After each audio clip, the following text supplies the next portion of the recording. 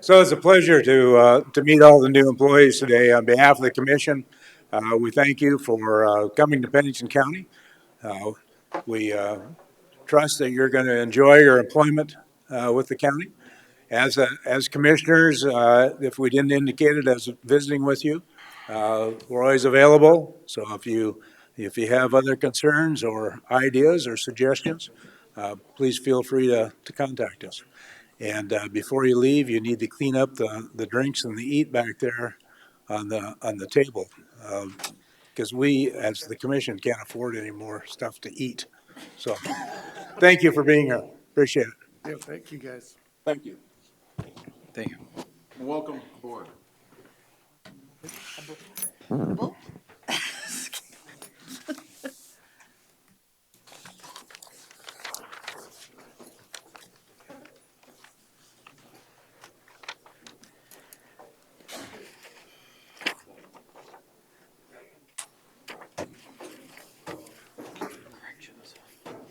Call the regular meeting of the Pennington County Commission to order. Ask our guests, please silence your cell phones. For anybody desiring to speak on issues that are on the agenda, if you would fill out a speaker's request form, which is in the back of the room, and turn it in up here on your right, at the right of the desk to you. We'll certainly take notice of those. And I will ask Commissioner Hadcock to lead us in a moment of silence and Pledge of Allegiance.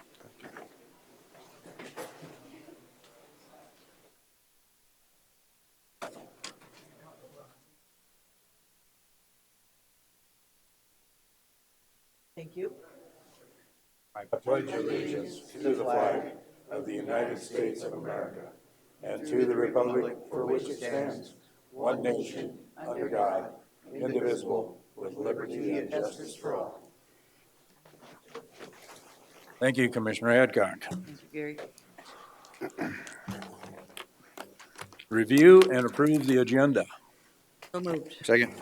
Got a motion and a second to approve the agenda. All those in favor indicate by saying aye. Aye. Opposed? Motion carried. Recognition of new employees, and we certainly had a great group of people come this morning as new employees to the county. Most of them are new within the last month, but some of them have been here for maybe a little bit longer than that. But it was a great opportunity to have the ability to meet and learn a little bit about each of those individuals. So we thank the departments for encouraging those new employees to come and spend a little time with us too. So thank you.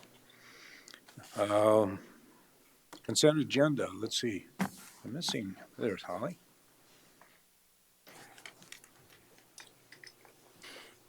Good morning, Commissioners. For public notice, the Board of Commissioners uses a consent agenda to act on non-controversial and routine items. The consent agenda is acted upon by one motion and vote of the board. Items may be removed from the consent agenda and placed on the regular agenda at the request of a board member or citizen. Today's consent agenda contains the following two items: approval of the minutes from the regular meeting of February 15th, 2022, and approval of the permit to occupy the right-of-way and the request for road closure and traffic control for the 2022 Deadwood-Mickelson Trail Marathon. Are there any members of the public wishing to have either one of these two items removed from the consent agenda and placed on the regular agenda for discussion? Are there any commission members wishing to have either of these items removed? If not, I would take a motion to approve the consent agenda. So moved. Got a motion Second. and a second. All those in favor indicate by saying aye. Aye. Opposed? Motion carried.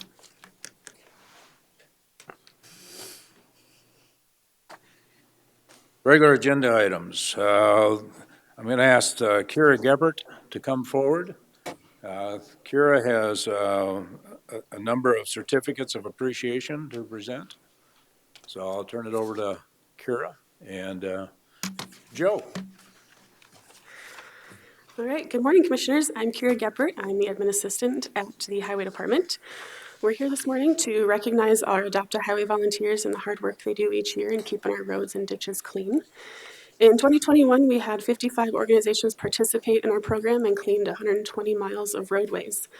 All 55 groups were invited to come to the meeting, and I believe we have 12 that are present this morning. And the other certificates we will send out to the groups in the mail.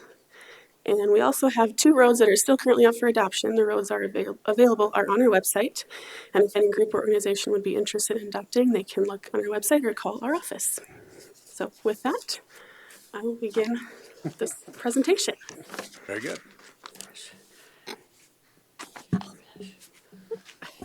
28th CPTS.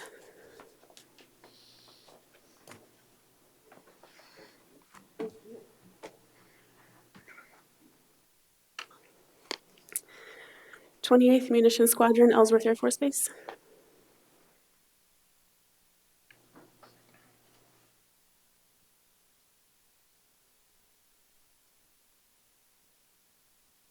'28th Bomb Wing Weapons.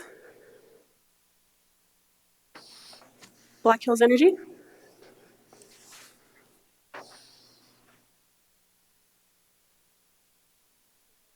Yes, thank you. The Hargens family. Phi Eta Sigma.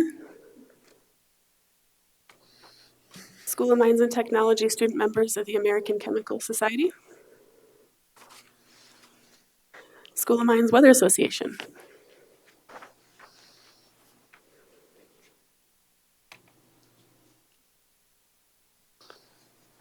Silver City Fire Department.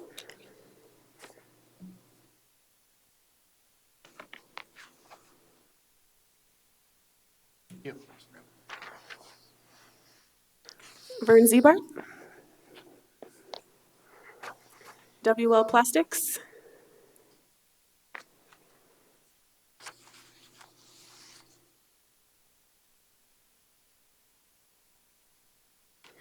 And Western Dakota Insurers.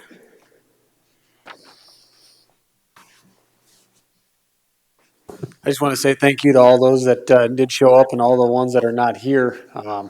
You guys keep our highways in great condition and our ditch sections clean and free of debris. Makes our mowing a lot easier. We don't make more garbage when we're out there mowing. So I appreciate everybody and everything you guys do for us and the county. So appreciate it. Thank you, Joe. Kara? Can we get a picture before? Absolutely. Okay. Yeah. They would all come forward, those that are here receiving certificates, come forward to the front. Kira, did I understand you say, okay, I know that we had 55 certificates altogether, so, and you said that represented like 120 miles? Is that Yep. 120 miles? And you still have a couple of areas that, Yep. looking for volunteers to? Yes, 160th Avenue, just south of New Underwood, and then a section of Sheridan Lake Road just opened up actually while those were doing the review. So Super. Thank you. Mr. Chair, Commissioner Roskinek. I got a couple questions. Do the groups get furnished garbage bags? And Yep. then I assume that there's signs up that recognize your efforts, so. yes, there's a sign on each end of their segment on the road, and then we give them vests and garbage bags, safety vests, so while they're in the right of way, we're in the Class 2 green. And then what does, who picks the garbage up and takes it to the landfill then? Typically, I ask our groups to let us know after they've done a cleaning, and then our highway guys will pick it up. Well, I certainly appreciate your work. So Kira, do you want the commission in the picture or not? Yeah. Okay. That's good. We'd love to be in the picture.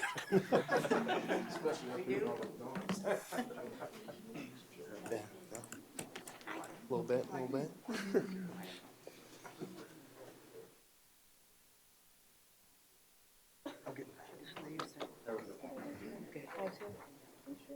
You want us to smile? No.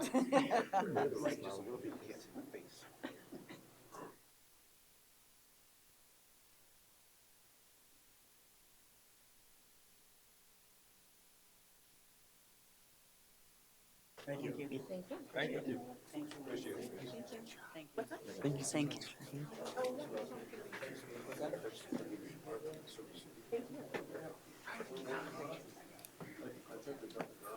Need some new boots?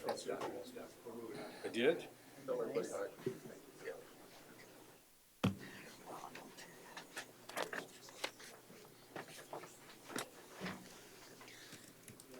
Next item we have is item 9.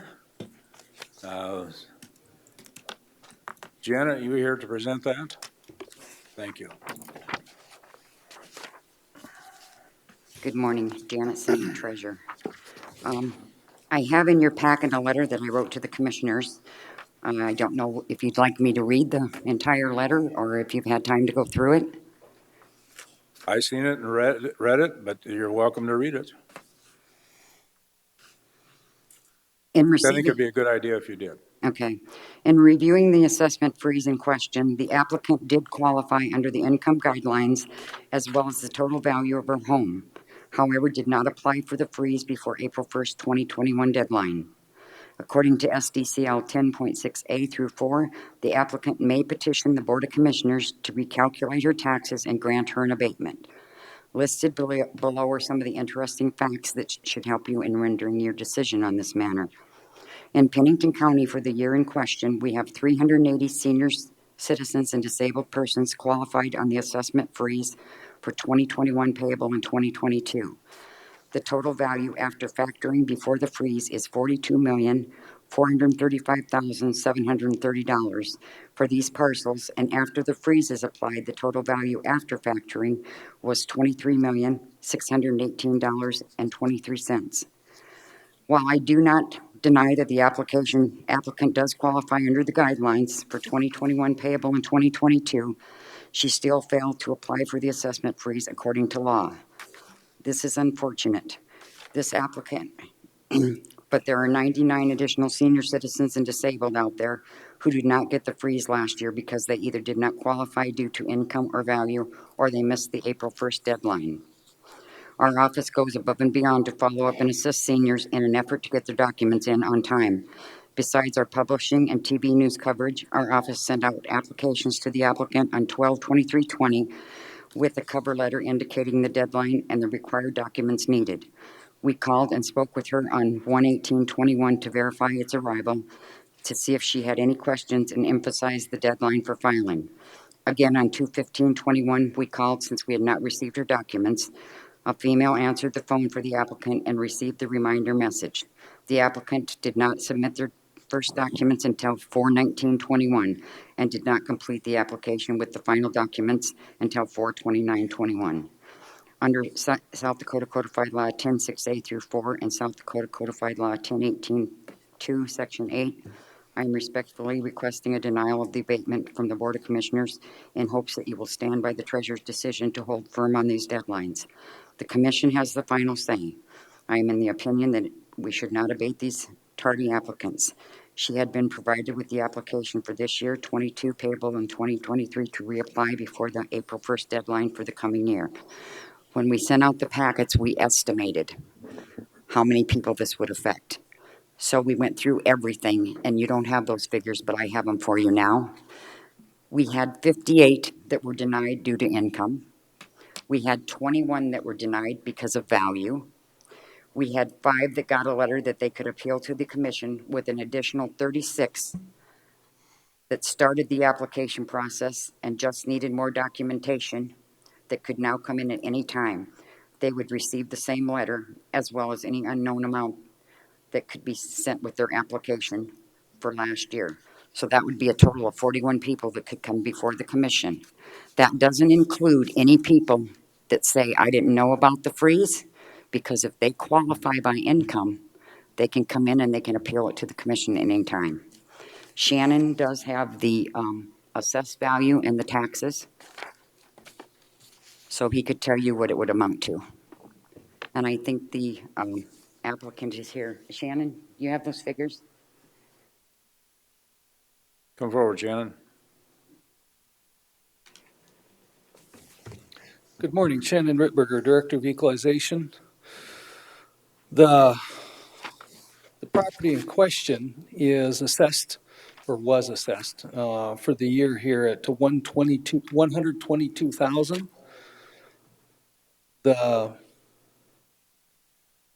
The frozen value, taxable value that it would be froze at is $35,762, which would require an abatement of $70,134.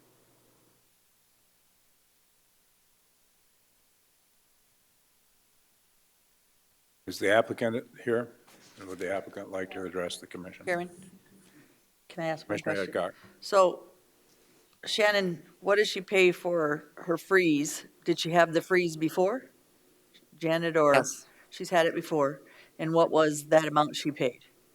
The amount that she paid before, I think it's $500 or $700 difference. How much? I think it's $500 or $700 difference. I can get that for you in just a couple minutes. Okay, so basically she was paying $1,000 a year. Yeah, I think it was 500 first, 500 and some first half and 500 and some the second half. Total of about 1,000. And now she pays 1,685.14. And she's had the freeze how long? The file I go back to says that she was froze back to 1998. So she's been having that freeze since 1998? Yes, And she applied all those times except this time? yes, she didn't apply on time, and we go above and beyond contacting these people and making phone calls to them. But this is the first time she ever didn't file? That's correct. Okay, and then how many of those 41 people basically have freezes that didn't put in their freezes this year? Do you know that? Meaning they've had it before and then, I do not, Deb. for me, that makes a difference because disabled, elderly, that kind of thing, if they've had it for years and years, and then this year, you know, she might have had some other issues. So now if you just started or you did it, you know, and you kept doing it, and they've had problems with you, meaning the treasurer's office, doing your filings and being late every year or anything like that, that's different, but just, yeah, I'll listen to the applicant, but just some of those questions make a difference for me. Thank you. Mr. Chair. Commissioner Roskinek. Say, Janet, can I just ask a couple questions? Yes. I don't know the lady's name, but how old is this lady? I can't give that information because Okay, of the I was just Privacy curious. Act. She can give you her name and I just she wondered can if there was some circumstances that she could explain why she didn't get this in time. But she'll have to tell you her name and she will have to give you her age Okay, because well, I can't do that. I don't want that. I just wondered if there was the rest of the story, you Right. might say. No, I understand.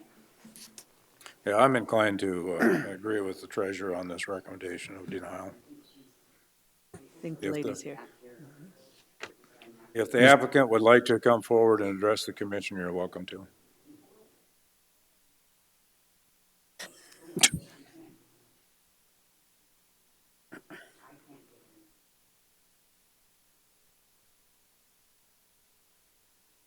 That's what I'm saying, she did it all those years and not this time, it's a little bit different.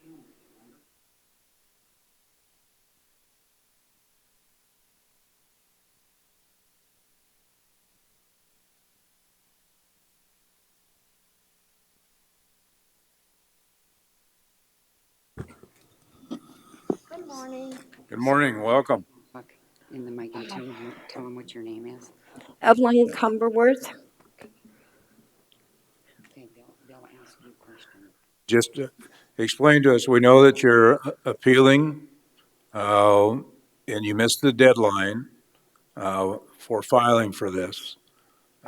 Looking for justification or reasons of why you would have missed the deadline this year. Because I was laid up, you know what I mean? And I had one of my girls do it, and you know how kids are, airheads. So I don't know exactly what happened, you know what I mean? But if you can find it in your heart to lower that somehow, you know what I mean? I'm sorry. Okay. No, we appreciate you coming. Mr. Chairman, question. Commissioner Laster. Ma'am, in the past, when you applied, have you applied all on your own all the rest of the times, and this time you relied upon someone else? Yeah. Okay, thank you. Mr. Any other Chair, questions? Commissioner Roskinek. do we get the latitude to make some type of an adjustment where there's a compromise? Please.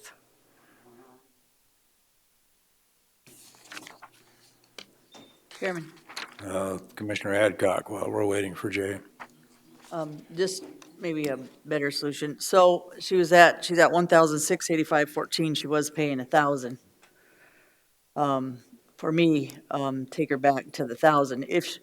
The circumstances for me is if she's filed it since 1998 and she missed one time. Now, if she's missed it 3 times or 6 times and that kind of thing in between, it'd be a little bit different for me, but one time. For me, I think we should take her back to her freeze amount and grant that today. And we do have 41 people, but are those 41 people, do we have 8 that we might have to do this? Is it 10? And have they done it? Like I said, every circumstance is different. Have they missed their freeze and had circumstances in between?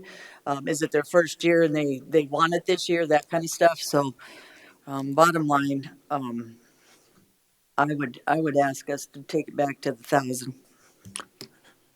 Jay, if you could come forward, Commissioner Roskinick has a question for you in regard to this appeal. I guess what I'm looking for, Jay, is the latitude to come up with a compromise where we don't totally waive the 1685.14, but Back here, there's a chair you can sit. like Deb's trying to find a compromise, and I kind of want to lean Decide what. with Deb on this under the circumstances.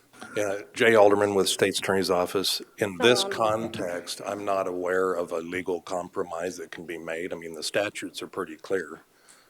You either qualify and get it, or if you miss the deadline and otherwise qualify, you come and ask permission to still get it.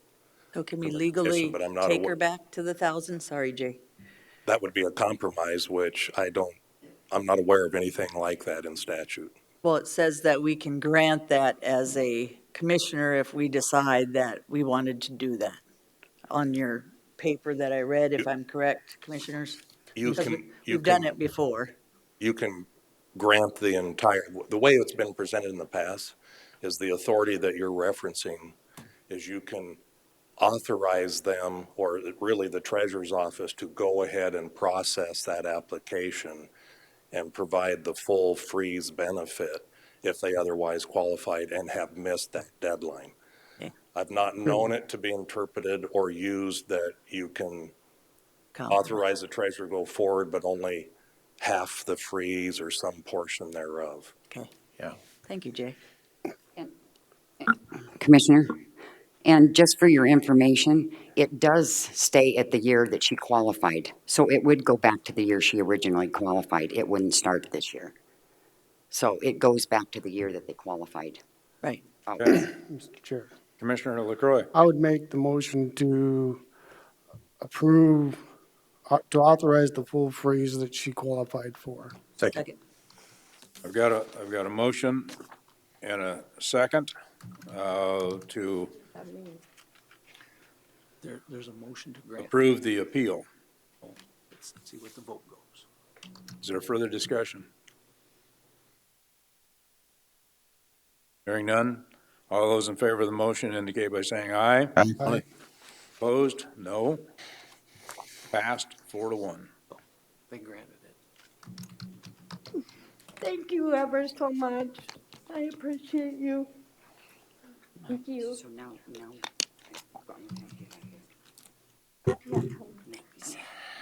Got it.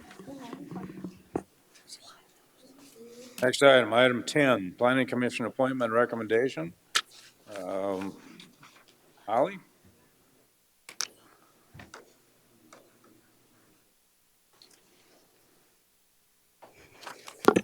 All right, Commissioners, this item is for the Planning Commission appointment recommendations.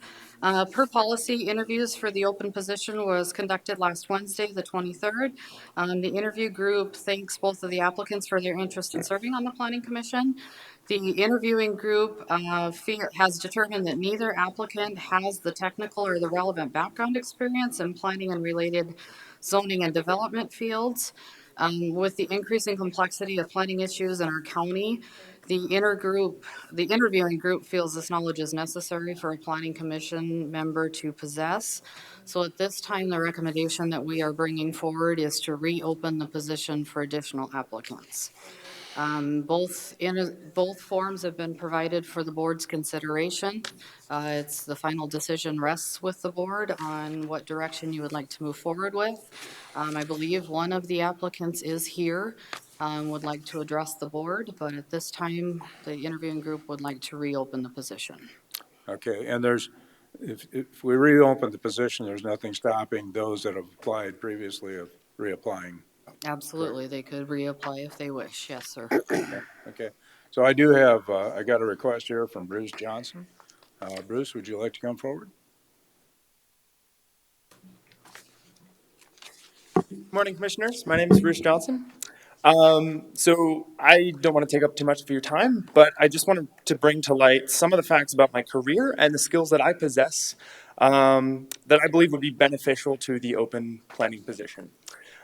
So my little bit of my career background, I have been an engineer for approximately 4 years, software engineer.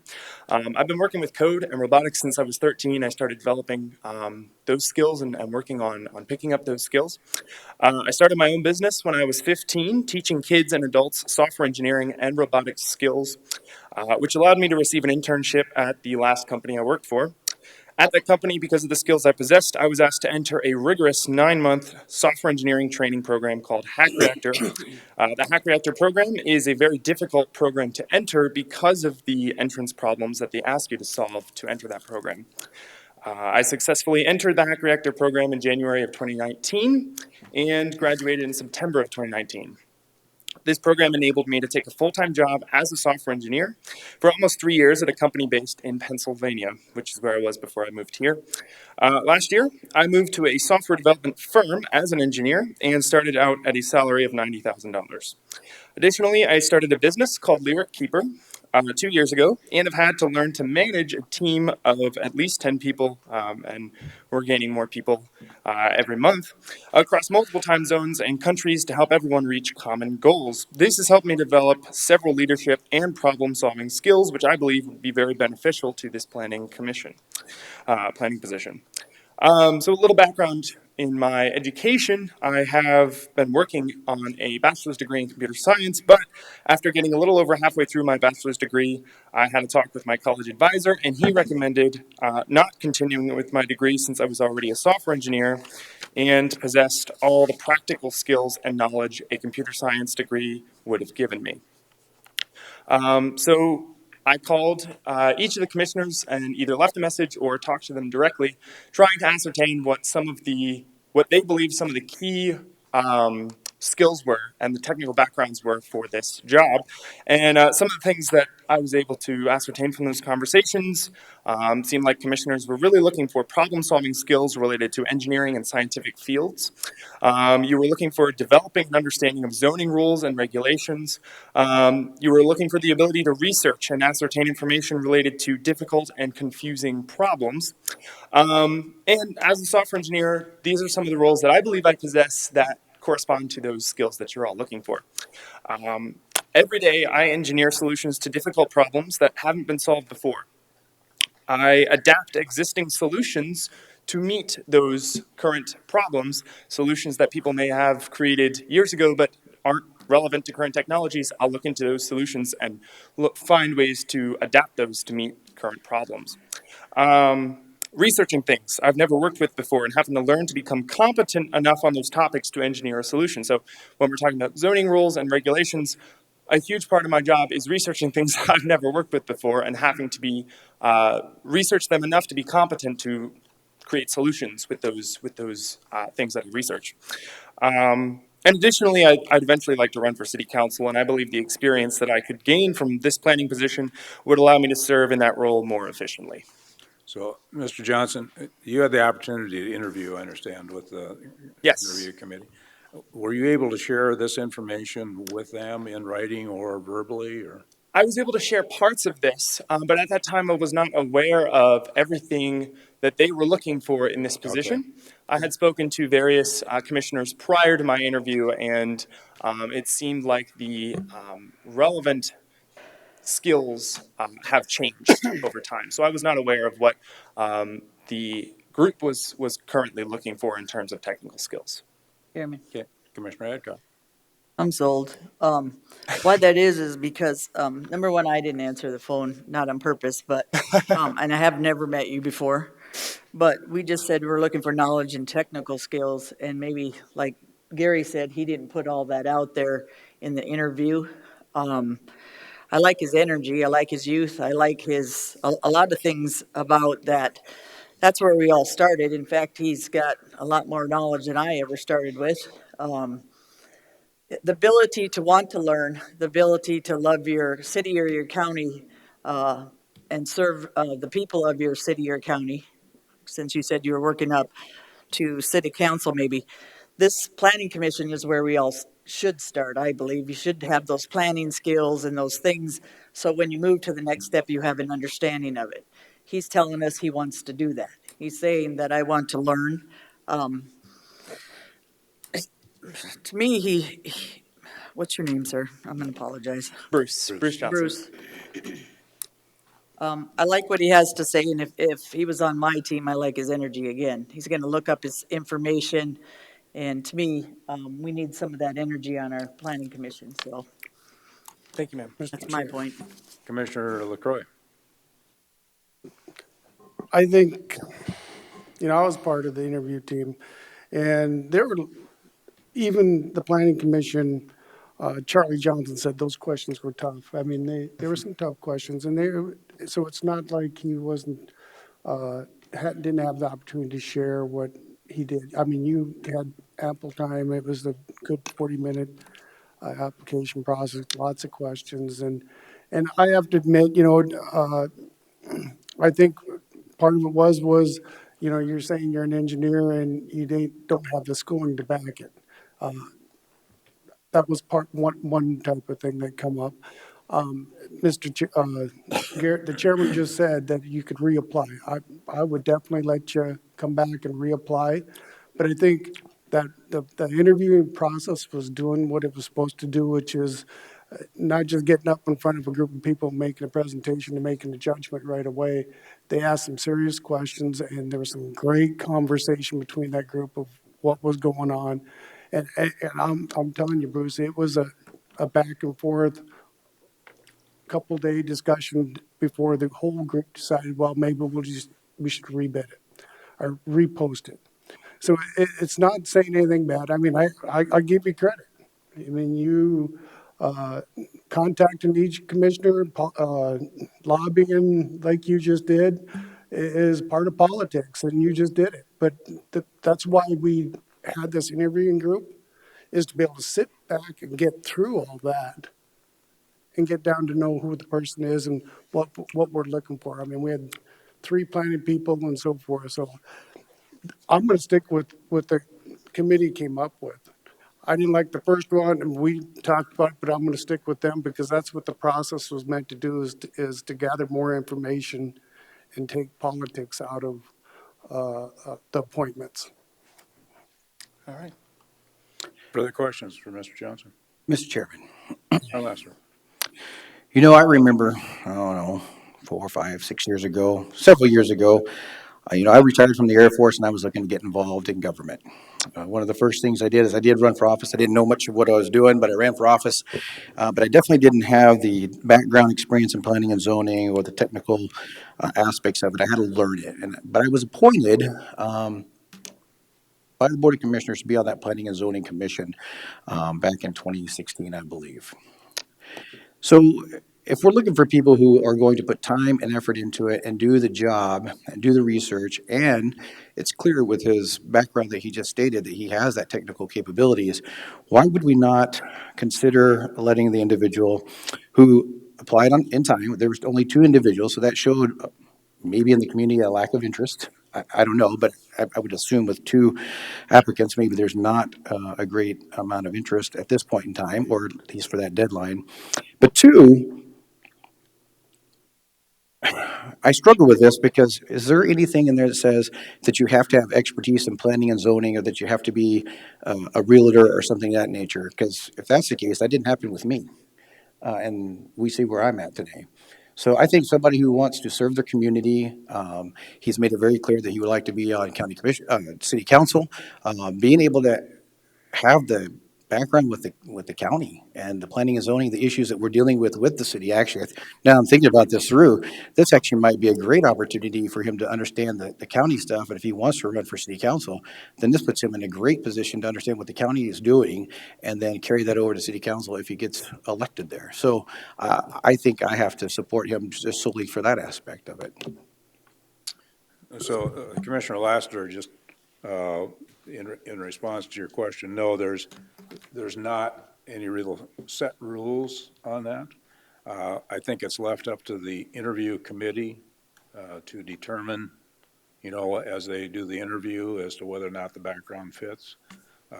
Whether or not Mr. Johnson was able to share enough of the information to that interview committee or not, I don't know. But it sounds to me like the interview committee was saying, we'd like to reopen. We'd like to see if there's what the interest is out there for it. And as I mentioned before, there isn't anything stopping those that have applied in the past to apply again. Mr. Chairman, one final thing. I also remember when I applied for my second round on Planning Commission. That committee, not the same makeup, recommended that I not get reappointed to the Planning and Zoning. And then I came here and petitioned just like Mr. Johnson, and the Board of Commissioners saw that it was appropriate to reappoint me. So I think that does lie in our hands. I think we have that capability. And if he meets those criteria, which he clearly laid out, I think it is upon us to make that decision. If we don't give someone in the community that chance, I do think that we're doing a disservice to the county, my opinion. Chairman. Commissioner Adcock. Good point, Travis. I forgot about that, by the way. Bottom line is, we have a process. We had 2 people in there, and then we're going to tell them to reapply when they didn't get it the first time. Would you go reapply? I wouldn't. If you didn't pick me the first time, I'm not going to go for the second time. And then what happens if those people aren't qualified? Do we just keep putting it out there? I think that's unfair in a sense. And no, I know one of the applicants was Marguerite, and I know Bruce. So neither one, I've worked with Marguerite before, but I haven't worked with Bruce, haven't talked to Bruce before. I'm just saying, he's telling us from his heart that he wants to move forward. He wants to do this position. I'll keep saying, he has the energy, without no disrespect to the group that interviewed him. We have some planning commissioners that aren't even close to his qualifications right now, and they do a wonderful job. So are we picking on qualifications down because we have some technical stuff? He has a lot of background in education, which means he likes to look up stuff. He likes to look up information and do things that planning commission needs to do. Bottom line, I was a hairdresser, and I've been in politics for hairdresser. That's what it's called. For almost 12 years. I don't even know how many years now, but for a while. And I love my job. I do. I loved it on the planning commission, and that's why I tell people start in the planning commission and then move forward. Then you also see if you even like politics or even like doing the job. That's what he's asking. I'm giving him a chance to see if he can do a good job. Again, not trying to be disrespectful to the group that interviewed him, but I think his energy is going to be good on there. And I think his expertise in things, I believe that Bruce, from listening to him, has the energy to look up the information. So that'd be my point of view. Mr. Chair. Commissioner LaCroix. One final comment. The interviewing committee, I'm going to tell you, did a good job. And Bruce, you had your opportunity to speak at that time. And quite frankly, when we talk about, I mentioned about, your application, you put down engineering, you don't have the school, and you're doing outstanding things. And I'm telling you, this was not an easy decision from that committee to do this. And quite frankly, I'm sticking with what the committee did because I think a lot of people apply for stuff and they just quickly put down on their application what they did. And I've seen people when they've applied for the planning commission, they've given us their resumes and what they've done and so forth and so forth. So it's a pretty serious deal. And I want to say thank you for applying. You know, I mean, I think you've done good, but there's a lot of different factors why I made the decision I did. Number one, you know, you've only been around this area for 6 months. 7 months, 8 months, I think it was August that you came in, if I remember right. July. So you haven't been in the community long enough to know what's happening. And this is from my point of view from the interview committee. And that's why I went with reapply. I mean, you can definitely, we come back and see if we got another long-term resident that's, who knows the community and what's going on. That was one of my concerns with you. And I'm just expressing it one-to-one because I was there. Could I take a look at it again? If we reopened it, we could have some good robust discussions, sure. But the process, I believe we started this about 5 years ago, 6 years ago, doing this process, and I respect the process of the interviewing team because, by gosh, they get to sit down and ask you questions, and they get to know you a little bit, and they have discussions about it and run it off side by side, not in a public forum, and make a good decision. I mean, that's my point. Deb and Travis both got good points. I'm not trying to debate them. Absolutely by not. I mean, anybody can come in. Maybe after this, the interview committee would come up with something better, but this was unprecedented for them to do this either. This is probably the first time I've seen that committee ever come back and say, we need to rebid. We didn't feel somebody was quite up to snuff yet. So I'm going to stick with what the recommendation is to go out for a rebid. Or not rebid, sorry, Reopen. Mr. Chair. So, Chair. Commissioner Roskinek. Anyhow, I'm going to have to go with the group's recommendation, but I would encourage you to reapply. I think there's a reason the group made that recommendation. I don't have all the details, but I will go along with that. But once again, I really encourage you to reapply because this time I'm looking at your application. I'd put a little more of the information that you told us today. Get that in that application because that's what we look at. So, Mr. Chairman. Commissioner Lassiter. I'd like to make a motion to reject the recommendation of the group and move forward with the appointment of Bruce at the the March 15th Board of Commission meeting. Second. I've got a motion and a second. Further discussion. Mr. Chair, Commissioner Lassiter. I would just again like to point out, I was a sitting planning and zoning commissioner, and Holly, maybe you can correct me, was that the first group meeting where it was put together from the Board of Commission after planning and zoning? Was that the very first, the new implementation of it? I think you were the first or the second, sir. Okay, so that committee was put together after my first appointment, and then I can't remember if it was the first time that they were put together. I think it was actually the second time that committee came together. 4 of you members overturned that committee's recommendation not to recommend me for the planning and zoning. And I had 4 years experience. I was chairman. So, you know, giving somebody the opportunity whenever he didn't have that experience, from the planning and zoning side of it, I get it, but it's not an unprecedented thing to overturn that commission's decision.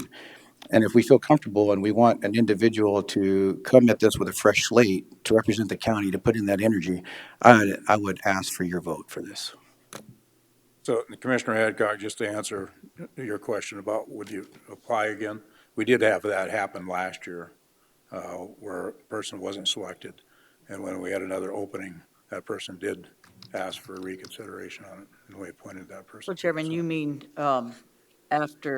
if reapply on the next planning commissioning opening, not this one that is now?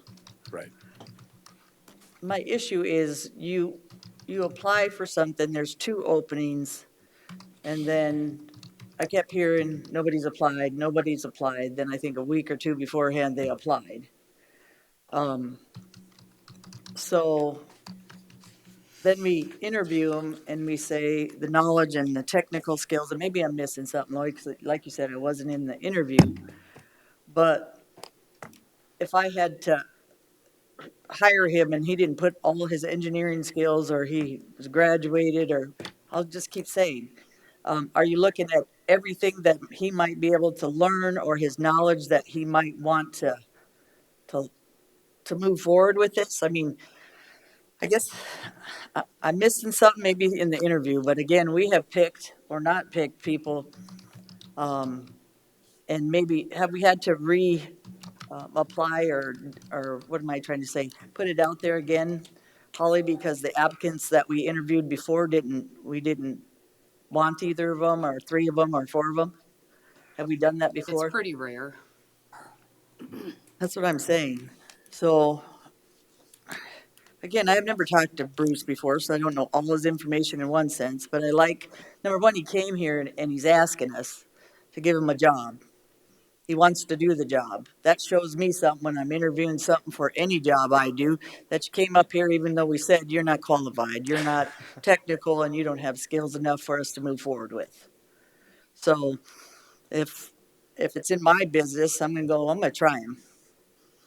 You know, because he's up here and he's brave enough to go, I'm not just taking what they say. I know I have these skills and I love this job and I want to do this job.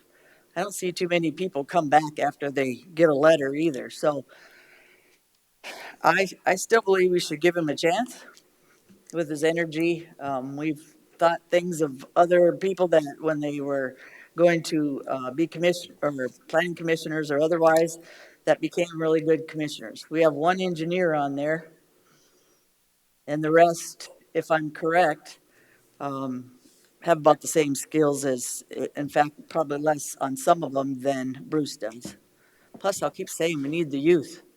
We need a younger perspective on that planning commission. So The motion I have before us is to deny the reopening as recommended by the Planning Commission. Is there any further discussion on the motion? Hearing none, all those in favor of the motion indicate by saying aye. Aye. Opposed? No. Aye. No. Motion died 2-3. So we will, is there a motion to reopen the Planning Commission vacancy? So move, Mr. Chair. Second. I've got a motion and a second to reopen. Any further discussion on that motion? Chairman. Commissioner Adcock. Bruce, if you would, I would put my name in again on it and reapply, and then tell them all your technical skills and some of the things, and see if you can move forward on this, Bruce. I'd agree to that. Make sure you apply for it. Any further discussion? All those in favor of the motion to reopen the Planning Commission vacancy indicate by saying aye. Aye. Aye. Opposed? No. Motion approved 3-2. Thank you for coming, Bruce. Thank you. Thank you, Bruce. Appreciate you coming. Item number 11, request for variance to ordinance 14 road standards. Morning, Commission. Sean Smith, Highway Department.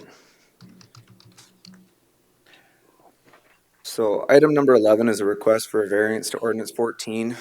This was brought about by Tonya and Edward Mandy. They are currently present in the audience. They had applied for an approach permit for this parcel right here off of Pioneer Circle. In looking at that approach permit, it was noted that this segment right here was platted as public right-of-way. So their approach is actually coming off of that public right-of-way. This was platted back in 1966. So per our ordinance, since it's public right-of-way, our office is, pretty adamant that it goes to ordinance 14, just so that we're consistent. However, we do understand that this probably should have never, ever been platted the way it was. I went out and met with Tonya. This is with the topography that's out there. It's unlikely this will ever be constructed through here. This should have probably been an access easement, in my personal opinion. However, back in 1966, it was platted as public right-of-way, and it stayed public right-of-way ever since. Their lot is a buildable lot. There's a small envelope to build on this parcel right here that would access off this. Currently, this gentleman here owns this parcel and this parcel, which also includes this triangle down here. This parcel here accesses off of Pioneer Circle. Their request is to build a roadway of 12 feet to their parcel and to their approach there. As I stated, our office, would prefer and would request for ordinance 14. There's currently it's currently graded, with drainage. The road surface, it's a dirt vegetated road surface with a 2-track tail. I went out and measured it. At this segment here, it was about 24 foot. As you got towards there, as it starts narrowing, it's about 22 foot, as it stands right now at their approach. So we would request that ordinance 14 is withheld. However, if the commission so feels to grant this variance, our office would request that it be a 16-foot road surface with 4 inches of gravel and extended 70 feet past the approved approach location so that there's an adequate turnaround. So with that, I'll stand for any questions. And again, the landowners are present as well. Any questions for Sean? Sir, Adcock. we've done this before where we didn't do ordinance 14 in this situation, and we did do the 16-inch wide road with 4 inches of gravel. 16-foot wide, yeah. 16 foot, sorry. Yep. And then the 70-foot, again, is for what? Emergency vehicle turnarounds. Okay. So that it would utilize their approach, extend past, and that would provide adequate turnaround. We did something similar up on Cabot Hill. Okay, thank you, Sean. Other questions? Mr. Chair. Commissioner LaCroix. I'd move to approve, but require the road to be a minimum 16-foot wide with 4 inches of gravel and be extended to minimum 70 feet past approved approach location to provide adequate turnaround. Second.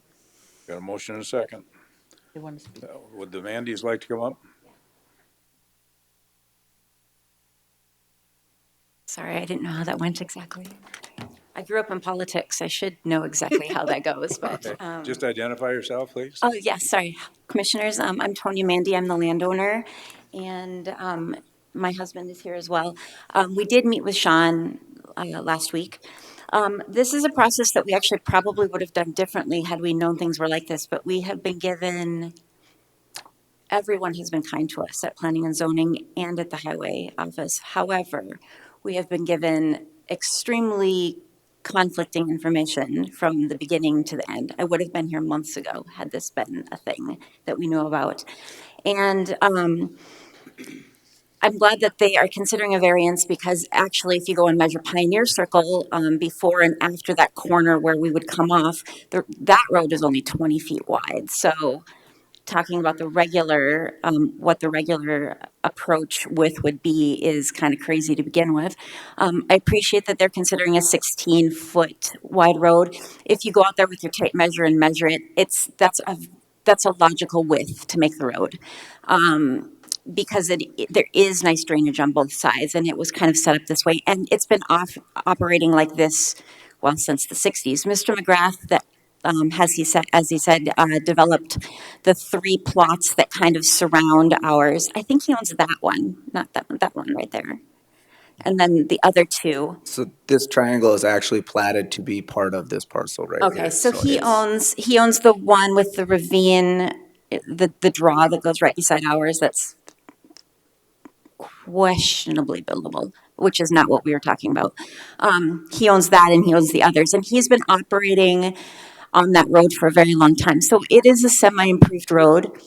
And I think we agree that we could stick in a 16-foot road, but we would like to go up and not put a full 70-foot turnaround there for a couple of reasons. Number one, this is a small community, and we're building kind of like a runaway truck ramp at that point. And if you were there and you look at the way that it's constructed, I am not sure that I understand the difference between putting a 70-foot turnaround there and having the emergency vehicles back up to the main road. The main road obviously is kind of a weird V, so they can back up straight onto Pioneer Circle going to, I guess that would be to the east. And furthermore, one of the things that I didn't include, because I didn't think that this was going to be an issue, when I was appealing to all of you and writing my paper, you have like 6 lines to write what you're asking for. And one of the things I didn't put in there was our site plan. And one of the things that our site plan includes is that we have a house that we are putting midway up our lot, but we also have a place where we would like to put a future garage. And so our driveway comes up the lot and then makes a Y. And I went out this morning and measured the difference between the corner of the garage that we are hoping to build in the future, that is going to be kind of a parking pad for now, and then to the corner of our other driveway, and it's actually 73 feet between the two. And so I would also say that there would be ample room to turn around up on our driveway. Commissioner Adcock. So Sean, did you guys see her proposed, basically where she was putting her buildings or anything on that property?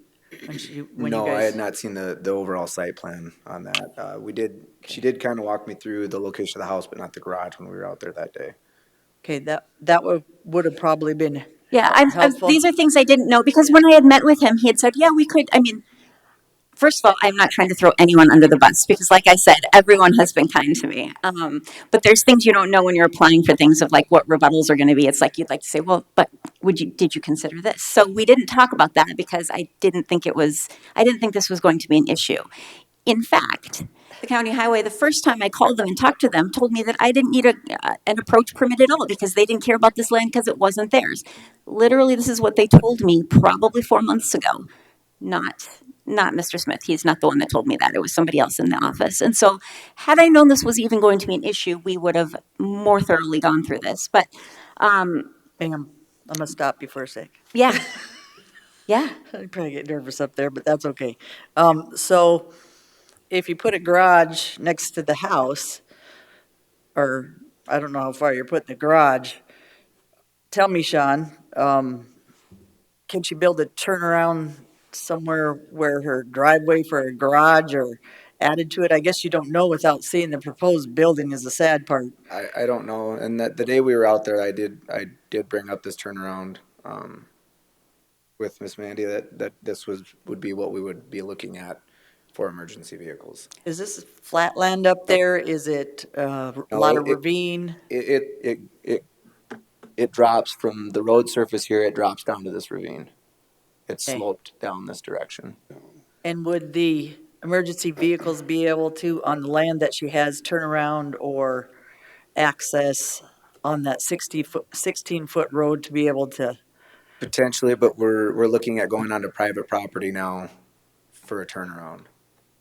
That's why we put the turnaround in public right away, so that if they need to, they're accessing through public right away, not going onto private property. And then once, I mean, what she does on our private property, we have no jurisdiction over. So if she builds that garage closer and there's no longer that turnaround there, That's then a what? good point. The turnaround would have to be on the road and not on her Correct. property. Correct. So because you could turn around by your house, what they're saying, those vehicles are pretty big for a fire department, and people don't really get it until they need them. Then they're all over their land, with nowhere to park or nowhere to turn around, and you're in a ravine. We are not in a Ravines by ravine. you. We are Okay. not in a ravine Yeah, they're up from the at all. Yeah. And we did talk about a turnaround, but I think what we talked about when we were out there was a much shorter turnaround. And I guess I would say, what's the difference between what we're basically building a driveway? And I would like to know what the difference is between, I know that is a public right of way, but I would like to know what the difference is between us building this as a driveway and anybody else out here that has a long driveway. Because there are many driveways that are much longer than what we are talking about putting in. Well, without being mean, they probably should have, as commissioners back then, had the same requirements and probably did. But we're finding with fires being more prevalent and a lot of things happening a lot more, that's why this probably commission and your highway department and your planning is doing things, more by the book without, I don't know if you say by the book, but circumstances change in certain areas, and there's a reason why they're putting a turnaround here, because I don't think they, if I'm correct, commissioners have always put turnarounds in different areas. There's a reason why this one is. It's just not picking on you. there no, must be a terrain or there must be something, ma'am, that makes it so they need that turnaround on that road. Is there any reason that they cannot turn around on the semi-improved road that is not gravelled at 4 inches? Right. Bottom line is 14 standards are a 24-foot road with side ditches and we're cutting you down to about 16 with 4 inches of gravel. I think they compromise pretty good, but they're maybe the commissioners have a different point of view, but that I'm on the fire service board and they have a lot of issues with not having turnarounds and stuff in different areas in order for their trucks, because they don't just bring one if there's a fire, there's 6. So we're finding that we don't have enough area and we're pulling up on people's land instead of using the road, so. Commissioner LaCroy. Thank you, Mr. Chair. Ma'am, I think this is a good starting point. I think if you come back up and talk with them guys with where the garage is gonna be, and you work out, but this is in writing so you can move forward. This is very rare for them to actually recommend not to build the standard. So they are doing some compromise. So I think this is the basis to get you started, get you going what you want to do. I think if you brought back the plans and if it worked for them too, if your garage and whatnot would qualify, they could bring back the changes to us, or you guys could, and we could look at them. But I think for right now, I think this is going to move you forward. Mr. Chair, Commissioner Roskinek. what's the right of way for Pioneer? Is that 66 foot, right? Yes, 66 foot. yes, And yes, and this is a 66-foot then right. Pioneer is a 24-foot surface road. I'd have to look in our books, but I believe it's 24-foot asphalt surface. It might be 22. Okay, so with that being said, I look at it as a driveway myself. So if you had an emergency vehicle coming up there, they've got that Pioneer Road that they could sit there and back into it. So they wouldn't have to drive in forward and have to turn around? Was that taken into consideration? Well, an emergency vehicle is going to get there from point A to point B as quickly as they can, and that's going to be driving in.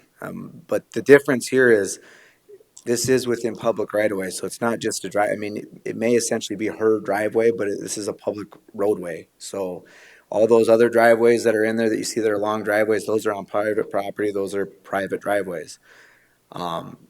As I said, nowadays, if you saw this platted, more than likely it would be platted as a 40-foot access easement, and it would be a totally different situation.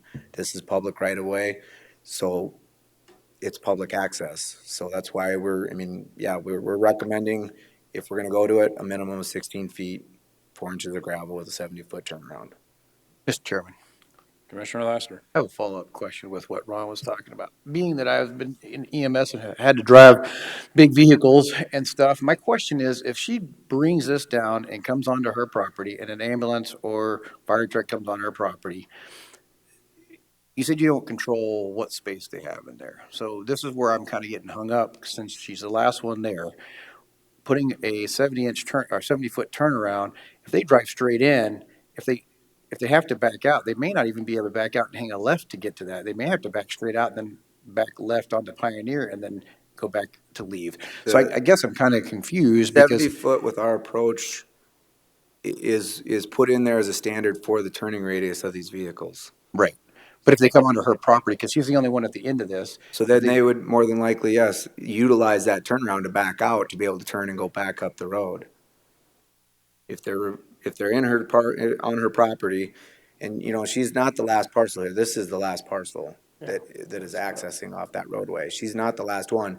This one is currently, I believe she said while I was out there, and I don't know this for sure. This is our conversation. This is for sale, or going to be put up for sale. Now, yeah, it's a small building envelope, but there's a house on stilts above Canyon Lake. So, Yeah. I mean, it is buildable. My argument would be that the person that builds after me should build their own road.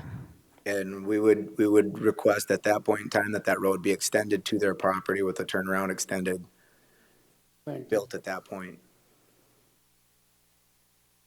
So what's the distance to the next property? Approximately. I think 370 feet? Her parcel is 317 feet from right here, from this corner. her frontage right there is I believe the plat was 317 feet. Okay.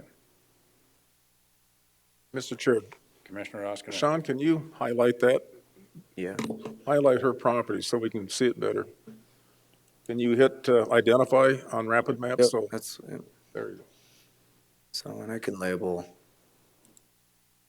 So you're saying the property to the west could potentially be developed too then? Yes, yes. There's a very large draw that runs through here. So your building window is about this portion right here.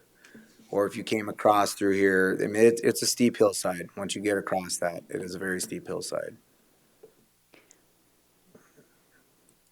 In addition, the southern part of that building where he says you can build is literally the cliff canyon wall.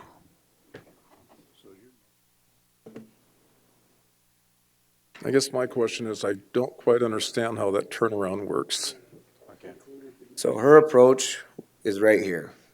Okay. Is where she has requested her approach. That would extend the gravel surface 70 feet. There's a fence right here. It kind of boils down to,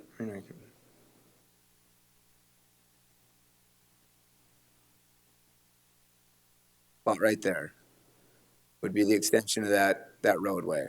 That allows for emergency vehicles, whether they pull into her property to back up, turn around and head up the hill, or if they pull in here, they could back in, turn around and pull up the hill. It allows them to hit their turning radius that they need to turn around. So then once that's done and there's no nobody needing to go through there, then would they be able to use that 70-foot pad for parking their vehicles? It's public right away. So.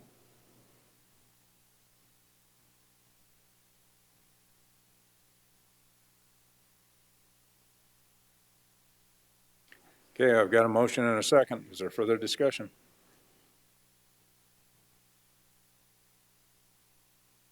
Hearing none. All those in favor of the motion indicate by saying aye. Aye. Aye. Opposed? No. Motion carried 4-1. Commissioner Lassiter voting no. Ma'am.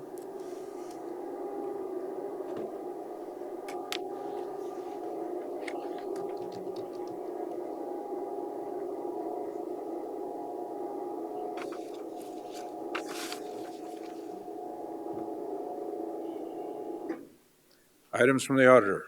Cindy.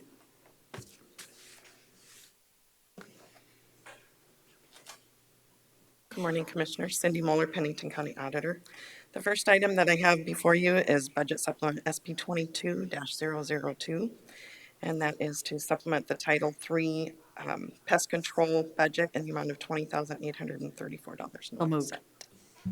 Got a motion by Commissioner Hadcock. Is there a second? Second. And a second to approve the budget supplement resolution SP 22-002. Any public comment? Any further discussion by the commission? All those in favor indicate by saying aye. Aye. Opposed? Motion carried.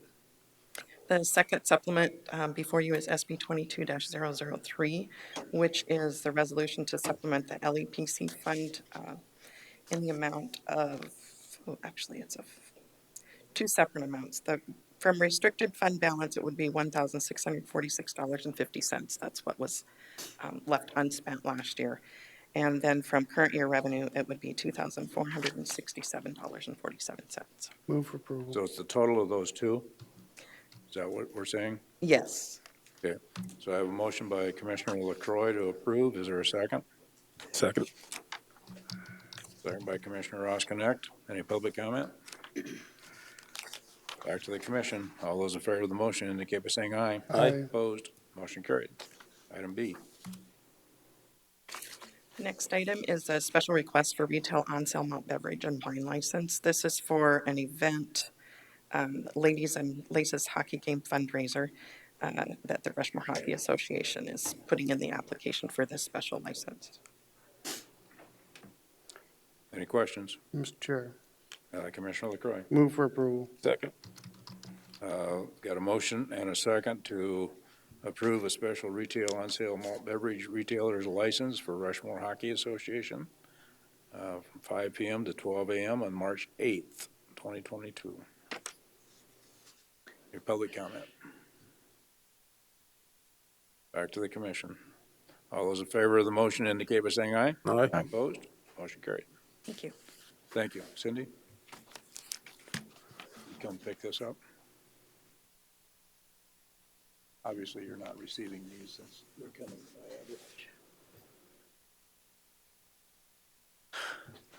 Item 13, Mark Vargo.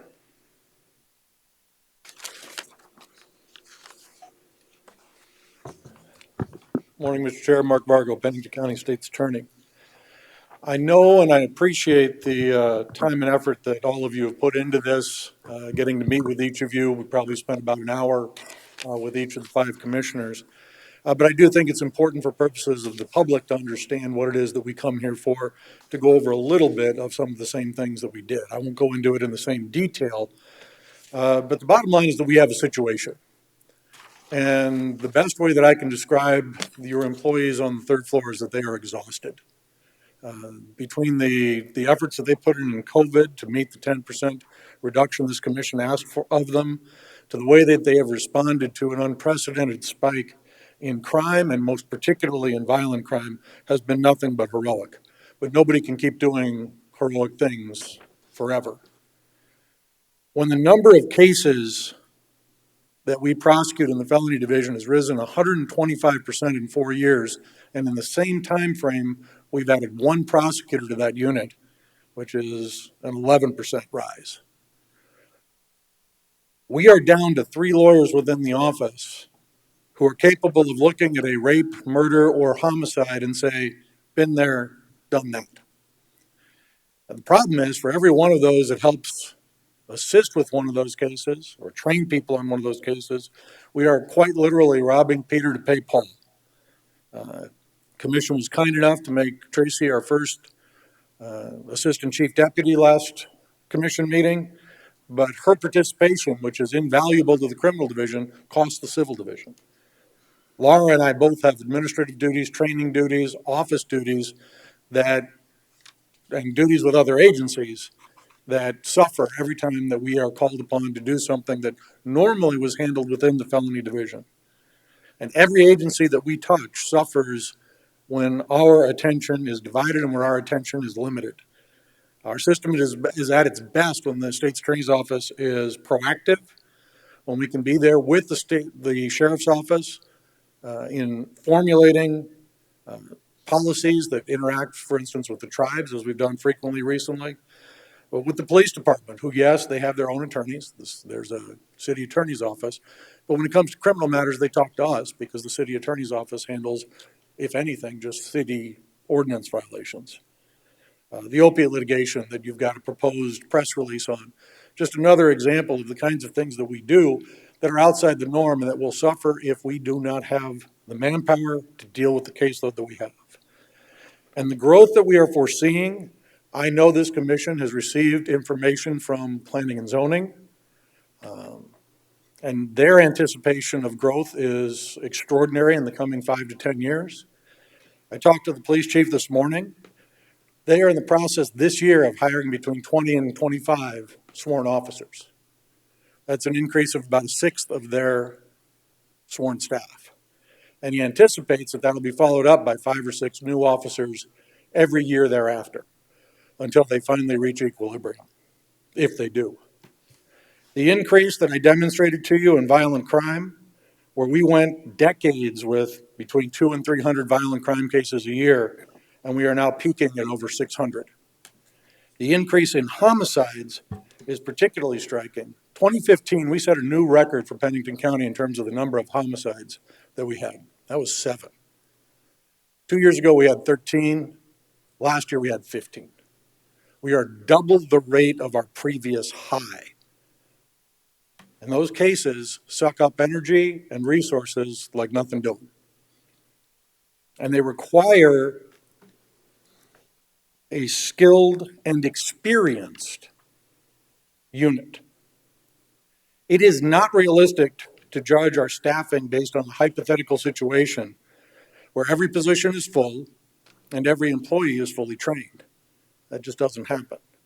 we are, and we understand this, very much at the bottom end of the pay scale when it comes to the places that our people look when they leave us. They go to the U.S. Attorney's Office, they do less work, they get more money. They go to the bench, I won't say they do less work because I have to appear in front of those judges, but they certainly get more money. And so it was suggested to me by one of the commissioners, thank you, Commissioner Hadcock, that I come to you with a more specific proposal than just saying I need bodies. And I'd like to point you to kind of a financial situation that has changed very dramatically since last we spoke about our staffing needs. Because I came to you in last year's budget process, and if I recall correctly, Commissioner Lassiter routinely, as every department head stepped forward, would ask Cindy, where's that reserve right now? With what we voted for thus far, what's our reserve? And the number when I stepped up was 16% and change. And I think it was Commissioner Roskinek that I think, you know, not unkindly, just said, not looking good for you, is it, Mark? I think that's true. That has very much changed. Cindy has told me that I can tell you that our present situation, the one that we were projecting at 16% and change, is more like 21% as we sit here today.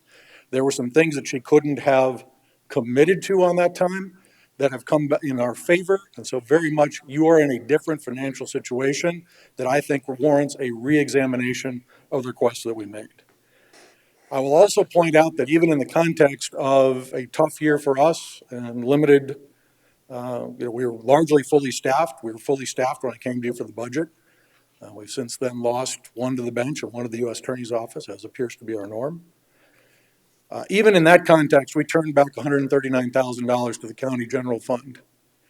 And we have an incoming obligation debt to us from the state, who is normally pretty good about paying their bills, of just over $200,000. Now, my belief is that that will technically go on to last year's budget, so it'll go into the general fund and be returned to the county as opposed to coming in for this year for my office.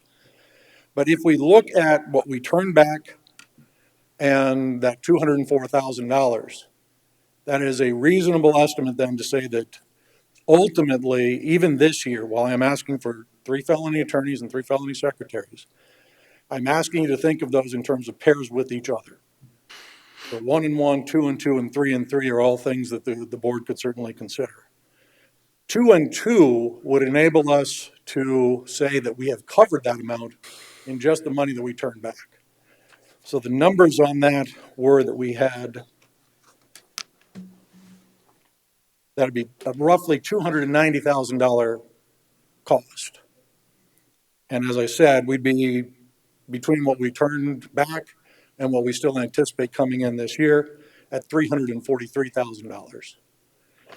So while this is not the time the auditor tells me to actually ask for the supplement, it would be my hope that at least 2 of each of those, so 2 plus 2, would be something that we could actually absorb into this year's budget consistent with last year's budget. I don't know that at this exact moment, and obviously that $204,000, if that gets applied to last year, then we would need a supplement that is similar to that. But the bottom line is we're looking at something where we're basically covering that for the commission. I think that there's also the possibility then of the commission doing something like you did with myself and Mr. Witcher for one unfunded FTE. So what I am asking you to do, and this is in some sense is just hypothetical because you have to vote on the supplement later. What I'm asking you to do is to approve all 3 plus 3. I am telling you that I anticipate that we would absorb 2 this year, but that they would then become ongoing and they'd be part of our budget in future years. And that the third, the 1 plus 1 third, would then become unfunded.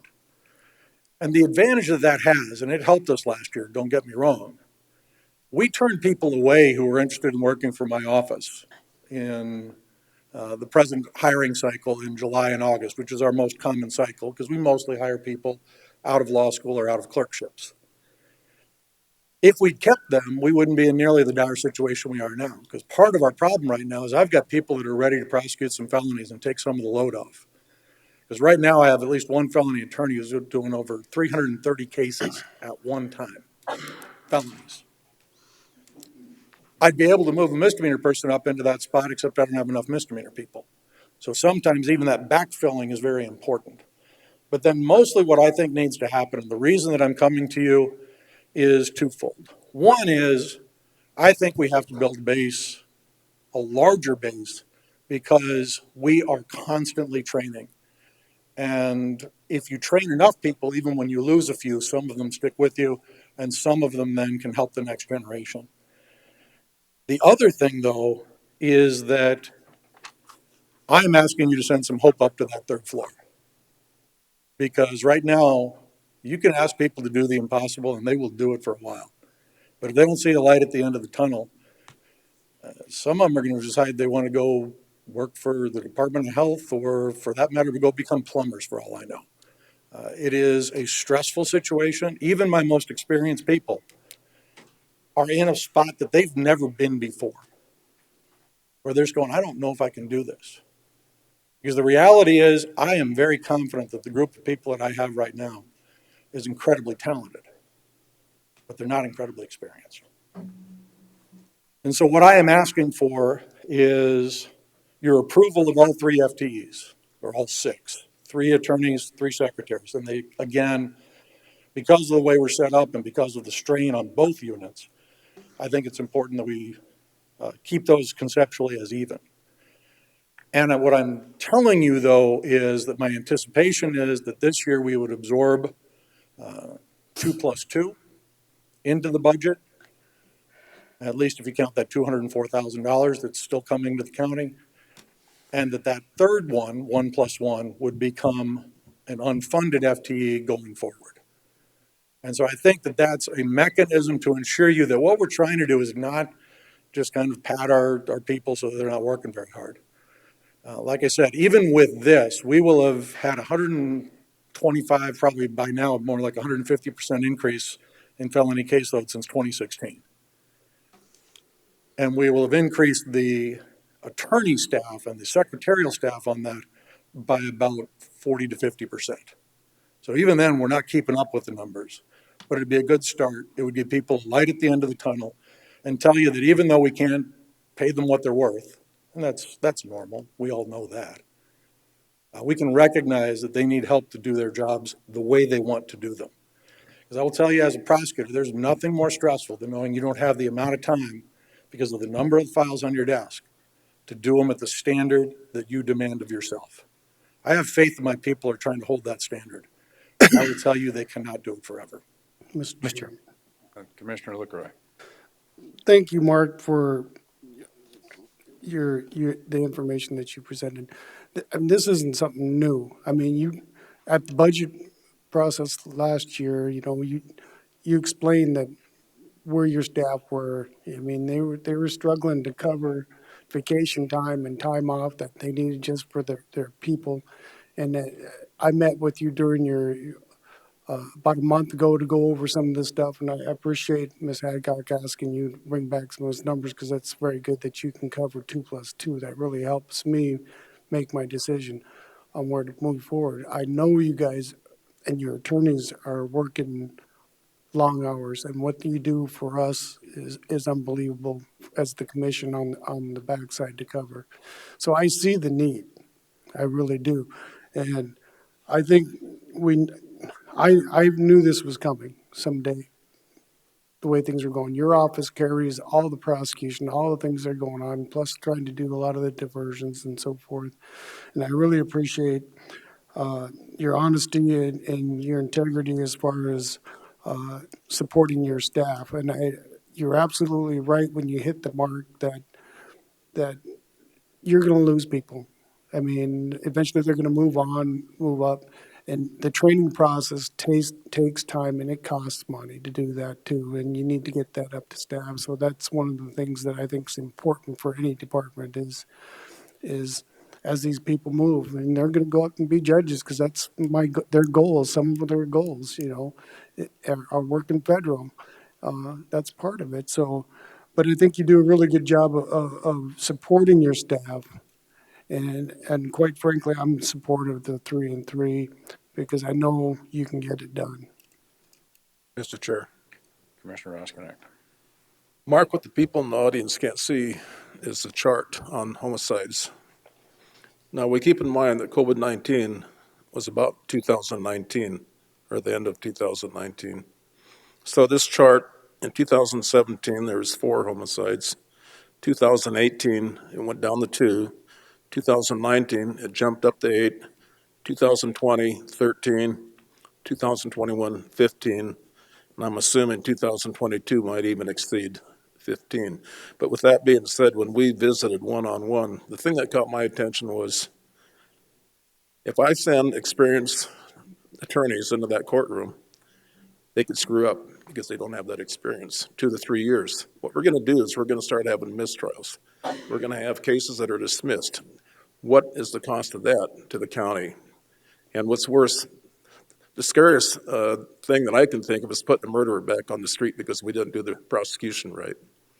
So I'm glad that you talked to us one-on-one so that when we came to this meeting today, we knew what we were getting into. Chairman.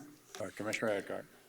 Mark, I agree with the 1 FT and 1 secretary, and then on the budget, I'd kind of like to know from Cindy running her numbers and seeing how much we're supplementing if we are at the end of the year. I'm not going to guess that you might have the money in the budget or you might be getting it back, and we don't have that paper in front of us, Mark, to be fair. And I did say to absorb it, but I kind of like to see the numbers from the auditor, so when she runs her numbers, even if we have 21% reserves, that can go easily down to 16% by supplemental time. And this is the big thing. I keep telling it's about team. It's Team Pennington County. So Barry has been affected by mental illness in his group. In his caseload, it looks like yours, or even worse, in some of his cases, because now it's more out there. So are we going to give him, because he has more caseloads, COVID has caused more mental illness in the last 2 years than it ever has. And this is why I was talking about team. There's a lot of people since COVID that have been affected. Here's the problem, guys, that we keep doing. We have a Gallagher study. We're going to do 1 1/4 steps, and we're causing all kinds of compression. I don't know if you have worked with your auditor and you worked with your department heads, but we're changing stuff without getting all of the information. And we also don't know what the supplements are going to be from all those changes. Cindy doesn't know now because right now every department would have to run that through each department and see at this point where they're at, and there's always going to be changes. So because of COVID, there's going to be changes no matter what in anything we do, because the last 2 years have been crazy, right? So how much are we willing to give each department because of COVID, because we keep having them come in, changing job descriptions and different things? How much have we changed our budget? I'll keep saying it to this point. How much are you supplementing at the end of the year, and how much reserves do you really have? Does anybody know that? I don't think your auditor can tell you that either at this point. So we're going to keep adding FTEs, and we're going to keep giving job descriptions or people 2 steps, 4 steps, or 11% raises, and saying we're going to be able to I can't say the word, sustain that. Here's the bottom line. So with Condrey, we messed it up. We kept changing, and we did everything we shouldn't have done, and we're doing it again. In this point, again, Mark, yes, I believe you're overloaded, but I think government right now, most departments are overloaded. You do prosecutions, so what happens in corrections? Corrections needs more people. Attorneys need more people to prosecute. Public defenders need more people, and judges need more people. Then you forgot the bottom. Barry also deals with a lot of the people before they come to you, so he needs that caseload workers, and he needs those people in his department to be able to take care of the people before they even get to you. Then when you add that, we also need more. It's a trickle down effect. When you add more lawyers, or you add more police officers, or you add more something, what happens is you're adding more work to the next step. Does that make sense? So something needs to give, or we need to do something different. I don't know what that is, but everybody is overloaded. Everybody. How do we make it so it's a team effort to make sure that we're taking care of our whole team instead of just one department? We keep doing this individualistically. We're messing up, like I said, the supplements, the compression, and a lot of things without knowing all the information. So, Mark, that being said, I'm okay with the first step, doing the one and one, because you need both. And then seeing with Cindy, bringing back the other two for me to see the numbers and how that runs through her department. And if you can absorb those based on fact, Mark, I'm with you, because we talked about that. So I'm not against you, but if people can absorb it in their budget without coming back for supplements at the end of the year, I'm good with that. I know Sheriff has done some of these things, but he also has absorbed and plus brought back more money at the end of the year. So some of that is a little bit different because he has his, the money in his budget, plus he knows creatively how to move that forward. We are not a money-making organization. The Nope. one thing that I will point out that is very different between our department and really any other one except the public defender, ideally, I'd like people to be prosecuting or leading on murder cases no earlier than 8 to 10 years after they've been with us. Right. There aren't a lot of places that have an 8 to 10-year onboarding process. Even the sheriff's office, they obviously have lieutenants and captains that have been there that long. But as far as like actually the people in the courtroom doing the work, that's really limited to me and Mr. Witcher. And so I do think it's different, and I do think it's important, and I do think that we can show, if we wait for this year, we still won't know what next year looks like. So at any point, we can always say, well, we don't know how much money we're gonna have next year. This year's okay, we're at 21%, but we wanted to be at 20%, and we hit that, we exceeded it. If we wait to see whether we're gonna be at 21% next year, by then, I think you're going to see a very different number, even than the felony prosecutor experience that I showed you on the bar graph that I gave you. And I think that that's something that's important, and I would ask you to take that into consideration. But I appreciate your support of at least part of this. But Mark, excuse me, Chair, let me follow up. But I don't think I'm keeping my budget at 21% and Cindy isn't either. What I'm saying is, what's that percentage now? In 6 months, I think we're gonna have a big change from that, just from the changes we have made. So, there's a lot of different circumstances than just saying, do you need them, Mark? You do. Okay, I believe a lot of the departments need FTEs right now. They need creative ways in order to move this forward. But you have people dropping out of every department at 4 or 5 every few months. So it's not just yours. And 911 has a lot of training. Barry has a lot of training. Everybody has a lot of training, not just yours. So how do we make that justified across the board? If we're gonna do that, because the other teams need stuff, and this is at 400 and some thousand. You said you had that, could absorb some of that. I guess I'd like, again, to see where you're absorbing it and how you're moving forward with the rest of your attorneys and making sure they're taken care of as well. You may respond to that. I would just say, I don't think there's anybody that has a 10-year onboarding process. So everybody's got training. We're doing something that's unique. And we've seen over the last 5 to 8 years, we know what the market looks like for our lawyers, which is they can make more money and do less work elsewhere. And while I credit them with their zeal and their passion, at some point, particularly for the U.S. Attorney's Office, where it's similar work, we lose them. And so I think I'm asking not to just kind of put your head in the sand and say, we'll wait till next year, because I think our numbers would be even more dire. I think that we are at the brink of a crisis, and I think that would precipitate a crisis. So Mark, you said that your hiring time usually is probably around that July time period, because that's when attorneys become available to hire for your. That's when we get them, yes, Commissioner. So realistically, what are you really looking at as far as the time frame of bringing on, each of these pairs? So the secretaries we could probably bring on a little more regularly. We tend to advertise those and bring on people when we have a good one. particularly if we don't have the attorney that they're going to be paired with. We might put those out every 3 months or so, or every 2 months, depending on what our applicant pool looks like. If we get 2 great ones, we might grab them right away.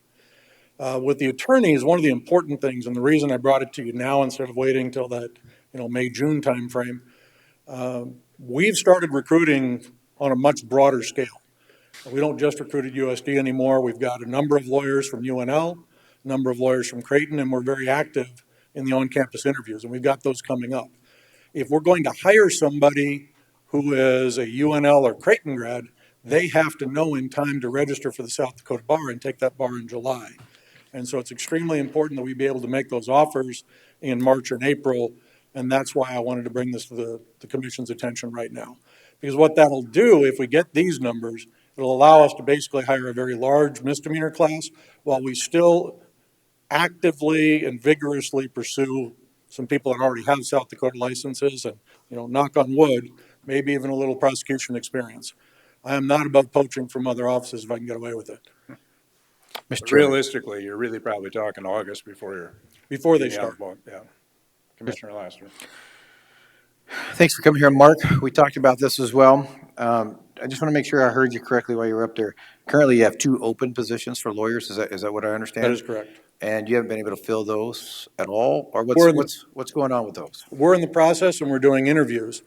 So I'm caught between kind of the devil and the deep blue sea, Commissioner Lassiter. We've got some people in the pipeline or in that applicant pool who are brand new, straight out of law school, and will be available in August. It is a really rough call for me to just say, okay, I've got 2 open FTEs, I'm going to hire you 2, and you guys start in August. Because I'd really love to give my people some immediate relief and hire somebody, if we can find them, in March, April, who's already a member of the bar and who might be actually able to start before then. And so I would really like to have both available to me. I am not guessing that we would probably end up hiring all 5 of these positions, the 2 that we have and the 3 that I'm asking for, even by the end of the year. Hopefully we could, but I don't know that that's necessarily true. So follow What it up. does is it gives me some options. Right. So the 2 that you have open, you're waiting to get them whenever they get out of school, rather than you haven't been actively looking for experienced lawyers at this point in time. But we're doing both, but I kind of have to choose between the 2. If I make an offer to somebody who's graduating in June to start in August after the bar, then I don't have that FTE in my hand to offer to somebody who's available in April. So I'm really kind of hamstrung in that sense, because obviously I don't want to go over the FTE count that you have given me. And right. So that's why those 2 kind of play off of each other. I guess here's where I struggle a little bit then, because if I would see that you had those 2 that we were like, you know what, we need them that bad, we're willing to sacrifice and do this now, we're coming to you to see what combination of these we could do, you might get me on board in giving you all of those. And I'm saying that because of seeing the numbers that are out there. But I'm kind of lenient if you don't have those 2 filled, and we know y'all need the relief, because I saw the numbers when I was in your office. I think you need the relief. I think I'd have been looking for that relief immediately and then saying, hey, look, I got the relief on this, but we still need these. This is where we're at. I kind of, I'm not saying I'm not against any of them. I think at least one of each, to give you a little added pull so that you have, correct me if I'm wrong, if my numbers are correct, that would be then 3 deputy states. If we gave you one of each, that would give you 3 open lawyer spots and then 1 secretary spot that would be open. Is that correct? I just want to make sure. Okay. So that's how I'm kind of looking at it. Well, if it helps, I could get on my phone and make 2 people an offer. If I knew I had 3 more spots, I would do it. I've got 2 out there that we're ready to say we kind of like them and we could bring them on board. My point is, I've let the perfect become the enemy of the good. They'd be great, but they're brand new out of law school. So I'm still hunting down people that could give us immediate help, because we need immediate help. But you need immediate help for an experienced lawyer for your felonies. Exactly. Why can't one of those positions be for a felony lawyer? Are you actively headhunting a felony lawyer? I guess that's where I'm getting at. Absolutely. We're hunting both. And the ones that are the easiest to get and the ones where we traditionally get are those straight out of law school or straight out of a clerkship. And so because everybody's looking for a job. I totally get that, yeah. I can see those I've got those spotlighted. But I don't want to hire those if there's even a chance that I can get somebody who's got 5 years of prosecution under their belt. I would jump all over that. And there are some of those, they're long shots, but there are some of those out there. And so we're kind of waiting to make one offer till we have the other decided. You know, we get to the end of April and we haven't figured it out, we're going to make those offers to the newbies. And hopefully we'd be able to fill those two at the very least. So I'm telling you that this is not this is not for lack of pursuing both. It's the position that I'm forced in by the number of FTEs that I actually have available to say I have to play one against the other. And I don't want to have to play one against the other. I'd like to build that misdemeanor. We could have an unprecedented class, maybe even 5 new lawyers. And then we'd still have the capacity to look for an experienced person all throughout the spring. Chairman, Commissioner Hadcock. basically the one state's attorney and one secretary is 146,000, Mark. That's the one that you don't have the money for right now. The others you're gonna try to absorb into your budget. So in the next 2 weeks, for me, is to make the motion for the state's attorney, one state's attorney and one secretary, then you bring back the numbers on a paper that we can see on the other two and show us on a sheet of paper how you're absorbing them and how they're paid for. Because you telling us up front, for me, is not the same as having it on paper. So when we go through this and we say, okay, when you need a supplement at the end of the year, you said you were going to absorb this much. I don't want to end up supplementing 264 because something fell through. Does that make sense? And if I was doing the budget, and I had to run my numbers, I wasn't going to guess or have somebody tell me they might, coulda, woulda, shoulda. I'd like to see it on paper. So for me, it seems pretty sensible in the next 2 weeks that you work with Cindy and bring back the other two FTEs and how those numbers are, how they're going to be paid for, and then agree with the 146,000 FTE. Because again, if this doesn't work out, it's 434,200 or 434,234.83 for this budget. And that's not something we can keep absorbing. But if, like I said, if he can absorb it in his budget and he's getting 204 back, that makes sense. But I'd like to see that on paper so I could see the numbers. Mr. Chair, Commissioner Roskinek. I got a phone call once when I was running for commission. And the guy said, I'll vote for you. You can tell me the difference between the city and the county. I didn't have a clue. The difference is the city may, the county shall. We shall provide adequate prosecution, and that's the bottom line. And if we have to hire 6 people to do it, then we have to do it, because we shall do it. Wow. Sure. Commissioner LaCroix. Even if we don't know the numbers. You know, I'm gonna throw a motion out, and I'd like a follow-up if I get a second. I would move to approve 2 full-time state's attorneys and 3 legal secretaries is what I'm proposing for right now. And, well, that'd be my motion. Got a motion. Is there a second? I'll second that motion. Got a second? Okay, follow-up? Yes. The reason why I put that out there is, I think you said you can cover 2. And from the last budget hearing, we talked about the legal secretaries, how much they help out the attorneys and how much they can alleviate the loads because they're overloaded and need to help. I think we get that going now, and then at budget time, if we look at one more, that third one that you're looking at, that's my thought process behind that. Mark, is normally I would have shot the 3 and 3, but I think we get the legal secretaries to help them do the loads, and then we get the 2 going that during the interviewing that you got going on. We could get up closer to speed to where you need to be. I appreciate that, Commissioner LaCroix, and I will say, Commissioner Hadcock, I'm just doing these numbers off of the top of my head, but what Commissioner LaCroix proposed would be about $360,000 total, as opposed to the 434. You had said you were okay with 146, that would be 1 and 1. So if you take that back out, you're at or below that 204 that we already have coming in. So really, you guys are at the same number just a slightly different formulation. Because that 204 is not complex, it's not difficult, we know exactly what we're getting from the state.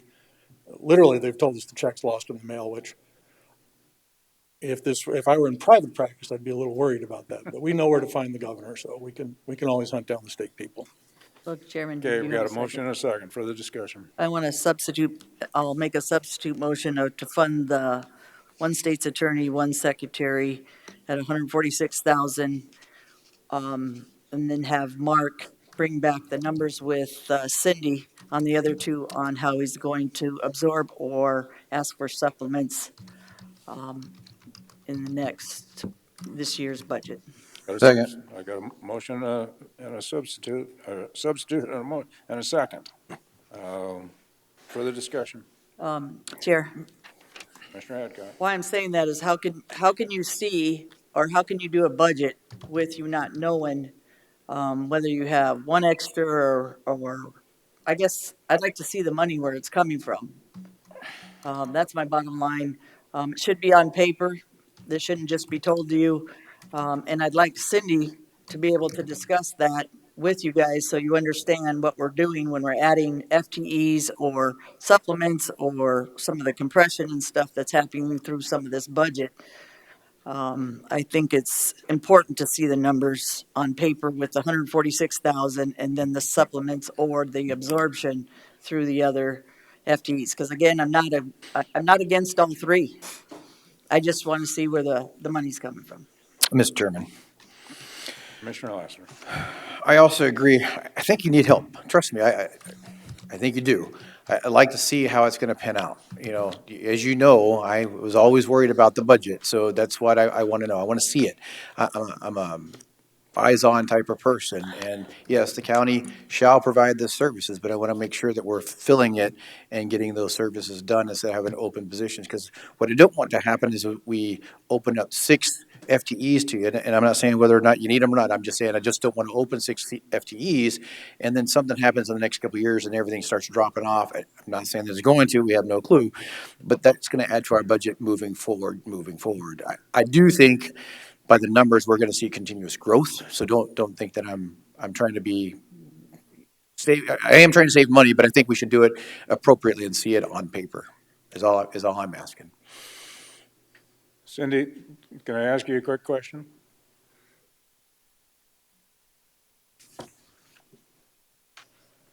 So you've heard the discussion.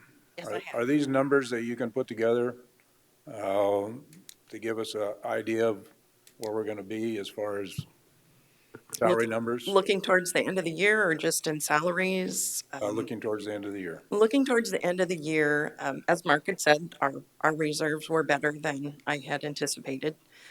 I always go a little more conservative, so we are a little over 21%. I knew that his 6 FTEs were going to be around 434,000.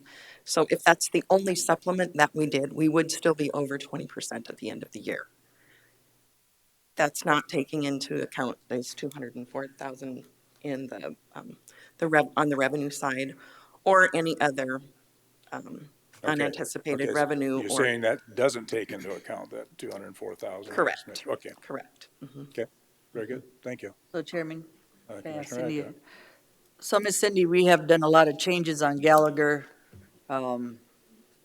Did you, or have departments change their budgets, or you don't know that answer, based on our percentage? So that's just Mark is gonna take it down, maybe 20%. We have 16 other departments. So, to be fair, we should ask 16 other departments, not just Mark's and then Cindy, on each department, how much of that, percentages went down. Because if you're just asking on Mark's, I mean, that's not fair. That doesn't reflect the whole budget. Correct. So, that's why I'm saying, if we see the numbers, it just makes sense. And see how that affects not only his budget, but, how much he's actually absorbing and supplementing is huge on that 20 or 21% and how much it goes down just on his budget. Thank you, Cindy, appreciate it. So I'm not supporting the substitute motion. I would support the original motion on it. based on the fact that we know that we've seen considerable growth. We know that in the area of law enforcement, we've seen a lot more crime that's been happening. The load has been put on the state's attorney's office for this also. And so I'm much more supportive of the original motion of the 2 and 3 than I am of the 1 and 1. Further comments by the commission? Chairman. Commissioner Adcock. Sir, it's not 1 and 1. What I said was on the 1 and 1 would be, we have basically 146,000 that would be into the budget, which he can absorb at this point. He would bring back the 2 others or 4 others, right? With how that's going to work in his budget. You guys are taking somebody's word for it, not that you would lie, Mr. Vargo, but anybody that does a budget, if you're guessing what he's going to put on there, what's going to be supplemented, what's going to be absorbed, why would you do that? If you have an overall budget to look at, not just his. So I guess that's my point. I'm not against it. Maybe in the long run, guys, we'd be giving him a total of 3 and 3 based on those other numbers. So you'd be giving him 1 he needs right now, and 2, again, that he might bring back that we might go, okay, let's give him 3 and 3 because he's absorbed and he doesn't need supplements. I'm not against even the 6. I'm saying you can't guess what someone's doing on their numbers and figuring it out later. I don't think that's right of anybody's budget, and it's bad business. Mr. Chair. Mr. Chair. Commissioner Roskinek. When Mark and I were talking, I made the suggestion that us commissioners actually go into a courtroom and see the difference between experience and non-experience, and that would probably make today's decision a lot easier. Not for me. Commissioner Lassiter. Mark, can you come up to the, I got a couple of questions, if you don't mind. So the question I have is about let's just say the 2 options, and let's just say the 1 passes. And let's say you start pushing for a more experienced lawyer, one with 5 years, 6 years, 7 years maybe, okay, some prosecution experience. What are you going to have to offer them to bring them on board? And this is where I'm starting to wonder, because if you've got to bring on an experienced individual, I get we're talking 146, but if you have to bring someone else on, there's going to be an extra cost for that experience. And so I think seeing it laid out is why from my perspective, I need to see it so that we understand it. But what would an experienced lawyer roughly cost, depending on their experience, especially if they could get you some relief for your felony cases? We're probably talking something that's more like 85 than 66 in terms of salary. What I will tell you, though, is that, I'm mindful of what the commission passes, and we have always worked within that. When we lose people, we tend to lose our most experienced people. So when I talk about absorbing those 2 open spots that I have, that was a felony supervisor and a senior deputy state's attorney. So those 2 positions are for experienced people. If I brought in another experienced person, that'd be at worst a wash, and it's probably even cheaper than the people who left. Whereas the new positions that I'm asking for would be the ones we'd anticipate would be the newbies. So that doesn't really present any challenge in the sense of making sure that we meet the commission's budget requirements. Do you have a follow-up to that, Commissioner Lassiter? No, thanks. Any further comments? I have a substitute motion, which would authorize the 1 and 1 at 146,000. All those in favor indicate by saying aye. Aye. Aye. Opposed? No, Aye. no. Motion failed 2 to 3. So we're back to the original motion of Commissioner LaCroix of 2 and 3. Any further discussion?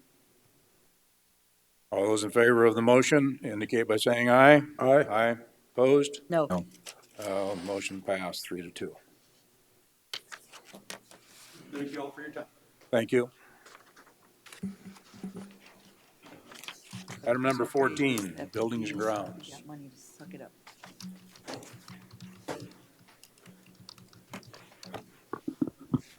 Good morning. Mike Cool, Director of Buildings and Grounds. At your February 15th board meeting, I brought before you the Building Committee's recommendation to move forward with doing a public safety building lobby security project. As the recommendation from the building committee requires 2 meetings, I'm therefore bringing it back today. Seeking authorization to enter a contract with Co-op Architecture for $85,000. Right now, the estimated project value for this remodel is $1.3 million. Mr. Chair. Commissioner LaCour. I'd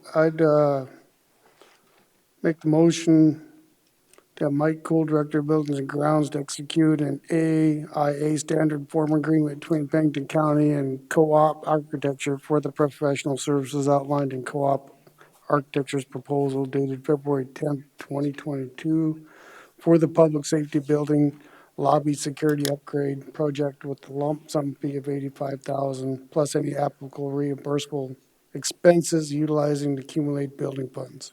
Second. I have a motion and a second. Further discussion? Any public discussion? Back to the commission. All in favor of the motion indicate by saying aye. Aye. Opposed? Motion carried 4-0. Chairman, Item 2.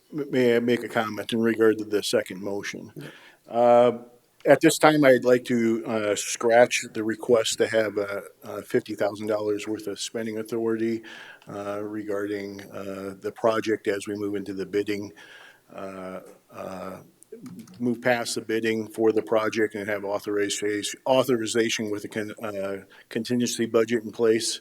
Then I'll request that $50,000 spending at that time. So you're requesting your authorization? I'm just requesting at this time the administrative decision-making authority, design and administration decision-making authority at this time. Excuse me. Period at the end of agreements. Okay. Yep. Need a motion. So move. Got a motion. Authorize Mike Cool, Director of Buildings and Grounds, to have design and administrative decision-making authority for the public safety building lobby security upgrades project, including signing application documents and necessary agreements. Is there a second? Second. And a second. Further discussion? Any public discussion? All those in favor of the motion indicate by saying aye. Aye. Aye. Opposed? Motion carried. Thank you. Thank you, Mike. Dustin. Good morning, Chair, members of the Commission. Dustin Willett, Pennington County Emergency Manager. Just a quick update on our COVID-19 numbers as they stand in Pennington County. Active cases as of yesterday, 886, which is down from a peak of 5,888 just a couple months ago. So numbers continue to trend downward significantly. When you look at the graph since we started this 2 years ago, almost to the day 2 years ago, the quite frankly, a devastating peak that we just are coming off of is dropping as fast as it increased. So we're back down, like I said, to 886 cases as of yesterday, and the anticipation is that trend will continue. The cases will continue to decline. The positivity rate that was I think up into the high 30s or low 40s at one point. We're down to 15% per the Department of Health, 12% per the CDC, and Monument has it at 9%. Those numbers have always varied by a few percentage, depending on how those organizations calculate it. But certainly better than we were. That's the number, though, that we want to see below 5. That's how they determine community spread. So obviously, we still continue to see cases. We still continue to see transmission within our community, just not to the extent that we've seen over the last few months. Again, we reported our first case in South Dakota and our first death attributed to a Pennington County resident. We know that didn't happen in Pennington County, but that happened on March 10th, 2020. So almost 2 years to the date. We've had 329 deaths attributed to Pennington County residents in that 2 years from COVID-19. In terms of Monument Health, as of today, there are 26 COVID-positive patients, and they do note, Commissioner Lassiter, on this particular report, that includes patients who have tested positive, but may be being treated for some other condition in the hospital. So they're not necessarily just in the hospital for COVID-19, but they're a patient in the hospital for whatever reason, and they have a COVID positive status or test. And do you know if those happened after they get in the hospital, like a nosocomial? We don't know that yet. No, I don't. Rapid City area schools, again, the numbers are way, way less than we saw just a month or two ago, which is a good thing. Currently, staff are at 7 and students 12. So those are really, really good numbers from Rapid City area schools. Vaccinations. We're seeing on average about 150 new vaccinations per week until the very end of February. End of February, it fell to about 76 new vaccinations a week. So less people getting their initial vaccination. That being said, our total numbers in Pennington County, we have 82,639, or about 72.6% of our residents in Pennington County with at least one dose. And we have 22,868, or about 35.4%, fully vaccinated with a booster. So every vaccination that you can possibly get, we're at about 35% in Pennington County, but a good solid 72.6% with at least one dose in Pennington County. And then the last tidbit I had was just the flu surveillance. So the week that ended February 19th, South Dakota overall, we have 8,826 lab confirmed cases of the flu. Lab confirmed means you've gone in, they've done a swab, they've tested it, they've sent it. So typically there's many, many more people with the flu than are actually lab confirmed cases, but we report the lab confirmed cases. So 8,826 lab confirmed cases, 183 hospitalizations and 13 deaths in South Dakota this year attributed to the flu, and most of that is influenza A. In Pennington County, we've had 1,224 lab confirmed cases, 52 hospitalizations and 3 deaths this season from the flu. So Dustin, yep. I've got one question that I've been thinking about since all these self-tests have been coming out. So your numbers are constantly going, or we're hearing are constantly going down. That means lab confirmed tests, right? So people that are doing these home tests and find out they may be positive, just not severe enough to be hospitalized or see absolutely. that, they just stay home and it could be unreported because we're going by lab. So we know that with those home tests, you're absolutely right, Commissioner. So the reported cases of confirmed positives, the number of people that are testing at home and not reporting that information is certainly contributing to the lower number of confirmed cases. However, the positivity piece of that, so the tests that are being conducted by healthcare organizations in a laboratory setting, a certain percentage of those tests are positive, a certain percentage of those tests are negative. Yeah. And so that percentage still remains valid in terms of community spread. So no, we're not seeing a complete picture of positive and negative tests. So it puts more emphasis on the positivity, the 7-day rolling average of positivity rate for the lab confirmed tests. So as more and more people test at home, it becomes more and more important just to watch that positivity percentage.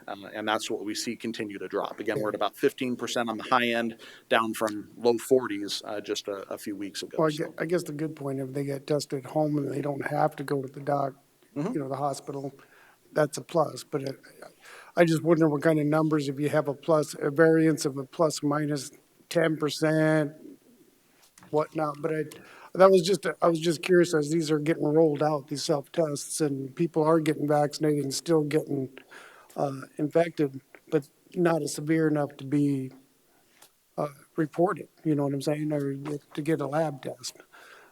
Could throw things out, but I just wanted to. Yeah, bottom line is we hope all these trends continue. The trends right now are the way we'd like to see those trends going, and I'm not going to jinx anything by saying anything. No. I just, the trend, I hope the trends continue the way they are. Mr. Chairman. Commissioner Lassiter.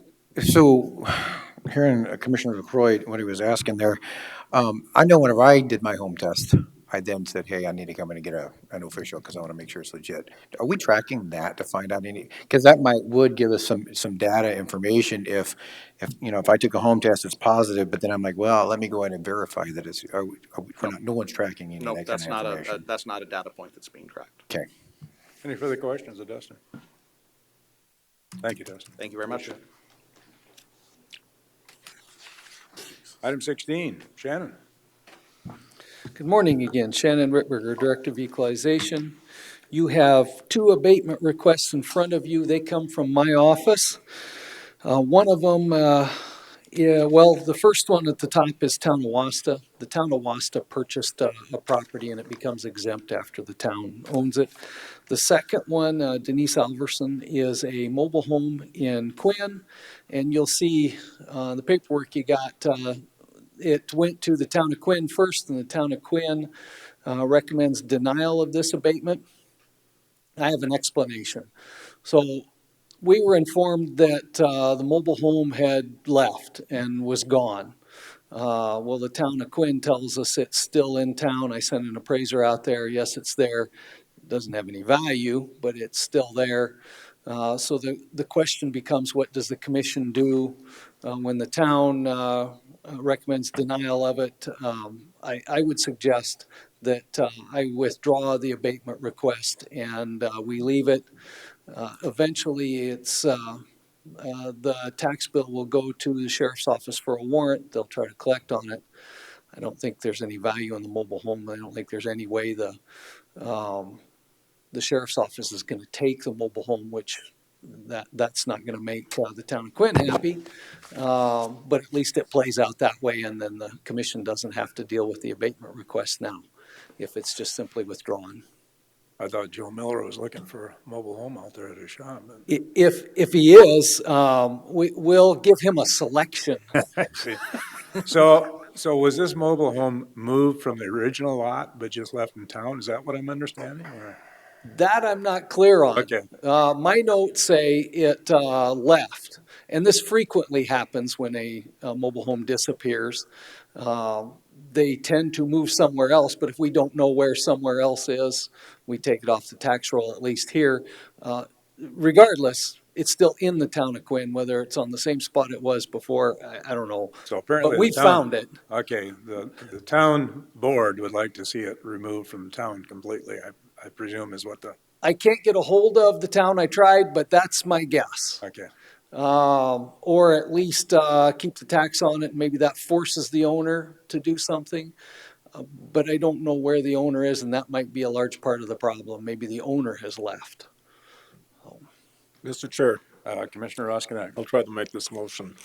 Move to approve the abatement application for tax year 2021 for the following: Town of Wasta, parcel 7136, in the amount of $11.58, and withdraw the abatement application for Denise Alverson, parcel 8002387, for the amount of $12.92. I've got a motion. Is there a second? I'll second. Any public comment? Back to the commission. Any further discussion? All those in favor of the motion indicate by saying aye. Aye. Aye. Opposed? Motion carried. Thank you. Thank you. Superintendent Joe Miller. Good morning, Commission. Joe Miller, Pennington County Highway. Didn't realize Shannon was going to speak that fast, so give me a second here. First up, item A is our bridge inspections. Since I've started here, the first year we did this with Bros, and then we moved to KLJ, and we've been very happy with their service since we've moved to KLJ. They've done multiple reconstruction designs, including the ones that we got approved for big funds here last week. Just a little bit of how much we've spent in the last 4 years. 2018, we spent $9,500. 2019, we spent $15,600. 2020, it jumped to $22,000. And then 2021, we don't have the final invoice quite yet, but billed as of the last invoice that we had was $19,700. So we fully expect that to be more than the 22,000. With that being said, we generally try and do half and half. So by federal law, all bridges have to be inspected a minimum of once every 2 years. So we have about 127 structures in the county. We like to do half and half. Some of those are on a 1-year cycle, so they get inspected every year. With that, I'll stand for any questions. Any questions for Joe? Any public comments? Do I have a motion? Move to approve the Bridge Reinspection Program Resolution 2022-03-01-1, requesting the South Dakota Department of Transportation to hire KLJ Engineering LLC to perform Pennington County's 2022 bridge inspections. Is there a second? Second. And a second. Further discussion? All those in favor of the motion indicate by saying aye. Aye. Opposed? Motion carried. Item B, letting authorization for our Nemo Road Norris Peak safety project. So this project has been in the works for several years. It was on the books when I came aboard here in 2018. Since then, we've been trying to reach an agreement with the landowners. The original design put the roadway about 50 feet off the back deck, I believe, of this person's residence. Since then, we've went through a couple different redesigns, finally settled on a redesign and got the right-of-way, the necessary right-of-way to complete the Nemo Road project. We also obtained the right-of-way for the Norris Peak project this year. So with that, we're asking for authorization to move, to allow the DOT to perform the letting. Letting is scheduled for April 20th, if you guys so approve this. Our total match for this project, since it's a safety project and Meade County is actually involved in the Nemo Road curve, we're only paying half of that, so 5% of the total project cost. And then Norris Peak is completely in Pennington County, so we're paying the 10%. Total match for this project should be about $100,000. So, and we do have that in our budget. Any questions? One other thing, just for everybody's information, the Nemo Road curve is slated to be completed before the rally, so they'll be done with it prior to the rally. So Here. Commissioner Eckhart. Motion is to request to approve the letting authorization for project PH 8041 PSN 05 F8 for the reconstruction of Courage Nemo Road and Norris Peak Road. Second. And a second. Any public comment? Back to the commission. Any further discussion? All those in favor of the motion indicate by saying aye. Aye. Opposed? Motion carried. Item C. Item C, more bridge work. This is contract for the design for rehabilitation and preservation. Prior to years past, we were able to do these in-house. With being able to apply for big funds, the state requires you to select an engineer off of their approved list. We've selected KLJ to do that. With that being said, we've worked with KLJ the last couple of years. This year in 2022, we were selected for all 4 of our preservation grants that we submitted. Total grant amount is $647,300. Our share will be approximately $247,000. Total grant amount for that is $970,000. I think I did my math right there. And then excuse me, I'm getting ahead of myself. We were also selected for 2 reconstruction grants, one on Sherman Street and then the other one on Thunderhead Falls. We were selected for a Thunderhead Falls one last year. So total amount in the last 2 years since we've had the wheel tax and we're able to apply for big funds, we've got around $2.1 million worth of bridge grants. So with that, I'll stand for any questions. Questions for Joe? Mr. Chair. Commissioner LaCroix. Move to approve professional service agreements 2203-00206 with KLG Engineering Limited Liability Company for bridge rehabilitation and repairs, design engineering with not to exceed fee of $87,500. Is there a second? Second. And a second. Any public comment? Back to the commission. Any further discussion? All those in favor indicate by saying aye. Aye. Opposed? Motion carried. Item D. Item D, bridge replacement preliminary engineering. This is all steps necessary to apply for the big funds. So as Travis probably remembers, we've got two bridges on Highway 1416 that were recently load rated to do a change in how the bridge engineers are required to rate them. If there's a set of plans available, they must rate them per those plans. Prior to 2020, they were able to use engineering judgment. These structures, if you've been out and if you would look at them, they're in really good condition for the year. I believe they're 1925 or 26 is when these bridges were built. And back then, as you can imagine, our trucks were much lighter, so they weren't designed for the loads that we have today. So they had to place load limits on both of these bridges. So this is just a step in the process to get those going. We'll get this completed this year. We'll do the design engineering next in 2023 for construction in 2024. Mr. Chair. Commissioner Osmer. Move to approve professional service agreement number 2203-00207 with KLJ Engineering LLC for bridge rehabilitation / repair design engineering with a not to exceed fee of $59,000. Is there a second? Second. Got a motion and a second. Any public comment? Back to the commission. All those in favor of the motion indicate by saying aye. Aye. Opposed? Motion carried. Joe, before you go on, I just want to express my thanks for you and Sean and your whole staff for being able to put together the applications for those big grants.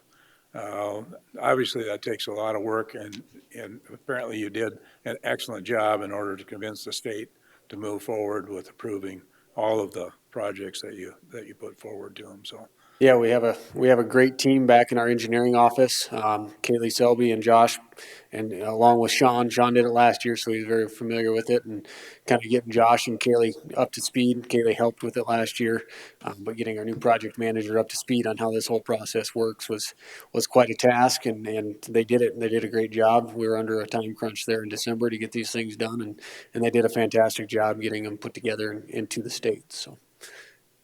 again, this 2.1 million that's been received at this point in time, or authorized at this point in time, wouldn't have been possible without us implementing the wheel tax. And so it's paid dividends at this point in time for having it in place. So thank you very much. Yep. Item E. Item E, hiring bonus request. So on February 7th of this year, the federal motor carriers put in a mandate that in order to obtain a CDL, you have to now obtain class, a certified class, and we're looking into getting somebody maybe on staff to do a train or to be a trainer, but that takes away from their job duties. So it's kind of a catch-22 for us. Since that has gone in place, we've seen kind of a drastic drop in qualified applicants. Out of the 4 requisitions, 2 of them that just closed, we had 1 applicant that's qualified, and that's only because he got his permit prior to that February 7th. So he's grandfathered in. He would have otherwise not been qualified. With that, we have seen, since 2019, we've seen a decrease in our number of applicants just continuously. And what we can attribute that to, I don't know. But we've got to get people in the door. We've got 4 openings currently. We're going to interview the 1 qualified individual for Hill City this Thursday, I believe. We've got that set up. I emailed Steph McCoy with the Sheriff's Office, kind of asked how their hiring bonus went. They've hired 38 correctional officers since August, and only 1 of those has since resigned since they put that hiring bonus in place. So she feels that it has worked. Whether that's the whole picture, we don't know. We don't think this can hurt to try this, to try and get people in the door. So, Mr. Chair. Commissioner LaCroix. Joe, you're absolutely right. This threw a curveball in all the transportation throughout the country. And, when they put this requirement in, and if you stop and think about it, it's going to create a shortage for us. I was trying to think creatively what most people are doing when you're talking about Western Dakota Tech is the cost to go through that program is $4,100, right? So, you got to throw some numbers out there, how many CDLs you got running in your department, and see if a trainer's going to work out for you or not. I would prefer some type of option to where we're going to pay you, we'll hire you we'll pay for your training, $41.50, but you have to stay on for X amount of time. If not, you reimburse, something along those lines. I mean, a lot of companies are doing something similar to that with repayment. And I'm sure that didn't get by you. No, and if I may, I've, with Steph's help, she sent over they've got something they have in-house for their purposes. They sent it over to us. We kind of tailored it to our needs, and I sent that over to the state's attorney and HR to make sure that we're meeting all the labor laws. And I think Tracy, is she here? Tracy's been working with us on that, and she's actually reached out to the state legal staff to try and get an agreement put in place so that if we do pay for your training and you leave us in 6 months, you're on the hook for that $41.50. So Exactly. I mean, what better way than on-job training? You know, I mean, you get the schooling and the on-the-job type thing, and it works for both parties. And I think it would, not only do they get the training, but you're also going to get the appreciation you gave me, the step up, and the commitment to the place that they're going to work, the workplace. So just a thought. I mean, for a lot of these younger kids that are coming out that may not have the training and the money to go do that and could start and work and whatnot. Mr. Chair. Commissioner Roskinek. So Joe, a trial period of 1 year, so if we proved it today, the 1 year would be effective today for 1 year? Correct. And you'd offer them $3,000 sign-on paid in 4 payments of $750 apiece during a 18-month period? correct. And the little caveat to kind of what the sheriff did with his hiring bonus, we're not going to give them anything day one. We're going to make sure they make it 90 days. And then we'll give them that $750. So Do you have any idea how many applicants you might be talking about that? I don't know. Okay. You know, like I said, we've got one qualified individual right now that we're going to look at. We're going to interview him on Thursday. So that would be one that I know of. Typical applicants for this or for our maintenance worker positions in the past. So Hill City, the last time we, let's see here, advertised with 219, we have one applicant. Two applicants, one with a CDL permit. The last time we hired or advertised in Hill City was back in September. We had 2 applicants, one with a CDL, and we hired him. He has since left us for a higher wage. Rapid City maintenance workers, or highway workers, I should say, were advertised February 10th. Number of applicants, we got 2. And we had 0 with a CDL. Last time we advertised that was December. We had 9 applicants. October we had 8, and then July we had 8. 4, and 6 with CDLs. And then Wall has been a difficult place to hire as well, just due to the housing shortage in that area. We began advertising back in, I believe it was December. We had 1 applicant with a CDL, and we tried to reach out to this individual multiple times and never got an answer for an interview. So we didn't get a chance to interview him. And then prior to that, we advertised in July, had 1 applicant, and we did hire him. So, are we still working with Western Dakota VOTEC with their program for? We're in talks, but we need to get the agreement in place so that when they do sign on, we have something for them. So the county's not out $4,000 if we sign them up. And the difficulty is right now, both of Western Dakota's classes that they have scheduled right now are full. So I've been in talks with, I don't remember her name, but the director of their professional driving class, and she has hired another trainer and gotten authorization to hire another trainer. I don't know if she's done that yet. So she is going to, just like us, trying to figure out what the need's going to be, right? That she doesn't want to hire 2 more trainers and then everybody else goes to be their own trainers, and now she's stuck paying 2 individuals. So it's kind of a give and take with her. So What was the methodology in the $3,000 then?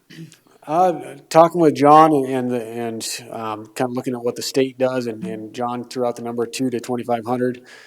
We kind of, I guess, thought that 4 equal payments of $750 would work. So to put it in perspective, I think McDonald's, you get $15 an hour, and 3,000, at 2,080, that's $1.44 an hour, so doesn't seem too painful. Absolutely. Chairman, Commissioner Hadcock. Joe, talked to you about this. I'm not in agreement with the $3,000 hiring bonus. I think what we're doing is we're piecemealing some more in different departments. I like you being creative in the way with the CDL reimbursement policy. I also think that that would help because you said in this, prior to the regulation being implemented, our office was successful in hiring candidates who did not have CDLs. It give incentive to your employees, which I think would want CDLs and want to move forward. So I think the reimbursement policy would work.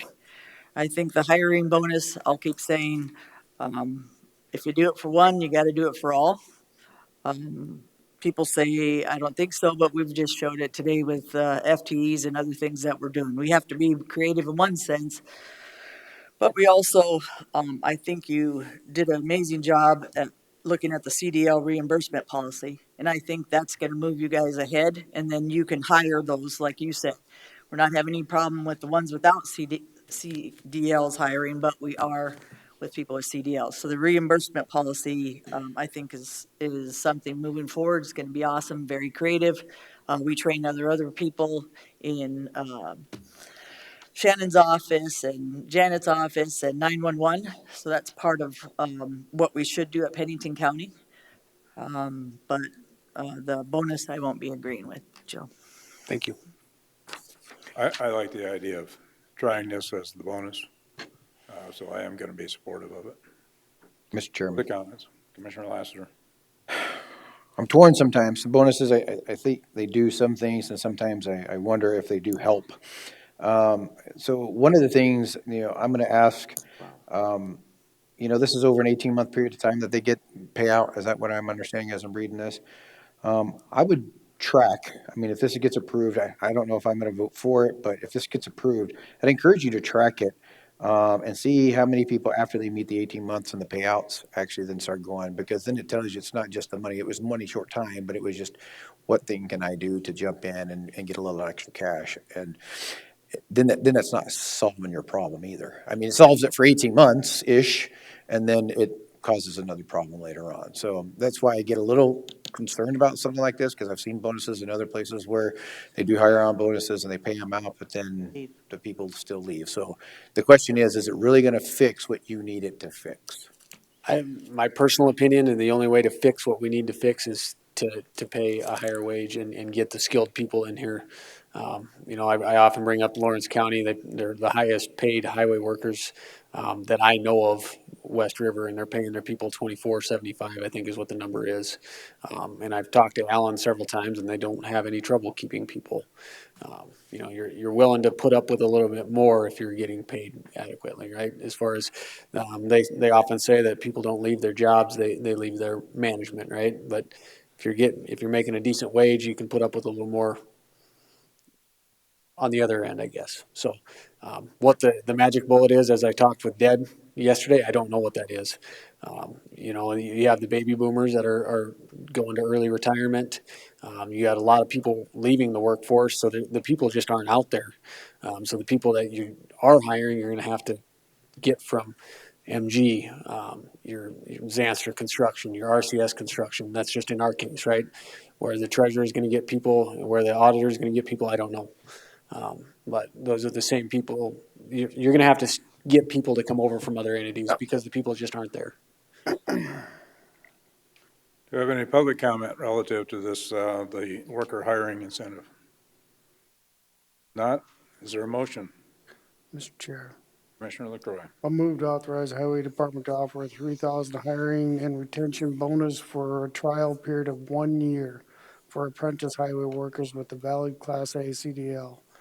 Be it further moved that to distribute the bonus over a period of 18 months as followed: $750 upon completion of 90 days of employment, $750 after 6 months of employment, and $750 after 1 year of employment, and $750 after 18 months of employment with the Highway Department. Is there a second? Second.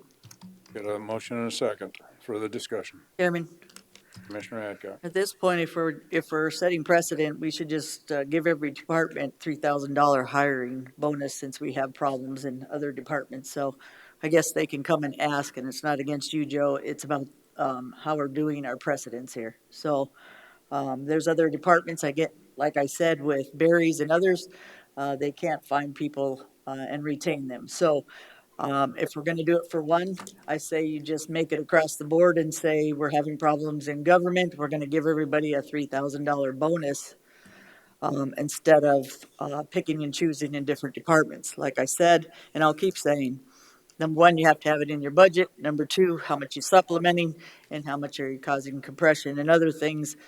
And how much are you causing the ones that have been here for a long time, dedicated to Pennington County, to want to leave from these different bonuses and these things that are happening? I know we need to be creative, but we also have to be thinking about each department. We're looking at individual departments, and we keep doing this over and over again. You're setting precedent, and you're ruining the Gallagher study, which is, right now is already messed up based on compression and things we've done. Now we're doing bonuses. And again, if anybody comes in for bonuses, I'll ask every department if they'd like to come in, because this is a precedent that every department is having, trying to keep up. I know it's creative times, but our budget cannot keep sustaining everything you guys keep adding. That's my opinion. Well, I know that from information we've received from HR before is that this doesn't apply to every position within county government, that we do have applicants for a number of positions, and the bonuses have not been something that's been necessary there. So I think this is a good move on the part of Highway Department. Any further discussion? All those in favor of the motion indicate by saying aye. Aye. Opposed? No. I'm sorry, Commissioner Lassiter? I think I said aye on the first one. I meant to say it on the second one. I actually was opposed to it. I apologize. Okay, so it's a 3-2 vote passed. Thank you very much, Commission. Thank you. Yeah. Items from the public. Anybody here, or come on in forward, Dan. It's a time for anybody from the public to bring items to before the commission that's not been listed on the agenda. Any items discussed in this forum cannot be acted upon as a motion, but Dan, welcome. Thanks. Dan Richer. Good evening. I got just a few things. I would like to ask, I've been coming to these pretty regular until the VA started screwing me around, longer than Commissioner Hadcock. And I would like somebody, not to tell Holly to do it, I would like somebody to look up the FTEs we had total when I started coming versus what we got today. Not saying it's good or bad, I think it might be a little eye-opening. And as far as COVID goes, I think COVID has turned into an endemic, and we need to quit wasting employees' time tracking it. It's just, we're just going to have to learn that it's just like the flu. It's going to be around. I've caught it twice. Had my antibodies tested 1 year from the first time and had antibodies and caught it again. So I think it's just going to have to be started treating and quit wasting our employees' time tracking this kind of stuff.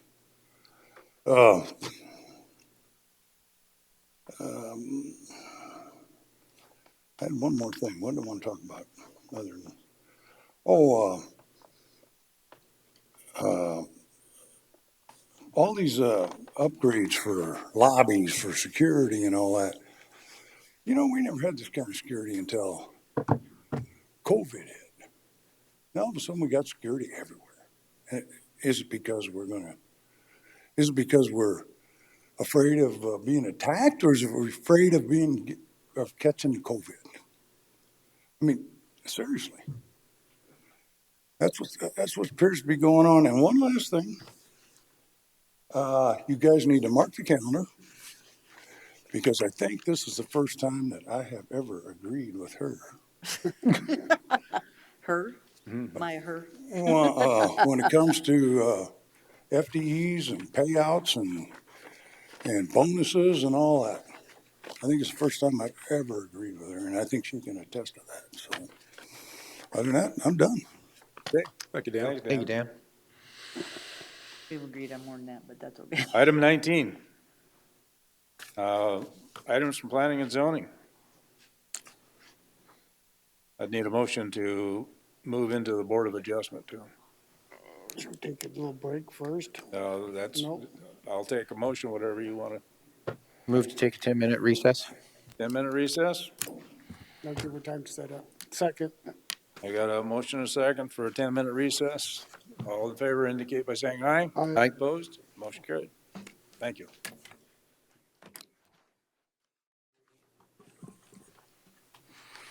Is there a motion to go into Board of Adjustment? So moved. Second motion and a second. All those in favor indicate by saying aye. Aye. Aye. Opposed? Motion carried. Cody. Cody Sack, Environmental Planner. Agenda item A is subdivision regulation variance SV 22-01. It is to waive the requirement to submit percolation tests and soil profile hole information. The applicant and owner is ELS Properties LLC, Rick Schulke. The surveyor engineer is DC Scott Surveyors. The location of the property is at 13688 Highway 40. Involves 15.09 acres. Current zoning is rural residential district with a residential land use. Access is off Highway 40. There is no special flood hazard area on the property. When approving variances, we look at two different criteria. For prong number one, whether granting a variance runs counter to public interest. The answers are on the screen, I'll read them. For number one, no, waiving percolation test and soil profile hole information does not injure the neighborhood. Number two, yes, the neighborhood is residential in nature. Percolation tests and profile holes are required at the time of a building permit application.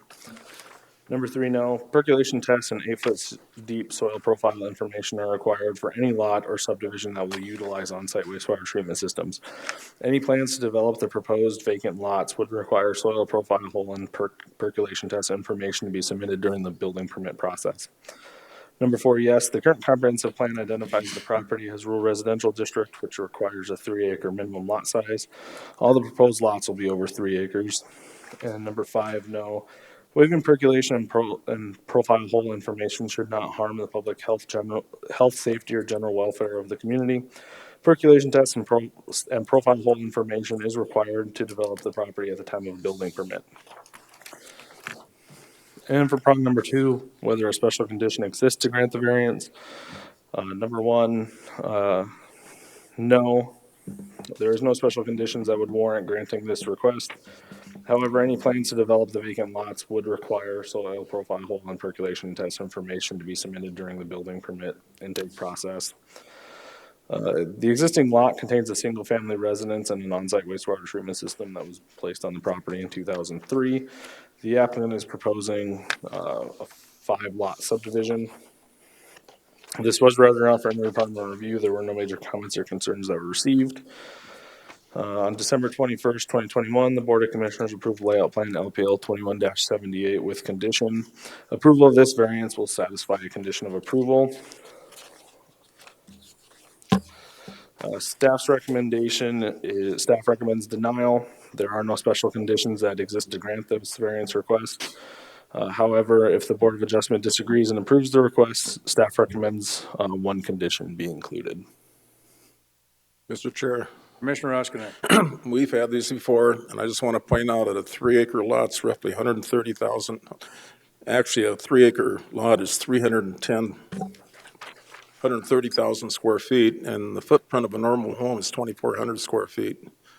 So unless they could identify exactly where that home's going to go, you do a profile hole, and you decide to build your home 200 feet from that profile hole, it has no value. If this thing's going to get subjected to a building permit and it's got to prove that there is a suitable area, then to me, that's the time that we should be addressing this. So if they don't have a specific site where they say, this is where we're gonna build this home, and this is where we want the septic tank and the drain field, then I have a hard time supporting this. Any further comments? Are the ones requesting this in the audience? I do not believe so, no. Pardon me? I do not believe so, no. Okay. Mr. Chair. Commissioner LaCroix? Move to approve subdivision regulation variance SB 2201 with one condition, because I believe granting the variance right now is we don't know which site the building site's going to be, and it will be requested with a building permit. Second. I've got a motion and a second to approve. Further discussion, any public comment? Any further discussion by the commission? All those in favor of the motion indicate by saying aye. Aye. Any opposed? Motion carried. Item B. Item B is subdivision regulation variance SB 22-02. It is to waive the requirement to dedicate and improve the section line right-of-way to ordinance 14 standards. Landowner proposes to build a 250-foot section of section line right-of-way road to ordinance 14 standards, then reduce the width of the road, as will only serve one more lot. The applicant and landowner is ELS Properties LLC, Rick Scholke. Surveyors, DC Scott Surveyors. The location of the property is at 13688 Highway 40. Size of the property is 15.09 acres. Zoned rural residential district with the residential land use. There is no special flood hazard on the property. When reviewing variances, we take a two-pronged approach. Prong number one's on the screen. I'll read the answers aloud. Number one, no. Proposed lots will have access off of Highway 40 and through access easements on the proposed lots. Number two, the neighborhood is residential in nature. Improved right-of-way do exist to provide access to the proposed lots. Number three, where an existing section line right-of-way or portion of section line right-of-way is located within the new subdivision or adjoining any portion of a new subdivision, the entire 66 feet of section line right-of-way shall be dedicated and improved by the developer. Number four, yes, the current comprehensive plan identifies the property as rural residential district, which requires a 3-acre minimum lot size. All proposed lots will be over 3 acres. Number five, Highway 40 is an existing right-of-way that is used to provide access to the proposed lots. Access easements will provide access as well. Prong number two, whether a special condition exists that will grant a variance. Number one, yes, access to the proposed lots is provided by an improved right-of-way of Highway 40. 1A, yes, requiring the section line right-of-way to be improved or dedicated would require the applicant to construct a second access road to the property when an existing access exists. And 1B, the ordinance is in place to ensure that all lots of the proposed subdivision are provided access. The proposed lots have access from Highway 40 and other access easements. Again, the lot contains a single-family residence and an on-site wastewater treatment system that was placed in 2003. The applicant is subdividing the property into 5 lots. This was routed around for interdepartment review. The highway department objects to any road construction that does not meet ordinance 14 standards. The applicant applied for a layout plan, and on December 21st, 2021, the Board of Commissioners approved layout plan LPL 21-78 with conditions. Approval of this subdivision regulation variance will satisfy the condition of approval. When the applicant applied for this, he stated that on the layout plan, it shows that there's a portion of section line to access Lot 3B. He is working with his surveyor to forego that access off of Highway 40. Apparently he's struggling to get an approach permit. So he's working with the surveyor to create an access easement from the existing approach. With that, staff does recommend approval of subdivision regulation variance SB 22-02 as Highway 40 is an existing right-of-way that provides access to the proposed lots and access easements created through the plat. I do have I think we all have an email from BOAS LLC. Bless you. That's in opposition. Yes, so, they contacted staff yesterday too by phone. They were under the impression that the applicant was requesting to vacate the section line, so they were concerned with their access, to the north. By vacating that section line, they wouldn't have access. This request is not to vacate the section line, it's just to not dedicate it as right-of-way on the plat or to improve the right-of-way. So they withdrew their objection? Correct, yes. Move for approval. Got a motion to approve. Second. Got a motion and a second to approve the variance, subdivision regulations variance, Mr. Chair, SV 22-02. Commissioner Laster? I have a question for Joe, please. Joe Miller.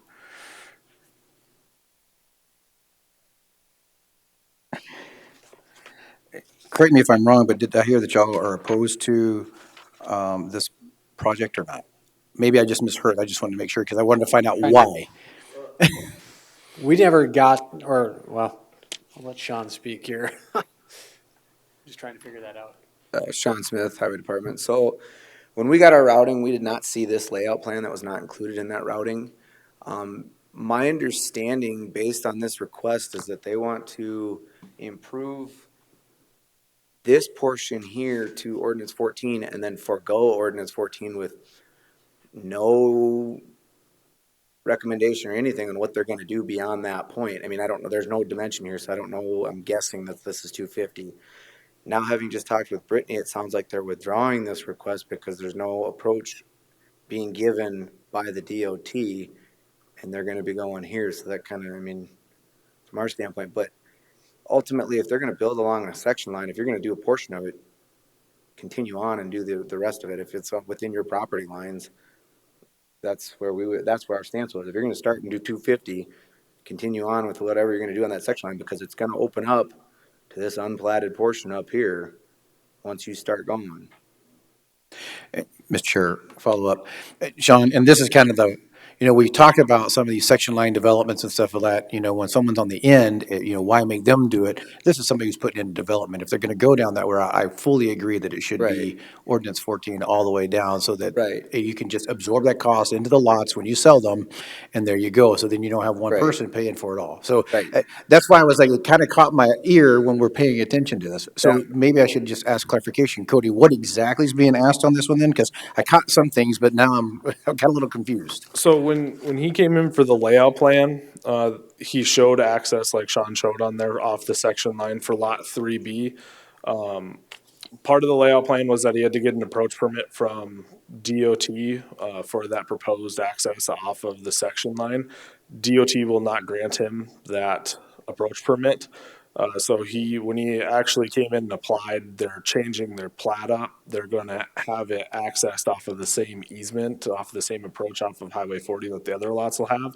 It'll just be through private platted access easements that they'll show on the plat when they submit.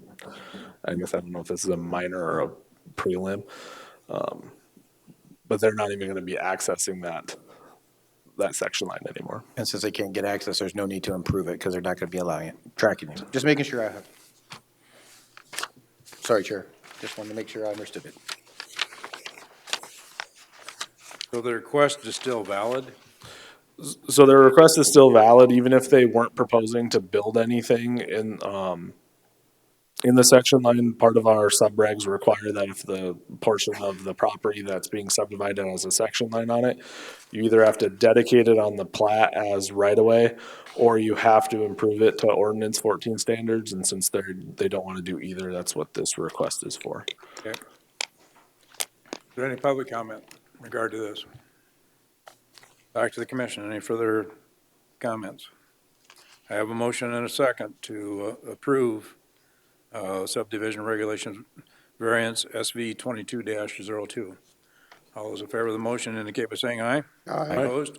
Motion carried. One no. Move to adjourn as a Board of Adjustment and reconvene as a Board of Commission. Following planning and zoning, I've got a motion. Do I have a second? I didn't hear a second. I have a second? I just now second to come out of Board of Okay, Adjustment. okay. All those in favor indicate by saying aye. I've come Aye. out of the Board of Adjustment. Opposed? Motion carried. Following planning and zoning matters in our uncontested hearings are those which the planning department has not yet received or provided comment contesting the item. The documents for each item have been reviewed by the commissioners, and decisions during these hearings will be made based on the information provided in the packet and the short presentation. If we receive comment contesting the item, the matter will be addressed in the same manner as a contested hearing. First item, uncontested hearing, item C. Item C is rezone RZ 21-30. It is to rezone 9.541 acres from suburban residential district to agriculture district. The applicant and landowner is Paul H.H. Renke Family Trust. The agent is Renner Associates. This was continued at the February 14th Planning Commission meeting to the May 3rd Planning Commission meeting.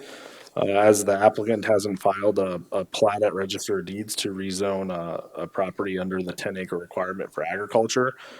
Staff spoke with the agent for the applicant.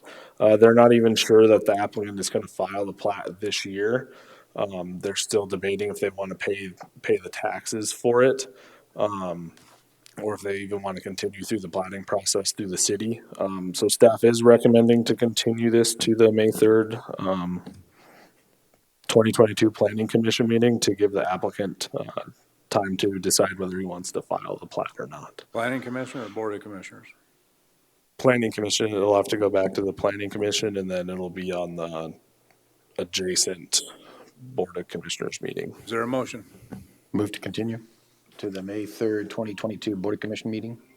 Okay, so Nope, he's am I reading the wrong saying one? Planning Commission is what it needs to go to. Gotcha. Move to continue rezone.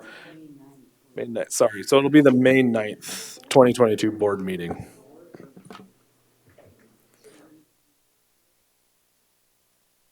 That's the May 3rd Board of Commissioners meeting, Planning Commission. Okay. So then my motion was May 3rd, yep. Okay. I have a motion Second. and a second. Any further discussion? Any public input? All those in favor for this to continue to the May 3rd Board of Commissioners meeting, indicate by saying aye. Aye. Opposed? Motion carried. Contested hearings.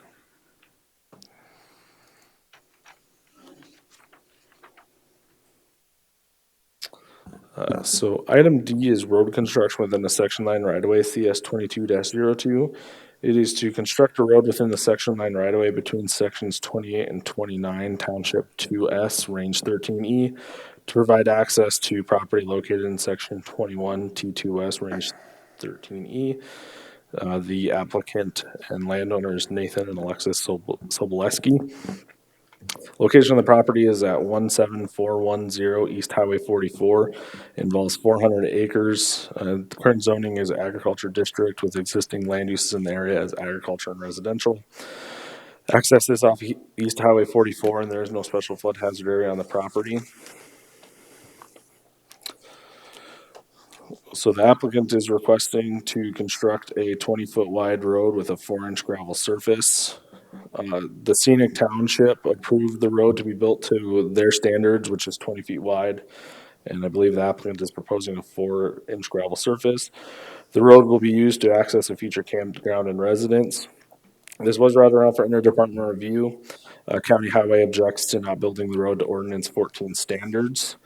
With that, staff does recommend approval of road construction within a section line right-of-way, CS 22-02, which includes constructing the section line right-of-way to County Ordinance 14 standards with conditions. Move for approval. I've got a motion to approve. Second. And a second. Further discussion? So are the applicants here? Yes, they are. They are? Yep. Wish to speak or answer questions or? Sure, come forward. So I just wanted to say I sent. Just identify yourself. Oh, I'm sorry. Yeah, my name is Nate Soboleski, owner of the property, and just wanted to say that I spoke with the township. My neighbor is actually the head of the township there, so he kind of walked through it with me. We're gonna build it according to what they called in their letter scenic township standards. So 20-foot wide is what they recommended, because there's a 1.5 mile stretch that's already gravelled. I'm basically just doing another half mile to get to my property and getting it built and paying for it all. So I just so you guys are clear, I just wanted to get that road built. We also were just gonna ask if we could, whenever I sent the email, we asked if we could waive the 201 portion of ordinance 14, and just specifically the type of gravel we're using. And then the other part was, actually, I'm just gonna look it up real quick. I had it pulled up.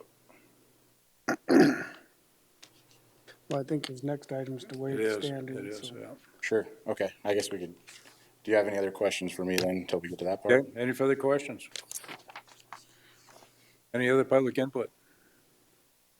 All those in favor of the motion indicate by saying aye. Aye. Opposed? Motion carried.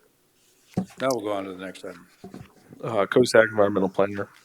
Item E is a request not to submit engineered road construction plans and to waive ordinance 14 standards.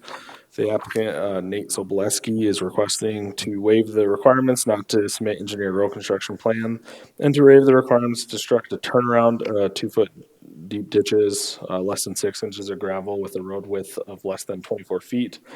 The road will be 20 feet wide with a 4-inch gravel base. The proposed road is within the scenic township.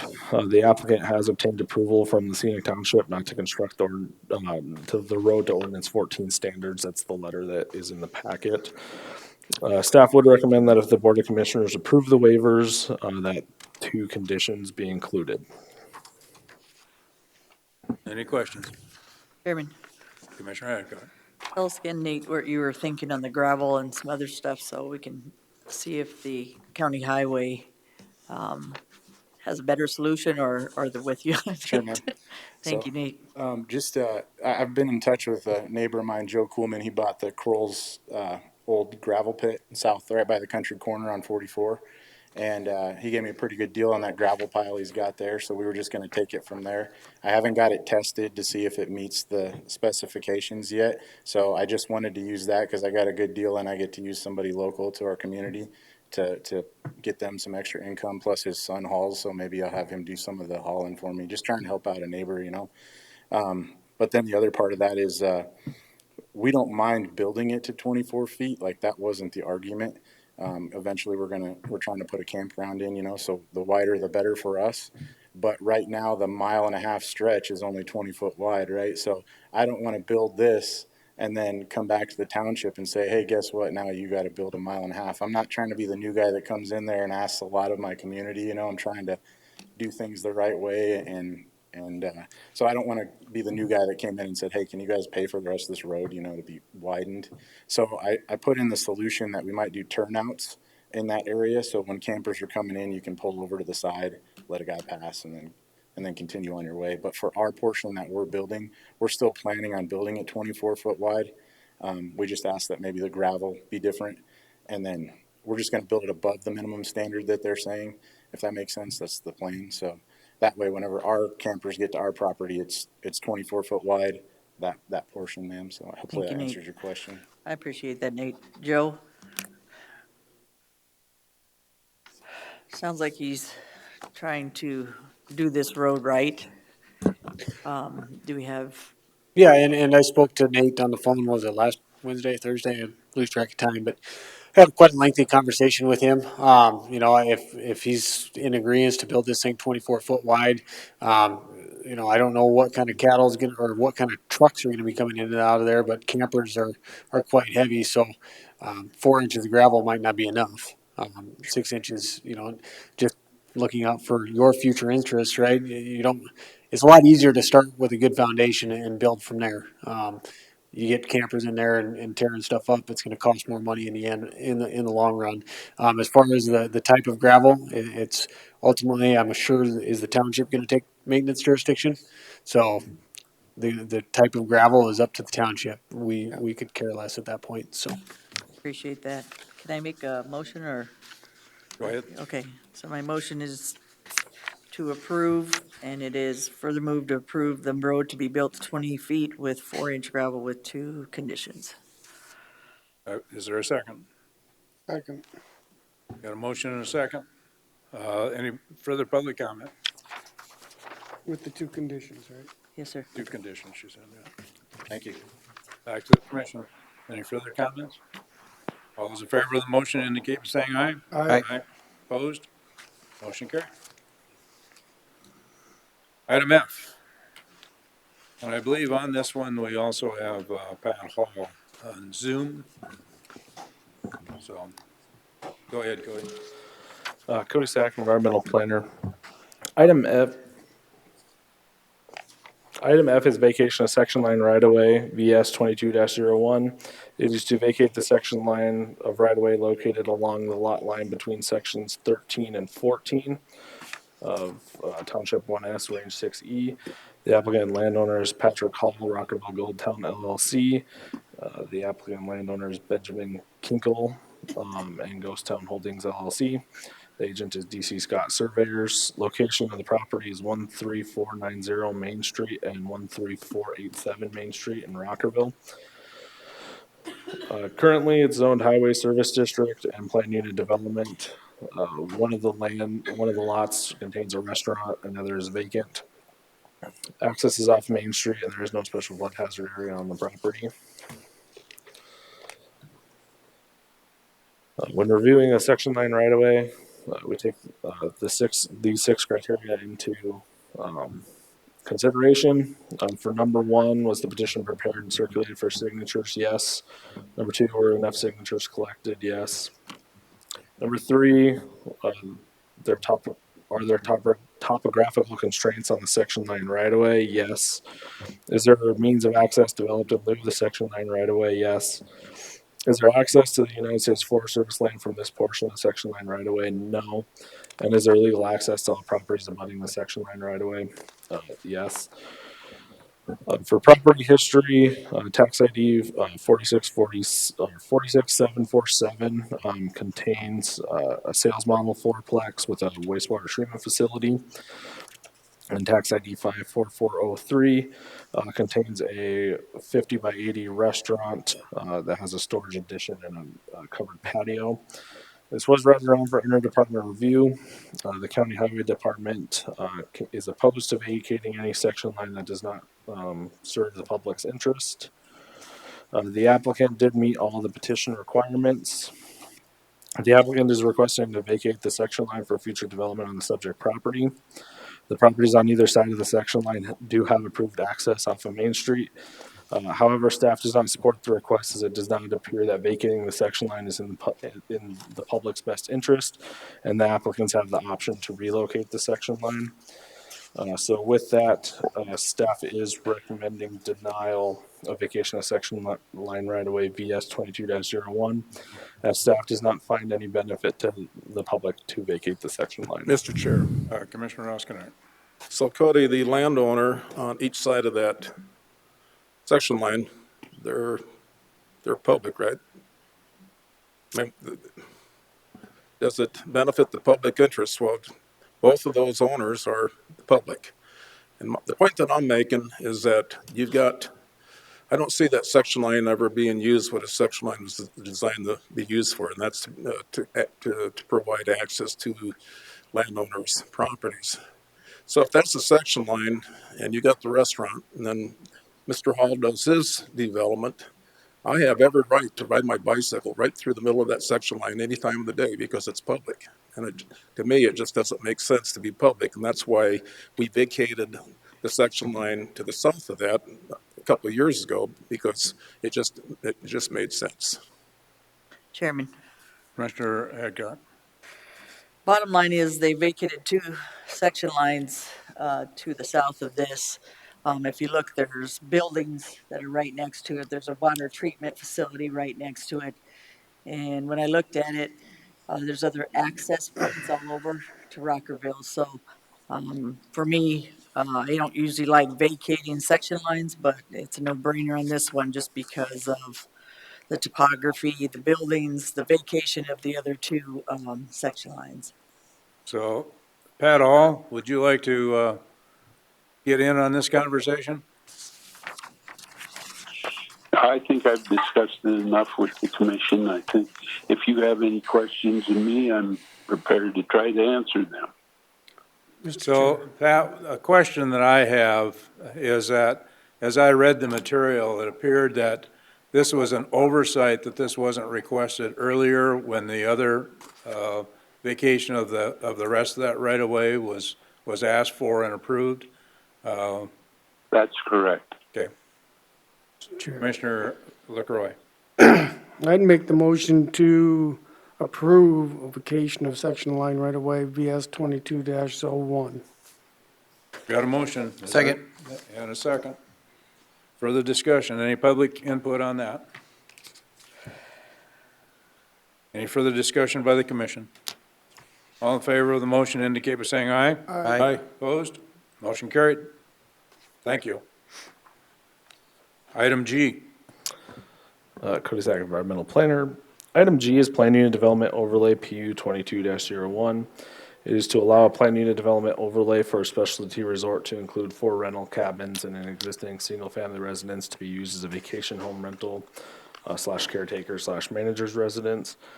The applicant and landowner is Nick and Romina Hopert.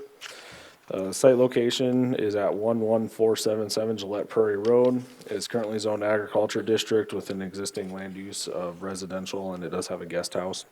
Access is off Gillette Prairie Road, and there is no special flood hazard area on the property.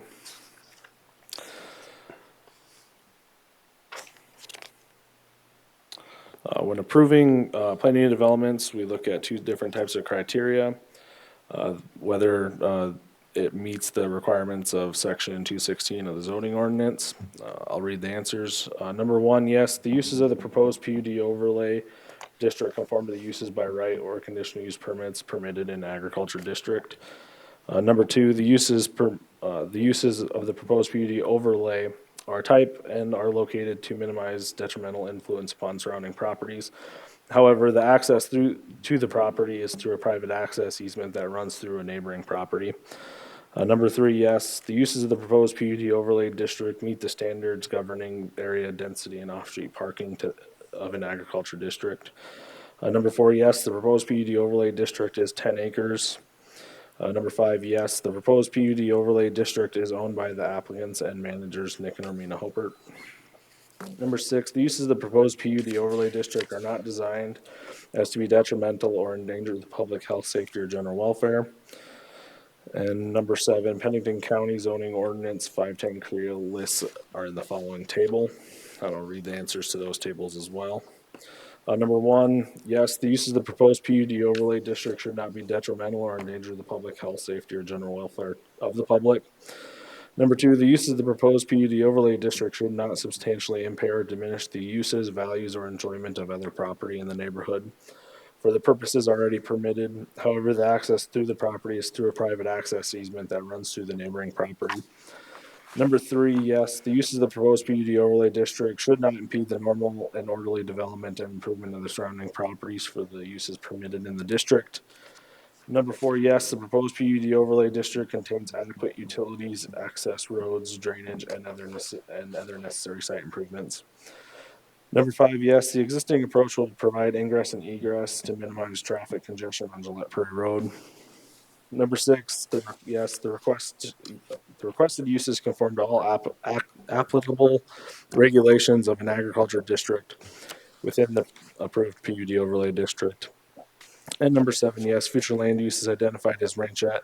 Large lot residential in natural areas is consistent within the use of this district. Currently on the property, there is a single-family residence, a 16 by 24 guest cabin, a confinement barn, a steel grain bin, and several small sheds with a pole barn. The applicant is up to date on his on-site wastewater treatment system.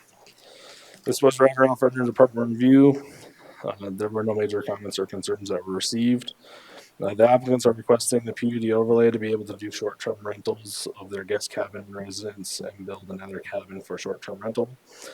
Staff has received comments from the neighbors which concerns over the use of the private access easement. Staff has spoken with the applicant, who stated he is working with his neighbors on the easement concerns.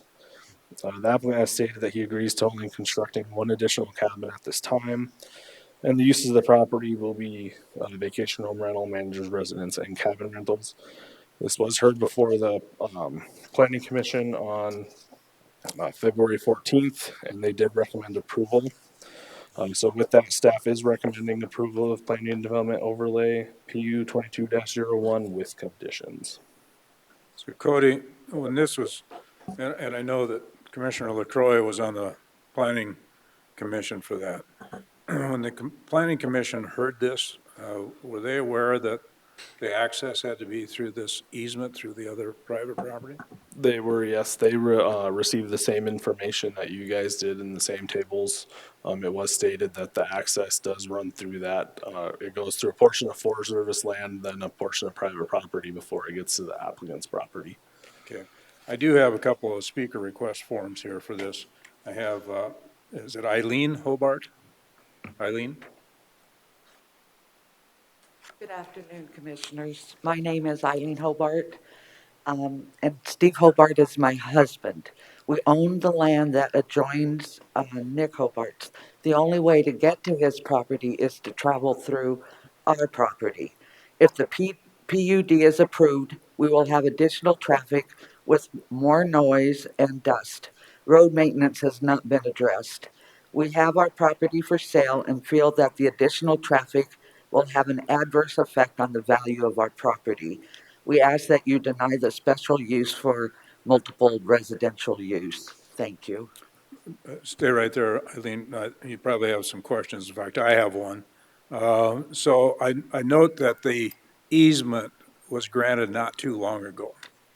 So were you aware at the time of that easement being granted that this was the desire of the other property to be used for? For commercial? Right. No, Okay. sir. Okay. Any other questions of Eileen? No. Thank you, Eileen. Thank you. And you say your property is for sale? Say again? You say your property is for sale? Yes. Okay. Chairman, Thank you. I Commissioner Hadcock? I actually do have a question. So on the easement that was originally granted, it said no commercial. You okay, Eileen? Sorry. On the original easement, it said no commercial or development on that property or on that easement. I guess I didn't understand. The Forest Service understood that he was doing, I guess I could ask the applicant at the time when that was granted. I guess if I was selling the property, what I'm saying is I would have understood that there couldn't be any more development or there couldn't be used for commercial on You're talking that the Forest easement. Service access road? Yes, ma'am. It's just for private use, I think. Well, general use, but not for commercial use, is my understanding. Well, I guess that's the main issue for me is it says it's not for commercial, it's not for development, it's for private use. And when you grant the easement or you give it, whether it be your family or not, it seems to make sense that if it's for private use, and you guys, like you just said, you didn't know they were going to do commercial, but you ended up in good faith wanting to do it because it was a private easement. He needed access to his lands. Right. That it ended up being the opposite of what you thought in the first place. Plus, if I was reading the agreement from the Forest Service, whether it be the dad or somebody that owned the other land, it does say no commercial use and no development. So to me, it's doing the opposite of what that land was previously given for. Mr. Chair. Commissioner Roskinek. Say, ma'am, how far is Hill City from your residence? I think it's probably 18, 19 miles to So if you Deerfield. if you had an incident up there, whether you needed an ambulance or a fire truck, it would probably take a while, because I think Hill City would be the closest services. Yeah, it is the closest. Okay. That was a concern that I had with that type of use, if there was some kind of an emergency out there, because I don't know how many commissioners have been on that property, but I used to go up there when we did the dog sled races, so it's pretty remote. Any further questions of Eileen? Mr. Chair. Commissioner LaCroix. Eileen, I was on the planning commission. I don't remember you testifying or any, On the 14th, yes. I had surgery on the 11th and couldn't make it. That's why Steve and I wrote that letter. Okay, because it seems like I recall some of the discussions from the planning commission meeting, and a lot of it had to do with more of, the access, the easement that was granted that you guys signed probably more on the 27th of July. And I think some of the questions I had at that point in time was who maintains that road? So I just wanted to clarify that for Okay, very good. that planning commission didn't hear this testimony. Okay. Any further comments or questions of Eileen? I'll go to, thank you, Eileen. You. I'll go to our second speaker request, and that's from Nick Hobart.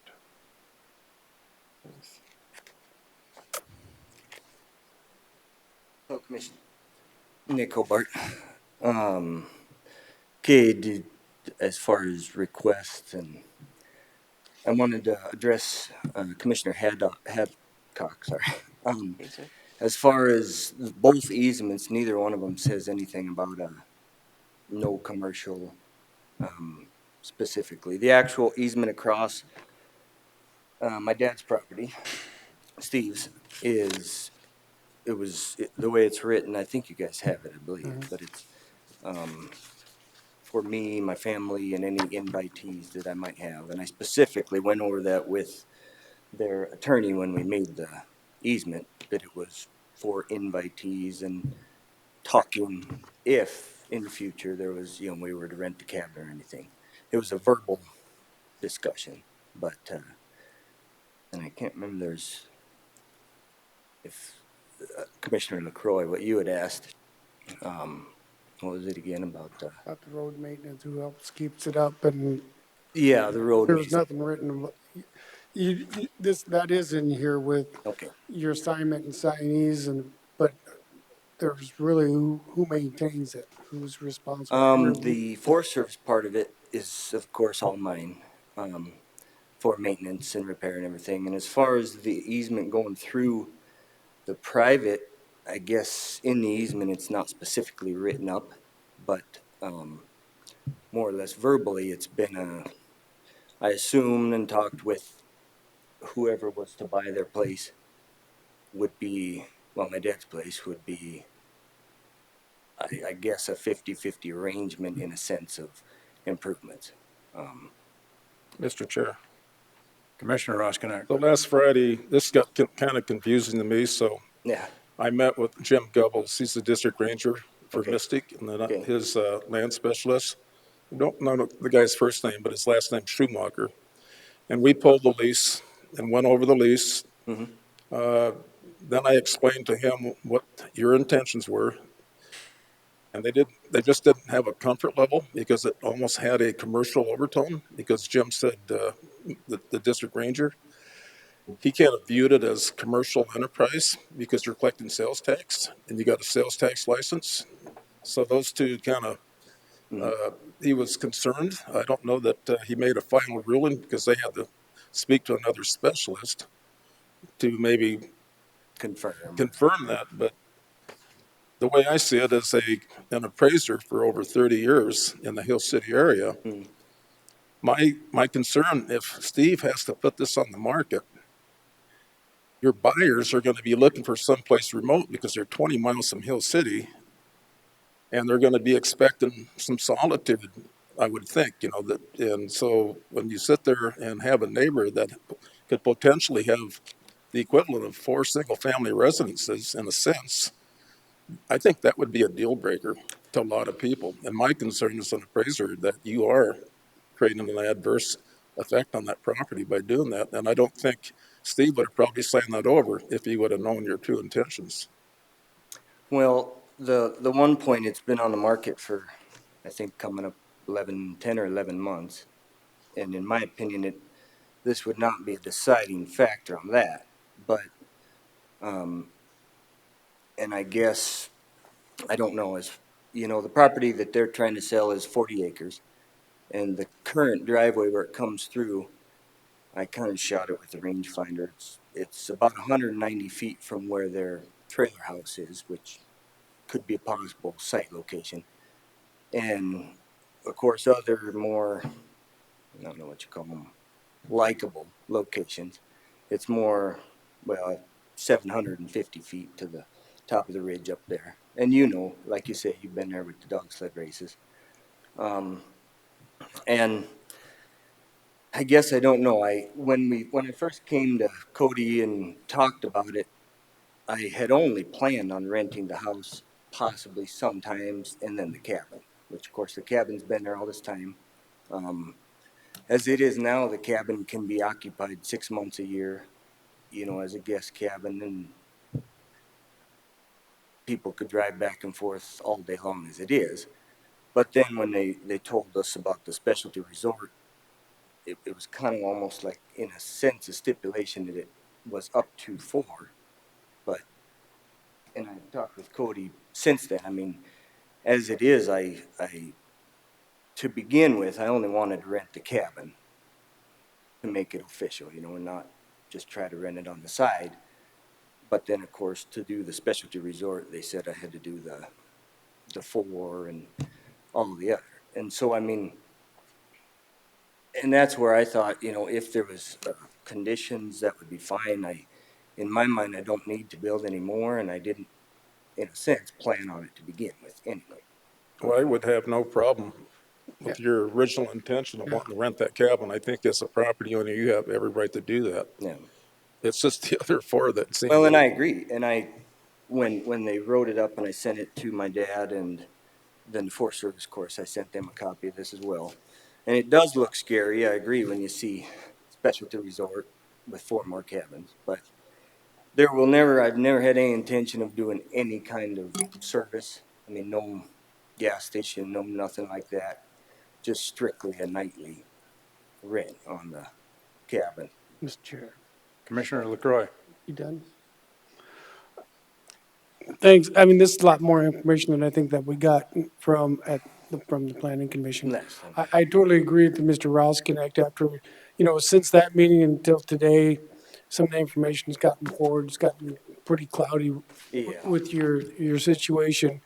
And so I would recommend that you do your original plan and the cabin, think about that and maybe come back. I understand staff said, you know, if you're thinking now's the time to do that. Exactly, that's what they said. But I would probably hold off and see what happens with the property next to you and and then if you change your mind, talk with the property owners. Down the road.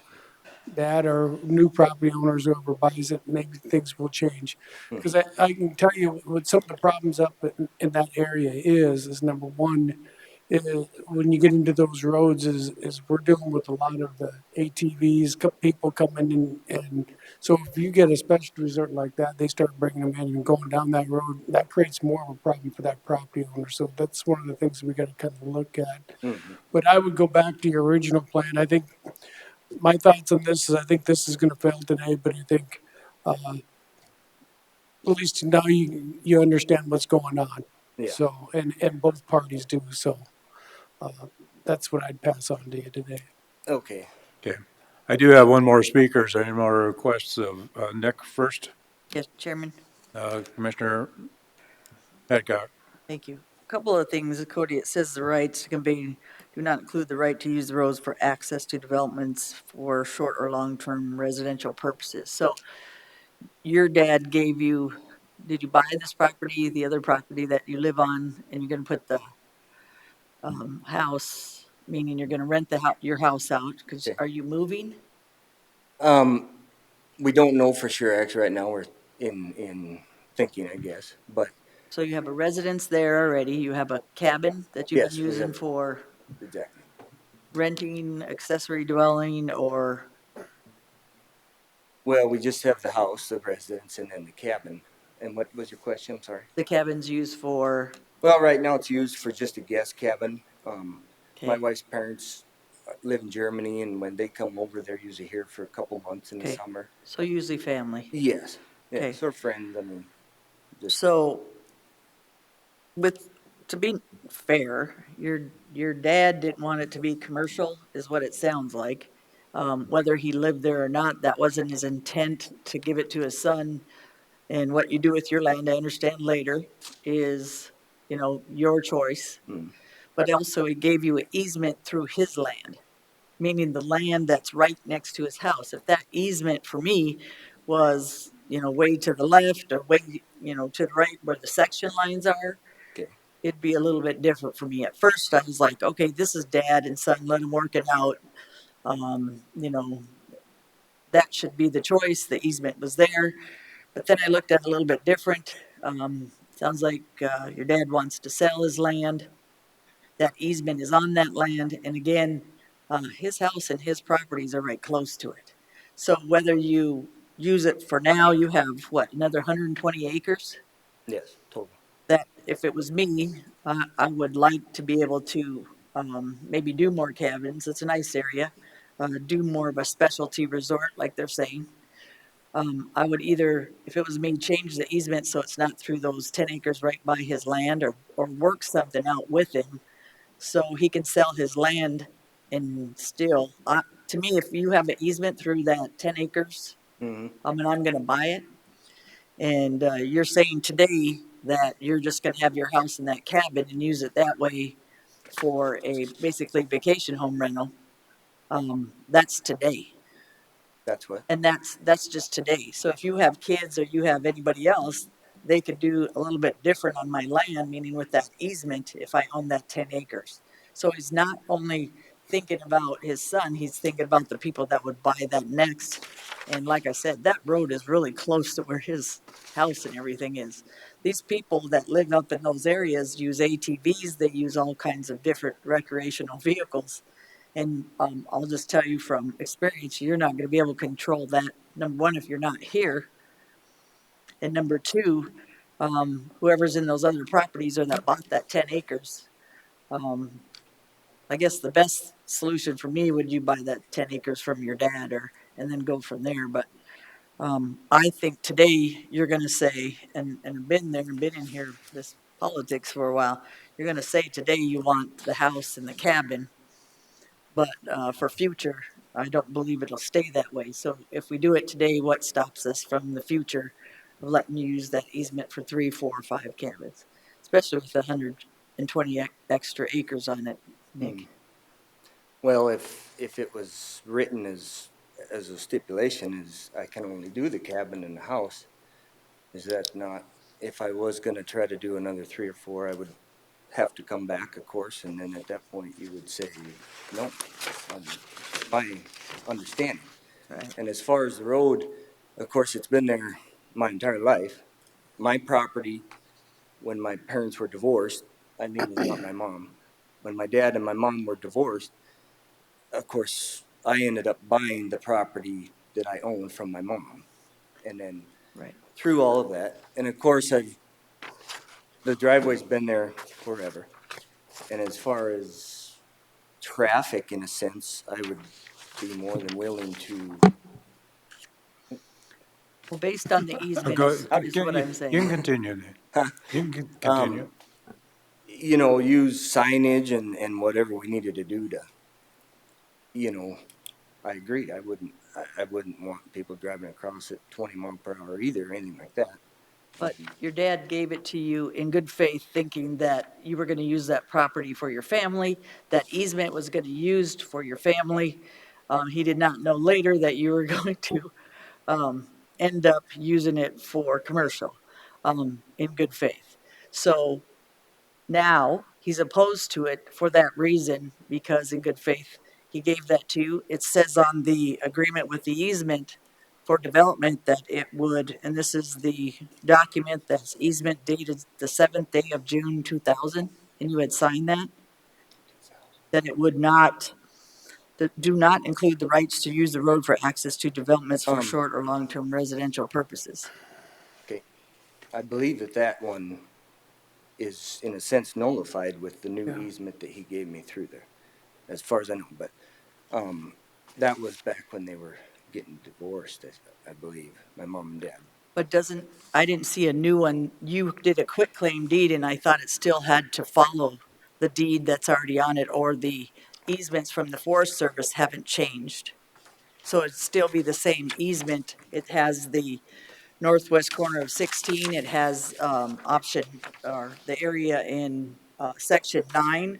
So I saw you had a quitclaim deed, but I did not see a different easement paper that says, okay, I've changed this easement from the Forest Service saying that they don't have to do, or they can do access developments for short and long-term residential purposes. So right now it is for residential, that's you. But the minute you start renting your cabin and your accessory dwelling out, it becomes commercial. Yes, I see what you're Okay. saying. And is that the Could Forest I Service? just briefly Sorry. speak? I think that Megan Kruger with the state's attorney's office, I can kind of detangle a little bit of this. So there are the two easements. There's a private easement and then there's that Forest Service easement. I think just for clarification and to move some things along a little bit, I know that the Forest Service had said it was okay and now they're saying that they're not for sure that it's okay. Whether he takes access through that Forest Service property. So my suggestion would be to continue this until we can get more information from the Forest Service as to whether he actually has access or not. Now, as far as the easement through the private property, I have read it and I don't see that there are any limitations on commercial, but I think that we need to find out from the Forest Service if they're actually okay with this or not before making a decision. Right, Mr. Chair. Commissioner LaCroy. I agree, and I think that also gives him a chance to look into a conditional use permit for one vacation rental, one residential and one, going that route and see if that's acceptable to both parties instead of the four. So I think both. Yeah, whatever you guys want to do, that's just my suggestion as your. So Nick, a question. Can you gain access from the section lines to your property without going through those easements? The only section line would be to the east, and it would be going across about, I don't know, 500 or 600 yards of George Fairby's old property coming down. And of course, you can't see it on the map. But of course, there's no road there. There's nothing. But there is a section line there. There is a section line there. You can see it. All the way to the east, and then it goes all the way up to Gillette Prairie Road. But okay, thank you. And one quick thing to Commissioner LaCroy,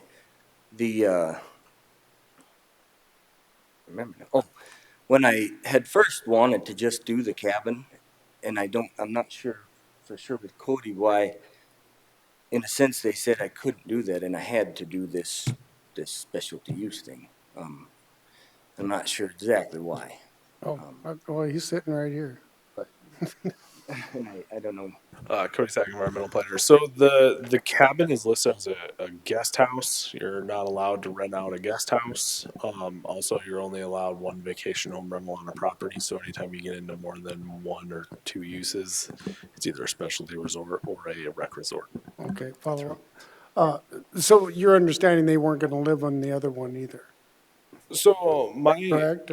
So if they could do one, if they're not living at one, say the regular resident left the cabin and go, he wanted to live in one part-time and rent it out part-time. Couldn't you do that? Yeah, so that's and that's one thing with Megan mentioned the continuation. We may be able to find a solution with this request to get him what he wants. He requested 4. That does not mean that the board has to give him 4 cabins. They could say no additional cabins, or they could deny it. It's really up to the board on how many cabins they want there. If you wanted any more in the future, you'd have to do a PUD amendment and come in front of the board again to get that request. But just to clarify for today, if he decided his main residence to be able to use it as a vacational rental and part-time residential, which people do, they come and rent it out. He could do that, but he couldn't do both, the cabin and the house. You'd have to do one or the other. Correct. So with a vacation home rental, you have to rent out the entire property. Okay. So you wouldn't be able to live in the house and do the cabin. That'd fall more under like a bed and breakfast where you have to serve meals and everything. Okay. If he doesn't want to do that, I believe that he can still get that be able to rent out his house and that cabin under this request, but we can figure that out while within the time frame of the continuation, so we can come back with the board with what that plan would be. So I'll go to the next speaker. Pat Hall, you've been on the phone. You wanted to speak on this item? You're up. Thank you. Number one, I represent Mr. and Mrs. Steve Hobart in the property that they're selling. I have talked with Nick several times, and I'd like to see us try to sit down and work some things out. I don't know what all the solutions are, but I have talked to the Forest Service, and I'm not sure. It appears to me in this assignment that the Forest Service accepted, they are under the impression that Nick owns all of the land. The easement actually goes to Steve and Eileen Hobart's land. By them accepting the assignment of the easement, and it's in the name only of Nick Hobart, Steve doesn't even have, in my opinion, access to his land anymore, because they, meaning the Forest Service, Jake Ellenbart, he told me that he thought the quitclaim deed included Steve Hobart's land. So I asked him if I could meet with him. We tried to schedule a meeting for the 17th of March. I've called to confirm that. He has not returned my call yet. Secondly, if this is approved, my professional opinion is that Hobarts only have one option, and that is to come in and plat their 40 acres into 410 acres and ask for the same permission that Nick is asking for. Now, what will be required when we do that, there will be more notifications to neighbors, and maybe we find out there isn't a negative impact from the neighbor's perspective, but I don't think that'll be the case. There is just no doubt in my mind that the Hobarts gave the access not with any knowledge of a planned commercial development. And there is no doubt in my mind that if there's additional rental units there, it will adversely affect the value of their land. And that's the crux of what they're asking. Find another access, Nick, and we won't have a problem. Please don't go through our land to make your land more valuable and in turn make our land less valuable. Okay, any questions of Pat? Thank you, Pat. Thank you. I'd make motion to continue till the next commission meeting so that staff can research the information on the Forest Service land. I've got a motion and a second. Is there a date on that or just, pardon? March 15th is the next commission. March 15th. Mr. Chair. Commissioner Roskinek. I agree to the continuance, but I'm going to stand firm that I do not like the idea of the presentation in front of us. Even if the Forest Service would say it's legal to do that, I can't support that simply because I think it's going to have an impact on the neighbor's property value. Any further comments? All those in favor of the motion indicate by saying aye. Aye. Opposed? Motion carried. Thank you.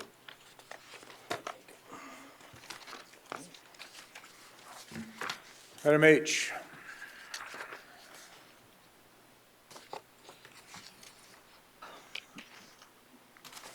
Good afternoon, Commissioners. Brittany Molitor, Planning Director. Item H is public hearing of Ordinance Amendment OA 2122 for Pennington County to add Section 330 efficiency dwellings to the Pennington County zoning ordinance. This was continued from the February 15th, 2022 Board of Commissioners meetings, and it was approved by the Planning Commission. I guess did you just want me to go over like line by line? Do you want me, do you have questions? I got my questions picked out. What I would don't be know the about anybody easiest? Okay, so what did you want, Lloyd? Oh, I just wanted to, I think we've had enough time to review it and have gone through it. I've just marked some stuff that I had questions on. I don't know if you need to read the whole So thing. you want her to go through it? No. Oh, no. I can just do a general overview of it. It's Please. just one, it's to add efficiency dwellings, or which are essentially tiny homes. It would be a permanent dwelling that would have its own living, cooking, sleeping, and sanitation facilities. It would consist of no more than 400 square feet, which would exclude a loft. It would have to be on a permanent foundation, and it could not be a recreational vehicle. The structure would have to meet the International Residential Code. So there is actually International Residential Code for these buildings now because of the movement for these types of structures as an affordable or a housing type structure. So those criteria that are in here are set by the International Residential Code. So the minimum square footages for living rooms and sleeping areas are all based upon the International Residential Code requirements. The main, kind of issue with these is we do have a lot of people that come to the counter that are looking for these type of dwelling units, especially in agricultural areas. The agricultural areas, they look at them, as like ranch hand type residence areas, where they can have these smaller footprint type buildings because they may not be something that's occupied all the time, maybe just during certain like calving seasons and certain things, or for hired hands that they have on the property from time to time. So we would be looking at these as use by rights in agriculture district. Because of that, it would just be a simple building permit application if they met all of the residential code requirements. The other zoning district that we were looking at, proposing it as a use by right, is the urban residential district, just because of the smaller lot sizes and the smaller footprint. These would fit on those type of zoning districts. So Brittany, the national building code scares me. Who develops the international? The International Residential Code is just, it is accepted by the International Code Council, and that's who goes through the residential building code, residential code. So they set basic standards for these codes. Under the International Residential Code, that's where tiny homes are under. So under the building code, they're under this residential code. So have we already adopted international building codes? We did with our new ordinance 735, I believe, that we started implementing December 1st. So we do have some portions of the building codes that we are actually. Commissioner LaCroix. Thank you, Britt. I just kind of went, I'm glad we're finally doing something along these lines, but some things that just, when you're looking through things, you're going like, why? Why do it in a tiny, well, I want to say tiny, efficiency home? Why do you need a closet? What'd you say? Closet. Why do you need a closet? It says you have to have a closet in order for it to be a bedroom. Why? Because the international code says so? Okay. Well, I'm just saying, if you're getting an efficiency, a lot of them are built-in stuff, so I mean. Correct. Closet's a closet. In our ordinance, actually, a bedroom does require a closet when we look at septic and all of those things. That is kind of one of the standard, is like a closet kind of defines that isolation area and kind of defines it from other rooms. Yeah, and then I was just kind of going through here, some odd stuff, like floor area less than, must have no room with a floor area less than 70 square feet. That's a part of the International Residential Code. That's saying you don't want nobody sleeping in a 70 square foot area? Is that what? I know this sounds stupid, guys, but I was looking through these and I'm going, why? Sure, and these are codes from other, like I said, other states have adopted these international residential codes, just so there's some basics. I think there's some safety type of issues that come into play with these numbers. This has been kind of standard, what's been adopted, throughout other areas and other communities. So we just went off of what kind of the standard Okay. was, just so we had something to go off of. Because right now, if someone comes in and wants a tiny home or efficiency home, it's a CUP and there's really no standards. There's really no, requirements for, it just has to have eating, sleeping, and sanitation facilities to be living area. But there's no code requirements or no standards. So my last one, those were just sticky ones, but I mean, the ones I was kind of going through, it says permanent foundation. And so that's pier. I'm assuming you're going by HUD standards. They could put piers in and anchor it down. And once you do that, it's non-movable and it's taxable. Correct. Okay. Well, we want it on a Even if permanent. it's, The intent of these is to be more like a stick-built permanent foundation. Okay. This is another housing option. That's the intent of it. It's not supposed to be something that's mobile that you move in and out of. It is meant to be a permanent living, a permanent dwelling. but that's what you're considering, piers can be considered, because, you can look at 400 square foot area with concrete side walls, foundation, but piers I can see, and then having it anchored. And park models would fall underneath that, correct? On a permanent foundation. That's all I've got. Mr. Chair. Commissioner Roskinek. So Brittany, could a park model or tiny home be put in a neighborhood where you've got two wood frame single family homes and then you got an empty lot and somebody buys that and they want to put a park model there? Could that situation arise? It could in certain zoning districts. It could in agriculture, how it's proposed. It could in agriculture or urban residential. If it was in suburban, rural residential, low-density residential or ranchette, they would have to get a conditional use permit. So they would have to look at, whether it fits in that area. Under urban and agriculture, it would just be a building permit. It would be a use by right. So there would be no review of Okay. basically the neighborhood. And what's the minimum lot size for urban? 6,000 square feet. I just seen a presentation by Vicki Fisher, Rapid City Planning and Zoning, a couple of years ago. And the park model, she was trying to come up with an ordinance for tiny homes. And it seems to me they were built in clusters, like a park. And I don't know that they actually had deeded lots or not, but, they just had to have one parking space per home, but they were kind of grouped. I don't know if that's something that you thought about going forward, or? We actually have, and it is in here that if you wanted to have something like that, you would have to follow the mobile home park requirements. So you would have to have the interior, the parking, the setbacks. We have had some requests and some interest in actually constructing those types of developments. But I think that's, when you talk about affordability, that's about as cheap as you're going to be able to get.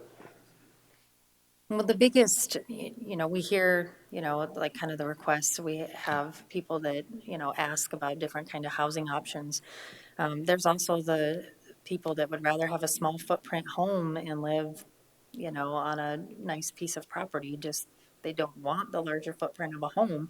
And then this gives that housing option. It's not necessarily always something that you see in like these smaller lots, or it could be for egg purposes, because they do, instead of having to, build a bigger 20 by 20 footprint or have a mobile home, this is another option in the agricultural areas to have for hired help and ranch hand residences. Chairman. Commissioner Hadcock. So for accessory dwellings for having your families or just, I'm for that, but I don't know if I'm ready for 6,000 square foot tiny home communities to be built. I don't know what that looks like. I don't know where we'd put it. Like you said, there's a CUP, but we also have a lot of urban coming in areas that truly, if you have 6,500 square foot lots and then next to it you have tiny homes, because legally they can do it, right? Under this, and if that's not something that the commission, then you could move it out of urban and make it a conditional use in urban, and then just a use by right. And agriculture, it's just, when we had looked at the zoning districts from a planning perspective, those are the types of districts that. Well, sometimes then it looks like we're against those kind of people, as we call them, which is probably me. So I guess, I guess I don't know enough about tiny home communities that I'm ready to accept that we're just going to do a CUP with tiny home communities right now unless there's something that I'm missing here. Number two, vacation home rentals, you could take all those and make them vacation home rentals, because once you start, you already know, with a community of 6,000 square feet with tiny homes, most people will probably end up using them for vacation home rentals or not. You're gonna have a lot more CUPs, and I thought we had to have them based on vacation home rental. Didn't we make rules that they have to have them an acre for a reason, unless they come back for a conditional use permit? So can they end up, Brittany, with tiny home areas ended up being vacation home areas right next to other developments? So they could have a vacation home rental in a tiny home, but they still would have to meet the 1 acre requirements. So they couldn't have a vacation home in a small urban residential lot. It would still have to meet the 1 acre minimum. But it's, And to my knowledge, the Board of Adjustment has rarely, if at all, granted variances for that 1 acre. but for me, if I looked at it and they started it and they did 6,000 square foot homes and they did it in urban and they did tiny homes in it, I'm probably gonna say, okay, sounds good. You're doing a whole area, you're doing it this way. For me, depending on what you're putting it next to, in an area, for that land. That's why I'm saying, I, in one sense, I think that's really good. In the other, what are we creating in our communities in a certain extent and where we're putting them? Because like you said, we've just put urban out, what, in the 3 mile limit? So, I don't know. Right now, I don't think it has enough information for me to figure out vacation home rental or putting tiny home communities. I should have probably looked, I apologize. I probably should have looked up communities that do this and already have these, because it can be very nice as well. But I just see them tiny homes or certain areas, you just end up making not very nice areas with it, depending on those stipulations and what happens. And if Lloyd has 40 of them in one area and he doesn't live here, what happens? So, you know what I'm saying? People that are gonna do stuff like this are gonna do park model areas or vacation home rentals. If you see most of them, they're clustered. They're not just like, okay, this is a great community and the owners are always here. I don't know. Chair. Commissioner Lester. You know, I've done a lot of research in these because we've been looking at some of these little tiny homes. Now, I guess my concern is saying that we're going to have them meet the requirements of the International Residential Code. Is that the only code that governs any of the buildings of tiny homes? Do we not have it in any other kind of code or anything of that nature? That's the one that was referenced in my research. They all referred back to this. Is it International Residential Code Appendix Q? Right, right. I mean, I've seen some of these designs because we've looked at a couple of them. And, you know, some of them don't even have closets. So some of the ones that we've looked at that we say, hey, maybe this is something we'd buy. Now you've just taken that off the market for us to be able to buy, but it still already meets your plumbing code, your electrical code, and everything else that we require. Being able to customize these, I think, is also what some of the individuals who want these, whether they want a smaller footprint or they want just a lower cost home, it would be concerning to me if we micromanage the development of the home as long as that it, you know, as long as it met, you know, an electrical contractor, a plumbing contractor and all that, you know, foundation, maybe I don't mind that so much because I know sometimes you have to require a foundation for certain things. But when you start getting into that, saying you have to have a closet, that you have to have, you know, certain things, some people don't want those things. I mean, that's the reason why they're looking for this more efficient home. And I get what Deb's saying too. I don't want somebody to be able to zone an area urban residential and get 6,000 square foot lots, have a plan, and then change the plan and come in by use by right and just drop in a whole bunch of 400 square foot homes in an area where people thought that it was going to be nice homes and whatnot. But so I struggle with that being a use by right as well. I think if you're going to drop this into an urban residential area, or we look at making something, if you decide to do a tiny home or efficiency home community, then you have to, meet some of their standard if you want to do it as a full community, not just giving them that capability. So while I'm in support of doing something for tiny homes, I'm not necessarily supportive of some of the outlines on this particular ordinance amendment at this time. Chairman. Commissioner Hadcock. So I guess too, when you're making 6,000 or 6,500 square foot houses. Lots. Lots, I'm sorry. Not houses, which make the houses smaller. Where's the storage and everything? So when you're making communities and you're making people live on smaller lots, where's their storage? And where is there in that property room for them to store stuff? Because like I said, what are you wanting it to look like when you're done? If there's no yard, if there's a little yard, you're gonna need sheds, you're gonna need, I mean, you can, to put somebody in a home and say they don't need closets or they don't need this, where's the storage? I'm trying to picture it in my mind when you don't have enough room for yourself, where does all your stuff go? And do you have enough room on 6,000, 6,500 square lots to do what we're doing for these urban residential areas?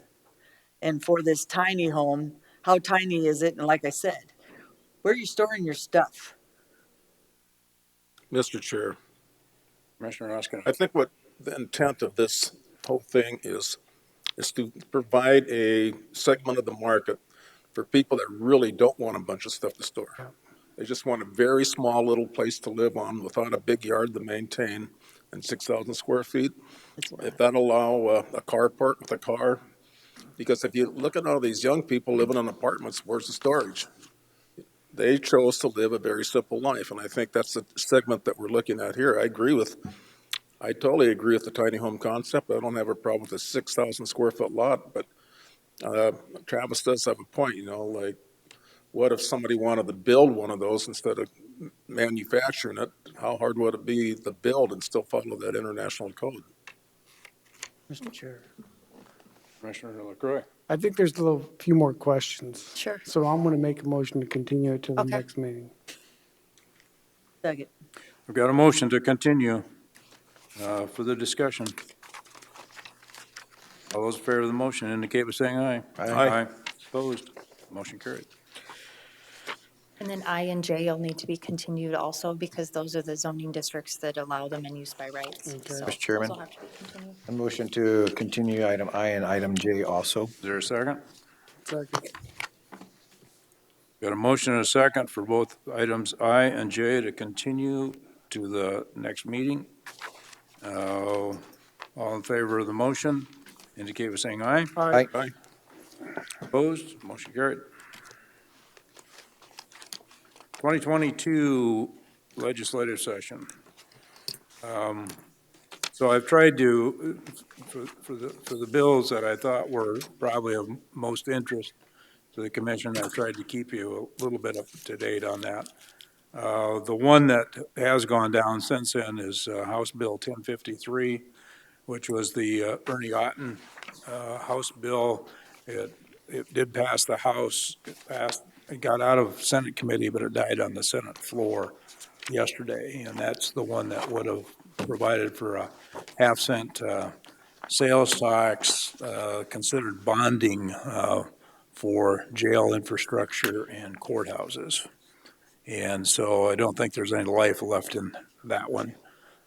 Probably served as a pretty good education piece for legislators this time around. It got heard in both committees, House and Senate. On the House floor, it had good discussion. And so it wasn't that it just was a bill that was introduced and immediately killed. It got a lot of discussion. So, and the main point is counties are struggling trying to figure out how to handle their responsibilities with simply the property tax. So, Holly, do you have any bills that you particular that you? Not today.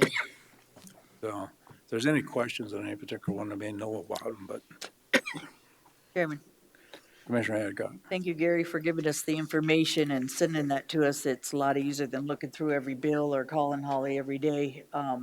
I appreciate you giving us that information, or Holly also sending us that information of what's happening with those bills that are concerned. So I appreciated that. Thank you. Their legislature's winding down. We're down to, after today, be only 5 days of legislative session left. So most of that time is probably going to be spent on the one-time monies at this point in time, I suspect, most of the discussion. So. Okay, County Compensation Committee. At this point, I'm going to withdraw my request based on some of the things with policies and programs and compensation structure, salaries, and skilled employees. I think we are moving ahead on ourselves of what's happening from this compensation committee, and that it's no longer needed, I believe, because of that. I mean, if we're not going to listen to what's going on with our county and our employees anyway, because we are doing things, to me, that is not falling Gallagher. Number two, retention is just as important as raises and bonuses. And I don't know if you guys been walking around to your different departments or people been calling you, but you know, there's a lot of people that have been here for a long time. Where's the bonuses and the retention stuff that's going to keep them? You're worried about the people coming up. How about the people to retain them? Because you know that's a lot of experience. So if you're listening to them, that's why I'm saying compression and different things that we are doing, we're not getting the whole picture. I don't think people are here, our commissioners are doing this to be facetious at all. I truly don't believe that, because our hearts are all good here. But in the bottom line, we're not taking the whole picture and putting it into a plan that's going to work for both sides. And I keep saying there's a hiring issue and then there's a retention issue. And there's somewhere in between that's going to work for both. So one doesn't feel the other like they're not appreciated. So, and are we with some of these, what do you call it, compression? We're not looking at that either. So then we have to fix that compression. We have to fix trying to make hiring bonuses and things so we retain people or so we get people. And then we add FTEs because people are overloaded. All that comes into a picture of 17 departments, not one. You can't, I'll keep saying it, you can't just keep piecemealing it. And then you get a committee. At this point, what would be the reason? If we're not going to follow policy, if we're not going to follow what we're doing in order to make things work through that policy, what would be the point of having a composition committee? Because John could do it himself then. So, and at that point, the relationship between the department heads and the employees needs to be through HR. So I'm going to go back to what I thought before, that with the HR director, part of his job is to bring some of that to us and this to not happen. And I believe some of that hasn't been moved forward for us. So taking a compensation committee and doing that now, I think, I don't know if it's going to do anything anyway.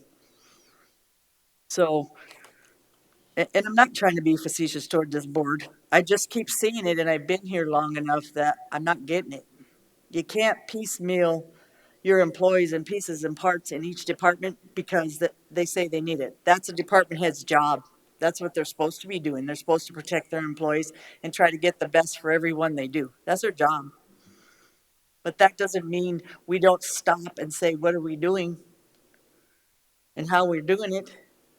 So I'm withdrawing my request. Somebody else can bring it forward if they like with a different outlook. But I guess I'm going back to what I said before. You're right, Commissioner LaCroix. At this point, you said we shouldn't dissolve it. I can't remember if you said you should or shouldn't, but I do listen to the employees. I do walk around. They do call me, and they're not happy. You got 800 employees, 400 of them don't get bonuses, don't get stuff like that to in their departments to get a hire. The department heads are saying the same thing. We're doing 11% raises. We're doing all kinds of different raises, doing compensation or doing compression. Our Gallagher's not working because our job descriptions. Holly and John said 1.25 and stop. We should have stopped. And then we should have figured it out somehow. And I don't think a committee's going to do that. This commission has to do that one way or another with working with Cindy on budget. Now, how far are we behind? I don't know. On budget, we're 2 months into it, 600,000, 800,000. That's 2 months into this, and we're changing a lot of things. COVID has changed things. I know that. I know Sheriff has done some bonuses and stuff, but that's lifeline there, and I understand that. You're putting their lives on the line. Anybody working corrections? Anybody see corrections? It's a whole different ballgame. I know people say quit separating, but I don't see, if you look at his stuff compared to a lot of people's, it's because of the turnover. You either get in there, like it or not. And I'm finding that people don't love government, and that's why also that we haven't had a lot of people apply. It's not personal on the auditor or the treasurers. They just don't want the hours. They don't want the that amount of people and to deal with that amount of people. So there's a lot of different reasons, but we're not taking that all in consideration. We're just saying it's COVID and these people need help. So it's our job in government or as commissioners to take the whole picture and try to do it so it makes sense instead of piecemealing. So those are my comments. And again, I'll withdraw the compensation committee with my name on it. Well, I would agree that we've had to adjust on the fly to try to make things work for the county. And there's been no perfect solution that's obviously been brought to us to try for either retention or hiring. I think we've tried to do our best during this period of time. Obviously, that has cost some dollars. I don't think it's near as high as what's being indicated that it has been at this point in time. And I am looking forward to some sort of a solution. We aren't alone in this as far as a government entity. All the governments that I'm familiar with are dealing with the same type of issues. Maybe we a little bit more so in some particular areas because of the growth that we're having in our particular county. But I think that as we enter back into the next budget cycle at this point in time, hopefully we're going to have some better answers for moving forward. But I don't see that answer coming forward before that time as far as anything of permanent value. Do we need a motion to withdraw that? I'll make that motion. We got a motion. Is there a second? Second. Got a motion and a second. Any further comment on it? All in favor of withdrawing the request, indicate by saying aye. Aye. Aye. Opposed? Motion carried. Item 22. Commissioner Lassiter. Yes, sir. Commission, this is just a request as we're getting ready for that town hall meeting for PFAS, PFOA. We've scheduled it. I've talked about it a couple of times. We've scheduled it for March 22nd here in the chambers from 4 to 6. And so the request after my last meeting with the EPA, ATSDR, the base, South Dakota DANR, and SEDETA, they're all putting their information out there in the advertising of the town hall event. And then we're also going to have some slides here that are going to, show the departments and things of that nature. So the request was, can we utilize the Pennington County logo in that, since it's something that we're hosting here and it's something that we're part of, not saying that we are agreeing to any of the, conversation pieces or what may come out of it, but that we're hosting it. And whenever we put up the images of the EPA and their staff, they're going to have their image there. And since it's being hosted by us, that's the request. So it doesn't matter one way or the other. I just think it'd be wise for us to be able to put it out there to show that we're part of this town hall, even though that we are hosting it, but having the look of the county with being part of it. So the responsibility of the county would be? We're just hosting the town hall. We've got we're gonna be utilizing the digital for the presenters that are unable to travel here due to the COVID restrictions from their agencies. Sedita will be here.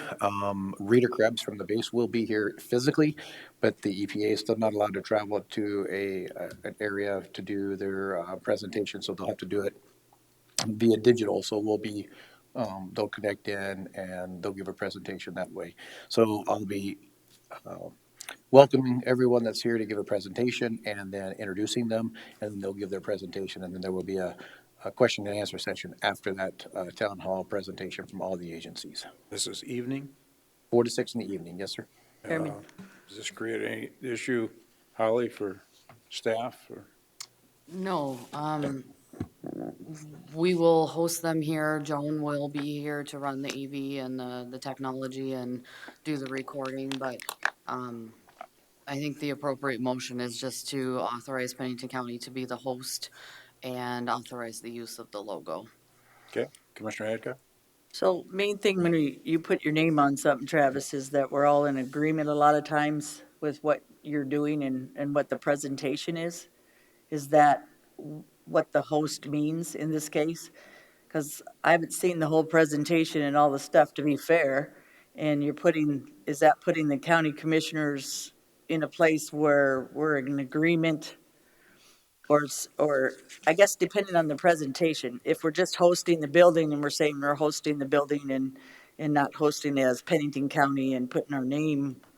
Correct. Each agency will own their own presentation and the information given to it. It's nothing to say that the county agrees with it. We're hosting it. We wanted to make it available so the community could get all the entities that are involved in the PFOS/PFOA issue at the base, can come and give a presentation to let all those who want to come here that are part of that 294 mail-out group or anybody else in the county can come and hear where we're at from each of the agencies, where we're going, and what the next plan is, and for the community to ask those questions to the entities about what's going on.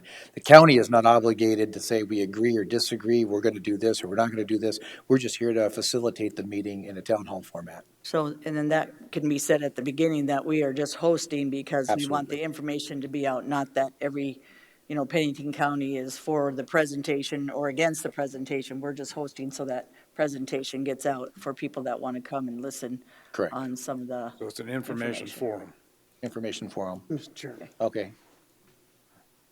Commissioner LaCroix? Well, I agree with Deb, and I appreciate the hard work that you're doing on this, but I remember a few years ago, we had some hardship on having just the forums here. And one of my questions, I would assume if Joan's staying to help this, that her time gets comped somehow or another. I mean, if you're staying after hours or something along those lines, as long as it's not costing us anything, because it is going to cost us some additional cleaning and so forth. I mean, the way things are, you got to disinfect after meetings like that, or this room, they come in and do it when it's used. I don't have a problem. I just wanted to bring these up, that these are some things that we got to think about. After hours, somebody's got to open the door,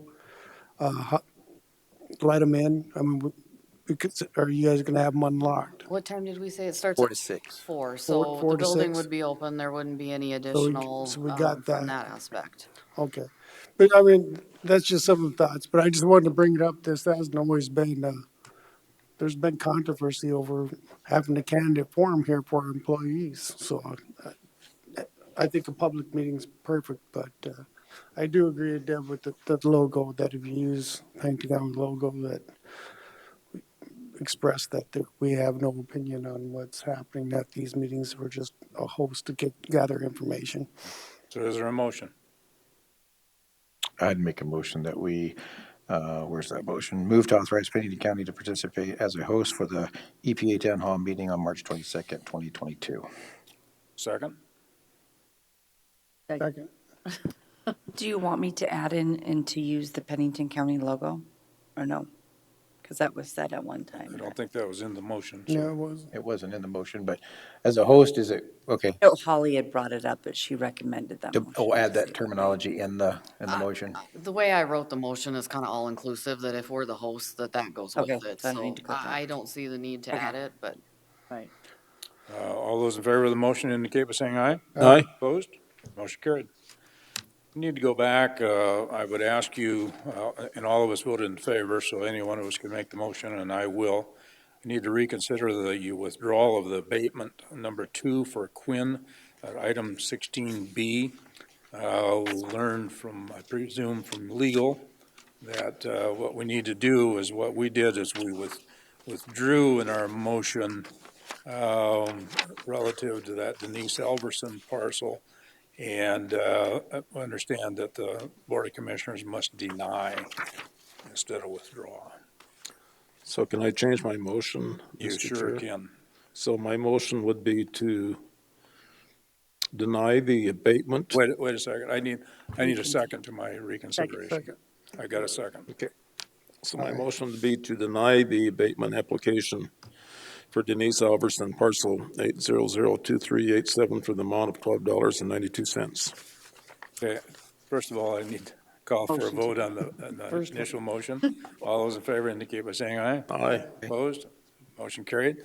Now we'll consider Commissioner Ross Connect's motion. Is there a second to it? Second. And a second? Who made the motion to reconsider? Gary? Gary did. Okay. And who seconded it? I don't That remember. was seconded by Commissioner Oh, that's Adcock. fine. Okay. And since the original motion was made together, you'll want to make the motion to approve the first one and deny the second one, so that we're covering both items. I remember he read the first one and we. But Ron's motion was for both of them Oh, we're together. reconsidering. Was, and his motion this time was also, was it not? He just made the motion to deny the second one, so I just want to make sure that we don't lose sight of the first one. Okay. So will you include the same wording? Well, as but approve the first one. Yeah, so the first one is included in that? Okay, I'll move to approve the abatement application for tax year 2021 for the following town of Wasta parcel 7136 in the amount of $11.58, and deny the abatement application for Denise Alverson parcel 8002387 for the amount of $12.92. That's what I seconded. Okay, I've got a motion and a second. All those in favor indicate by saying aye. Aye. Opposed, motion carried. Okay, so now I gotta get back to my page. 23. Items from chair and commission members. So let's start with Commissioner Laster. This is just Not items. committee meetings, just. Right. No, I'm going through my calendar here, what all I did. Obviously, this last couple of weeks, I've gone through a lot of meetings with the EPA, the base, and South Dakota DANR concerning the PFOS/PFOA issue.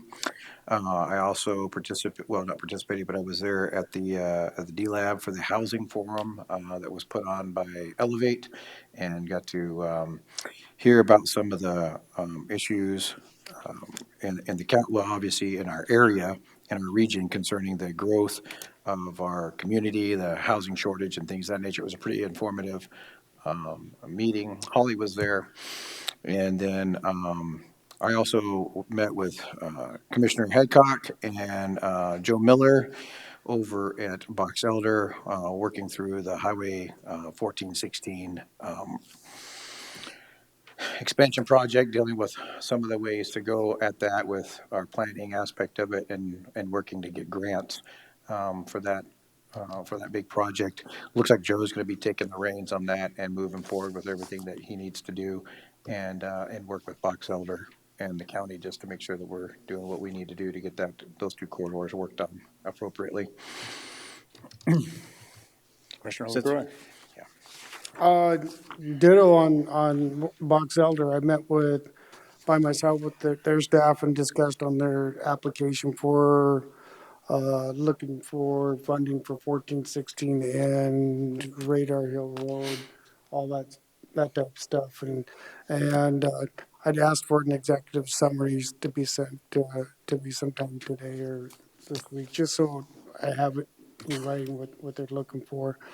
It sounded pretty positive, and then during that meeting, we also had discussions of the regional water type stuff and some annexation type issues that Box Elder is having. Other thing I've been working on is with the Human Relations Commission and MOA. In fact, I got a meeting with some members here at 2:00. Thought we'd be done by 2 to do some work. So, to do on some processes, and we have a retreat this weekend in Spearfish for the Human Relations and MOA Committee. With that, that's all there is with that. Okay, I have nothing there. Commissioner Roskinek. Well, for just committee No, members. we're not up to 2 committees yet. Okay. Well, other than that, I met with the Heart of the Hills Economic Development and brought them up to speed what the county was doing. And then yesterday, I met with Love Inc. They did a presentation in Hill City. They're trying to get a facility in Hill City and expand that program. So I attended that yesterday. It was a 2-hour luncheon. Super. Commissioner Adcock. I also went to Box Elder and talked about 1416 and Radar Hill Road. To me, it sounds like the biggest issue is communication and the funding. So when we were there, Joe was on, it seemed like a different page than what they were to a certain extent. And they were saying something, and Joe's like, no, it's 3.2. And I said, okay, I'll just stop you. The commission, I believe, or myself, when Joe's doing things, and then you come in after the fact and then ask, this is what happened. The MPO was asked by Kip, first by Joe with communicating, and then Rob Tim, then he said, well, I'm having another meeting. And I said, guys, you need to stop. You're having too many meetings with not enough communication. So when you're doing something on 1416 or radar, Pennington County should be involved with Box Elder, and Box Elder should be communicating with Pennington County. So I keep seeing double services or double meetings, and then we're not all on the same page. And Joe had a different idea than Rob, and then Nicole had something, and I'm like, okay, guys, you need to stop. This is a team effort, and Pennington County, I believe, was behind you, obviously, because we have been moving forward with it. Then you guys got to get on the same page, because the funding source and what you could use the money for was different, what Nicole was saying, than Joe. And Joe had talked to Joel, and they were going to talk to Joel, and I was just sitting there going, you guys are doing too many meetings with not enough communication. So that was my bottom line with Box Elder. I think we've done some amazing stuff with them. I think they want to move forward. But I'll keep saying, too many meetings or too many chiefs and not enough Indians or whatever, however you say that without being rude. Someone's got to be in charge and someone's got to take the lead, and then everybody else. This is your job, Gary. This is your job, Lloyd. This is your job. And then we come back to the table and we start again. And what did you find out? What did you find out? What did you find out? At least that has always worked for me. Might not be the smartest person in the room, but Gary, he knows how to do this. And Lloyd, you're really good at that. Someone's got to be the designee. Otherwise, this is going to keep going in a circle on Radar Hill Road and 1416, because we're all having different ideas and how the funding source is. And so that was my bottom line. Do I think there can be a really good team effort? Do I think we can do some really good things with Box Elder if we work together and we can just get that piece of who's doing what? I think it'll be pretty amazing. So I think that's, from what I've seen from this commission, it's a goal. And I said, I think that would be amazing if you guys could work together. And then Rusty was another piece for infrastructure. I think he's pretty smart. I think what he's doing is trying to get ahead of this game and trying to get help from some of these areas. There's some bonding and different things that we can use creatively. We just have to get together, and maybe that's our chairman that stays in with those groups or that email, or maybe we all do, I don't know. I think it's easier if you just have one person and then he relays it to us, what's going on. That way there's not too many of us getting involved in one sense, and the other, we're getting the information when you need us to be updated, it works a lot better. So that way we don't add a bunch of ideas, and that's why I didn't add ideas. I just said there needs to be better communication with them. So I'm pretty excited about if we can get something done with them. in that area and for development where we're moving forward on that major arterial. So I don't know if anybody's been on 1416, but there's enough signs. I'll tell you, that thing confused me. I've been on there a couple times. I don't know where to turn, where to stop. I think people are looking at me like, wow, and I had to turn around because you had to go. So, yeah, it's something we need to do. It is box elder, but I'll keep saying, we just agreed to do some, a pretty amazing TIF, a big TIF to help them with their area. And we also, with sales tax. So we've done some pretty good things with them. So if we could, 1416 was a great concept back when it came out. Probably. I won't agree with that, but probably. That's the information that well, I've it never was all seen- about traffic flow in the base back then too, so. I've never seen so many signs in my entire life to figure out where I'm going. Like I have enough problems, I'll just say in one sense, and the other is like, do I stop? Is it this way or is it this way? And there's only two roads. How can you be confused? I have no idea, but it confuses me. Apparently, when they took out that main access, that really screwed everything up. And it's always been confusing. Before these markings are out there, it's always been confusing for me. So It doesn't seem like it'd be that hard on a two-lane. wouldn't think so. So that's my Commissioners, second. I just wanted to let you guys know, Box Elder reached out to set up a meeting with me on Friday morning. I didn't quite understand what it was about. Now I think I do, that they're looking to me to be that communication hub. Because they said they wanted to brainstorm with me on communication strategies from a more global. So I have a meeting with them Friday morning at 9. My recommendation, Holly, not that you aren't amazing, would stick it with Joe.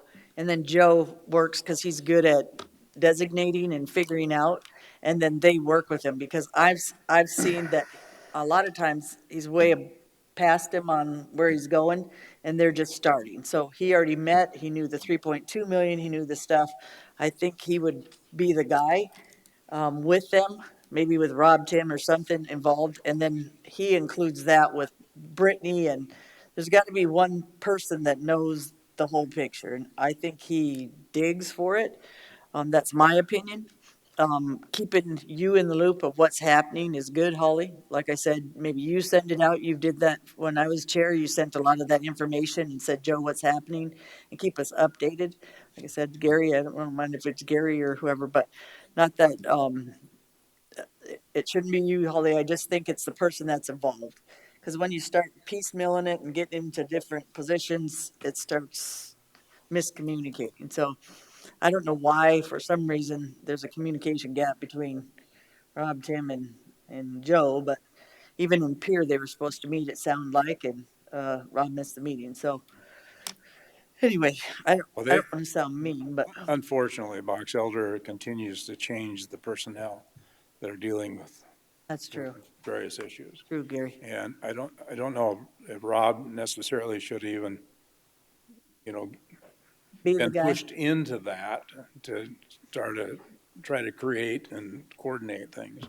The last thing I can do is to tell them not to meet with individual commissioners. Right. So when they called and wanted to meet with commissioners, and I said, well, first of all, you're limited to 2 at a time. Right. And, oh, really, why? Well, it works the same way with the city. So anyway, I mean, they need to have an understanding. And I agree on Joe, that when they go to Pier to talk about what they're doing and stuff, they should be inviting Joe to go along, because it involves him, very much so. He's basically our team on that other side. Number 2 is, they didn't invite Joe to me and Travis's meeting. I invited Joe because I'll keep saying, I don't know all that information and I don't want his piece and their piece and this piece. So I'm like, Joe, appreciate it if you come, if you have a few minutes, because I can't hear 3 sides of the story. It's easier if we have the guy that's in charge for us, that's his job, and the guy that's in charge of theirs or girl, and then watch the communication. And that's, like I said, Commission, I didn't see that, but I don't think they're expecting Joe to come in one sense, but the other, I'm not taking over somebody else's thing and start saying my opinion without knowing the guy that's in charge, so. My only comment on if they reached out to Holly, I think it's to give her the information. And I don't think it's that big of a deal because then we all have gotten it and we know what each other are talking about. And, I bounce stuff off our staff going, what's going on? I'll walk in. If she doesn't know, I don't think she's telling anybody what to do. She's just taking it in. So when she talks to you, when you come in, she's got a good idea instead of just hearing what I had said 2 days ago. You know what I mean? That's my thought when I I guess heard about it. that's what I meant, if it's Yeah. Gary or if it's Holly. So she doesn't, well, it's probably good anyway, they're telling her.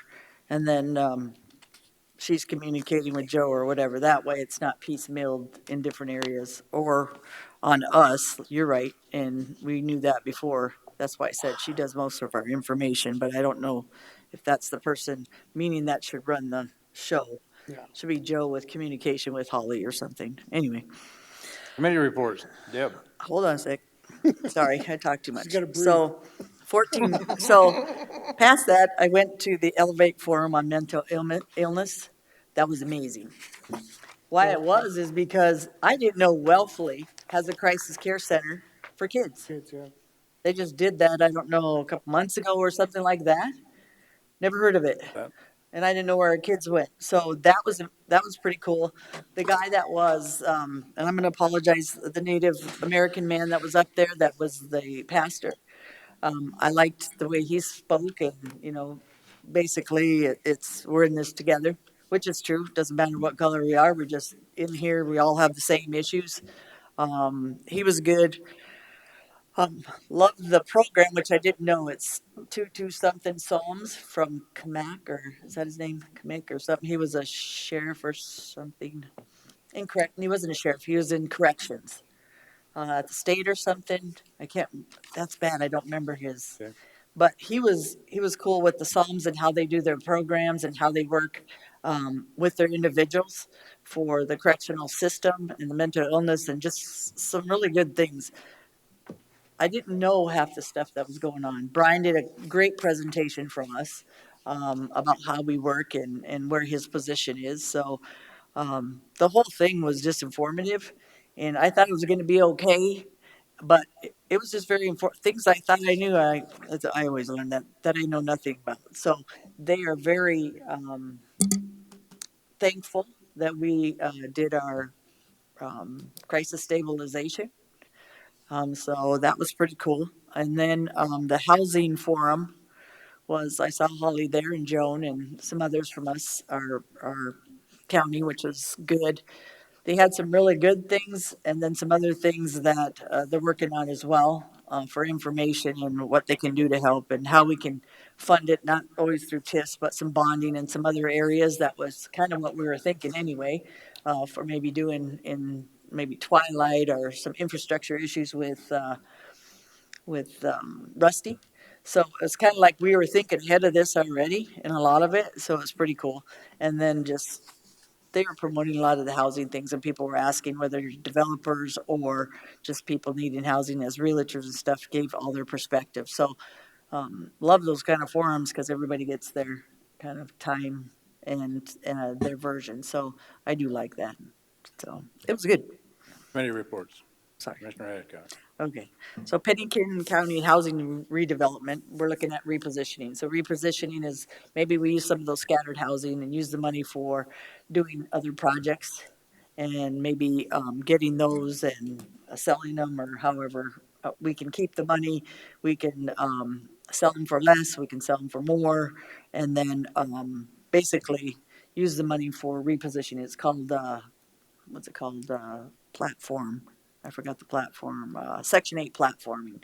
So some really good information that for us, we can move forward in Pennington County Housing Authority. And I'll keep saying, Brian's got this, and he had a representative from one of the companies that do repositioning and stuff. He was the head of that, showing us the things we could do. We could hire this company, and they could do all kinds of different stuff for us to move us forward in areas in Pennington County housing that we've never been before. That would be positive for Pennington County and, of course, Rapid City area or even Pennington County. So I at first I didn't love that board, and you all knew that. But once you get into it and you get some really good people and a director that is very passionate on what he does, he's ahead of the game in everything he does. It's pretty cool. But the repositioning it was the main issue that we talked about. They are going to have a conference on repositioning in Vegas for like a 2-day conference, and I might go to that just to see how that works. I think not just me, I think maybe 3 or 4 of us might go. It's just going to be something that we really need to do, and then maybe take some of the employees that are going to do the repositioning or work with the repositioning areas, that we take them as well. You already know, because you don't just want a couple people to know how to do it. So I'm pretty excited about that. And then the weed and pest, you already saw the Title III funds. Guffey is the most efficient person I know in his department, as a department head. He just works things and just a good representative of our natural resources in every way, through the Forest Service or information. Unfortunately, last year, I'm not going to say I didn't. I missed some of those meetings because of Wednesdays, and I did apologize and said I'd be at the meetings now. I repositioned my my schedule. So I do like that board, and Commissioner DeSanto does a good job on that. He helps that board immensely with a lot of things. So pretty impressed by DeSanto and his knowledge for what he's doing there. So that was kind of funny working with him, because he's always been nice. So just a good board. And then we elected a new chair and vice chair. So good board. Super.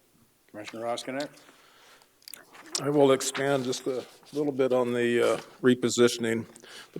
The public housing program in its current state is an overregulated, underfunded program. Because HUD is on the Declaration of Trust for all our public housing, they are the ultimate decision maker if our board decided that we wanted to sell some of our units. We have very little control when it comes to decisions about our public housing properties. For an example, a current issue that we're dealing with is that T-Mobile would like to lease space on top of our Valley View high-rise. We are currently negotiating on terms.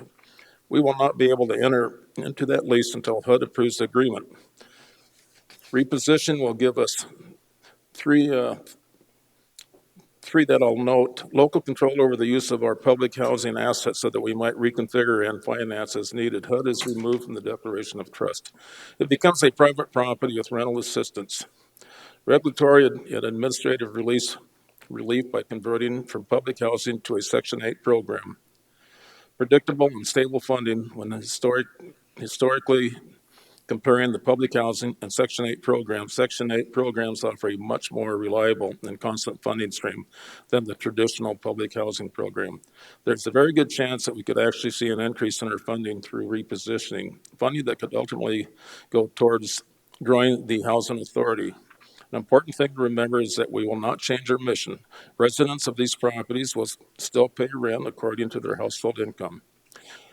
We seriously doubt residents would even know that there's a change in federal funding program, because we're going to continue to offer the same service, housing, at the same price, income-based. There's a very good chance that we might even be able to afford more of it. So that's kind of a repositioning.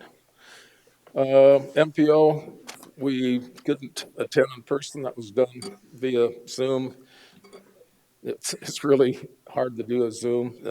I can't really report much on that other than that we approved what we needed to approve. Today, Lloyd and I attended a TIF project. It's the Black Hills Industrial Center, and I'll just read this because it will make the most sense. The purpose of this increment district is that the proposed tax increment is over 500 acres and includes property identified to be zone heavy and light industrial. The proposed district will extend and develop a regional economic center for the community and provide expanded city infrastructure to the south side of Rapid City. The major components include extending a 16-inch water main, upgrading the old Folsom Road, new utility and street construction, constructing regional drainage detention ponds, and construction of a new retail facility to improve the regional access to the national markets. Other projected costs include professional fees, contingency, and financing expenses estimated at 6% during the life of the TIF, which will be 20 years. The project is proposed to be developed in 3 phases, with the cost of each phase summarized below. Phase 1, roughly $15 million. Phase 2, 14 million, and phase 3, roughly 16,600,000.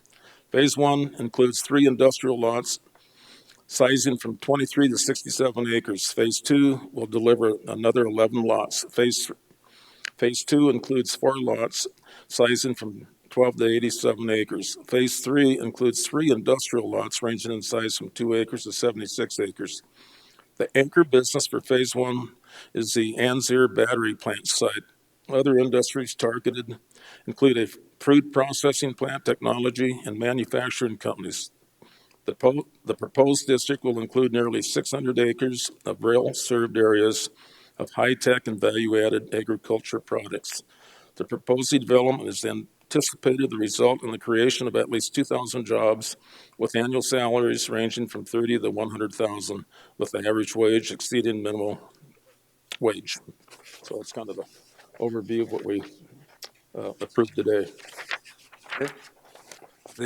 For you two, both serve on the Housing and Redevelopment Commission, and the flurry of the last few days of the legislative session, you're probably going to see something as far as the housing bill come down. I think that's going to include going to housing and redevelopment districts, probably that portion of it administered by the state housing and redevelopment commission. So it'll probably pass by an emergency. So you'll have to probably gear up quickly in order to figure out what your plans are going to be to submit to utilize whatever those dollars may be. Like for a loan or something? I mean, is it loan paid back or anything? I don't know how that'll come out for the housing and redevelopment. I think the rest of it is probably going to be loans. Okay. But for housing and redevelopment, it may not be. Maybe grants, maybe along with loans. I don't know what those inside discussions have been the last couple of weeks, so. I'll have Brian look into that because he's, So is like that I a House said, bill or he's Senate very Isn't it? informed. Yeah, it's not Okay. even in bill form. This is that, these are Emergency those declaration. dollars. Yeah. Yep. Commissioner LaCroy. Good deal.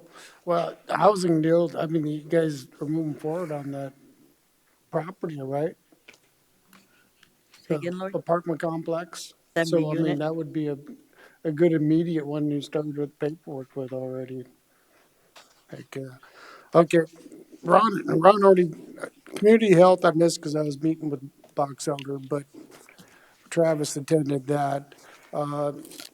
Planning Commission, you just heard everything that we went through on the Planning Commission, but Charlie did mention, he wondered, he goes, does the commission know how in-depth and hard we work on this stuff?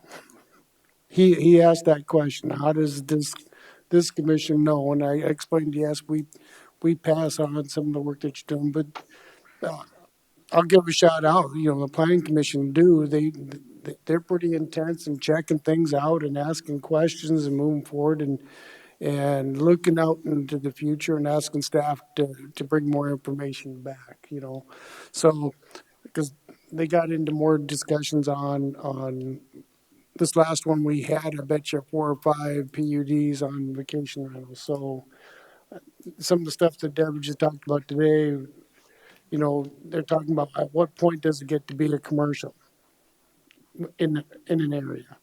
And so they are asking staff. So they're busy looking at a lot of that stuff. So I just wanted to make sure I pass that on for them. And Ron covered the TIF committee meeting. I just got to say to the board, I got people coming at 2:00 for a meeting here.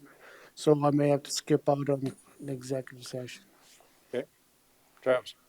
Make it quick. I was at the LEPC meeting. A couple of big points of that is that they have a new vice chair, and that is Dustin Calhoun. They were letting all the agencies know that if they wanted to apply for the grants, there's a process to do it, and there's a time frame to get that squared away for those agencies that can apply for some of the grants. The air show is May 14th and 15th here in our area, so be aware of that. And then the Rapid City Landfill gave an educational presentation about the landfill and some of the stuff that goes on out there. And then the other meeting, I was at the Community Health Center Board meeting, and nothing big there except that they started their strategic planning. And so that was a strategic planning meeting. I wasn't there for the whole meeting. So I don't know what the final outcome of that is, if they actually completed it or if it's going to go to another meeting. But they started their strategic plan.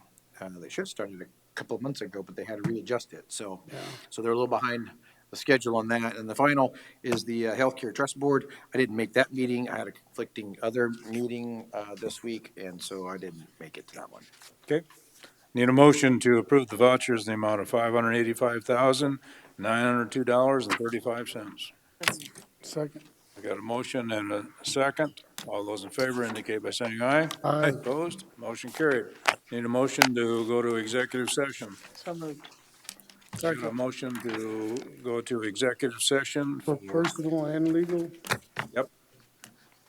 Okay, so who made that? Me. McRoy. And Lloyd? Second? All in favor indicate by saying aye. Aye. Opposed? Motion carried. I take a motion to come out of executive session. So, second. Got a motion and a second. All those in favor indicate by saying aye. Aye. Opposed? Motion carried. Jay, we'll take you first. Good afternoon, Commissioners. Jay Alderman with the State's Attorney's Office. I just want to say, you've been working hard. It's been a long day. Thank you for your service. Always nice, Jay. You know, because a lot of people don't realize what your days are like when you're doing this. Well, Behind we'll the just see how scenes many and people right watch the full video. We're efficient. Yeah, so, thank you. I provided you with a draft of a press release with regard to the, kind of what's been part of the news lately, the $26 billion settlement, the news in our local region about that. You've been a participant in this opioid litigation, particularly the multi-district litigation. And so I provided you with a draft press release that you could disseminate that kind of explains your participation and what the status of that is. So if you're interested in releasing that draft to the media, I would be looking for a motion as follows. Move to approve the dissemination of a press release regarding Pennington County's participation in the multi-district opioid litigation. Is there a motion? So move. Second. I've got a motion and a second. Further discussion? All those in favor indicate by saying aye. Aye. Opposed? Motion carried. Thank you for your work on it. Thank you. Thank you, Jay, for all your Appreciate work. it. Yep, appreciate Thank you, Jay. it. I also have I need a motion to approve the Pennington County Sheriff's Office to pay for flight and hotel expenses for non-employees to attend a business-related conference in May. So moved. Second. I got a motion and a second. All those in favor indicate by saying aye. Aye. Opposed? Motion carried. Gary, can you have some kind of explanation on that so people are not thinking? I wish Sheriff was here to explain on that. Basically, the man was the only one in the state that died from COVID. That In line kind of thing. duty. You know what I'm saying? Or is that not something we should, I apologize that we shouldn't say or something, but, so people Well, I aren't think just thinking. I think the announcement on that will be Be coming out, will be okay. forthcoming. That way they don't think we're just Right, throwing money of taxpayer dollar. It's actually for a cause that Yep. is, you know, menial to Pennington County and to our sheriff's department. Yep. So, Okay. okay, sorry. Motion to adjourn. Second.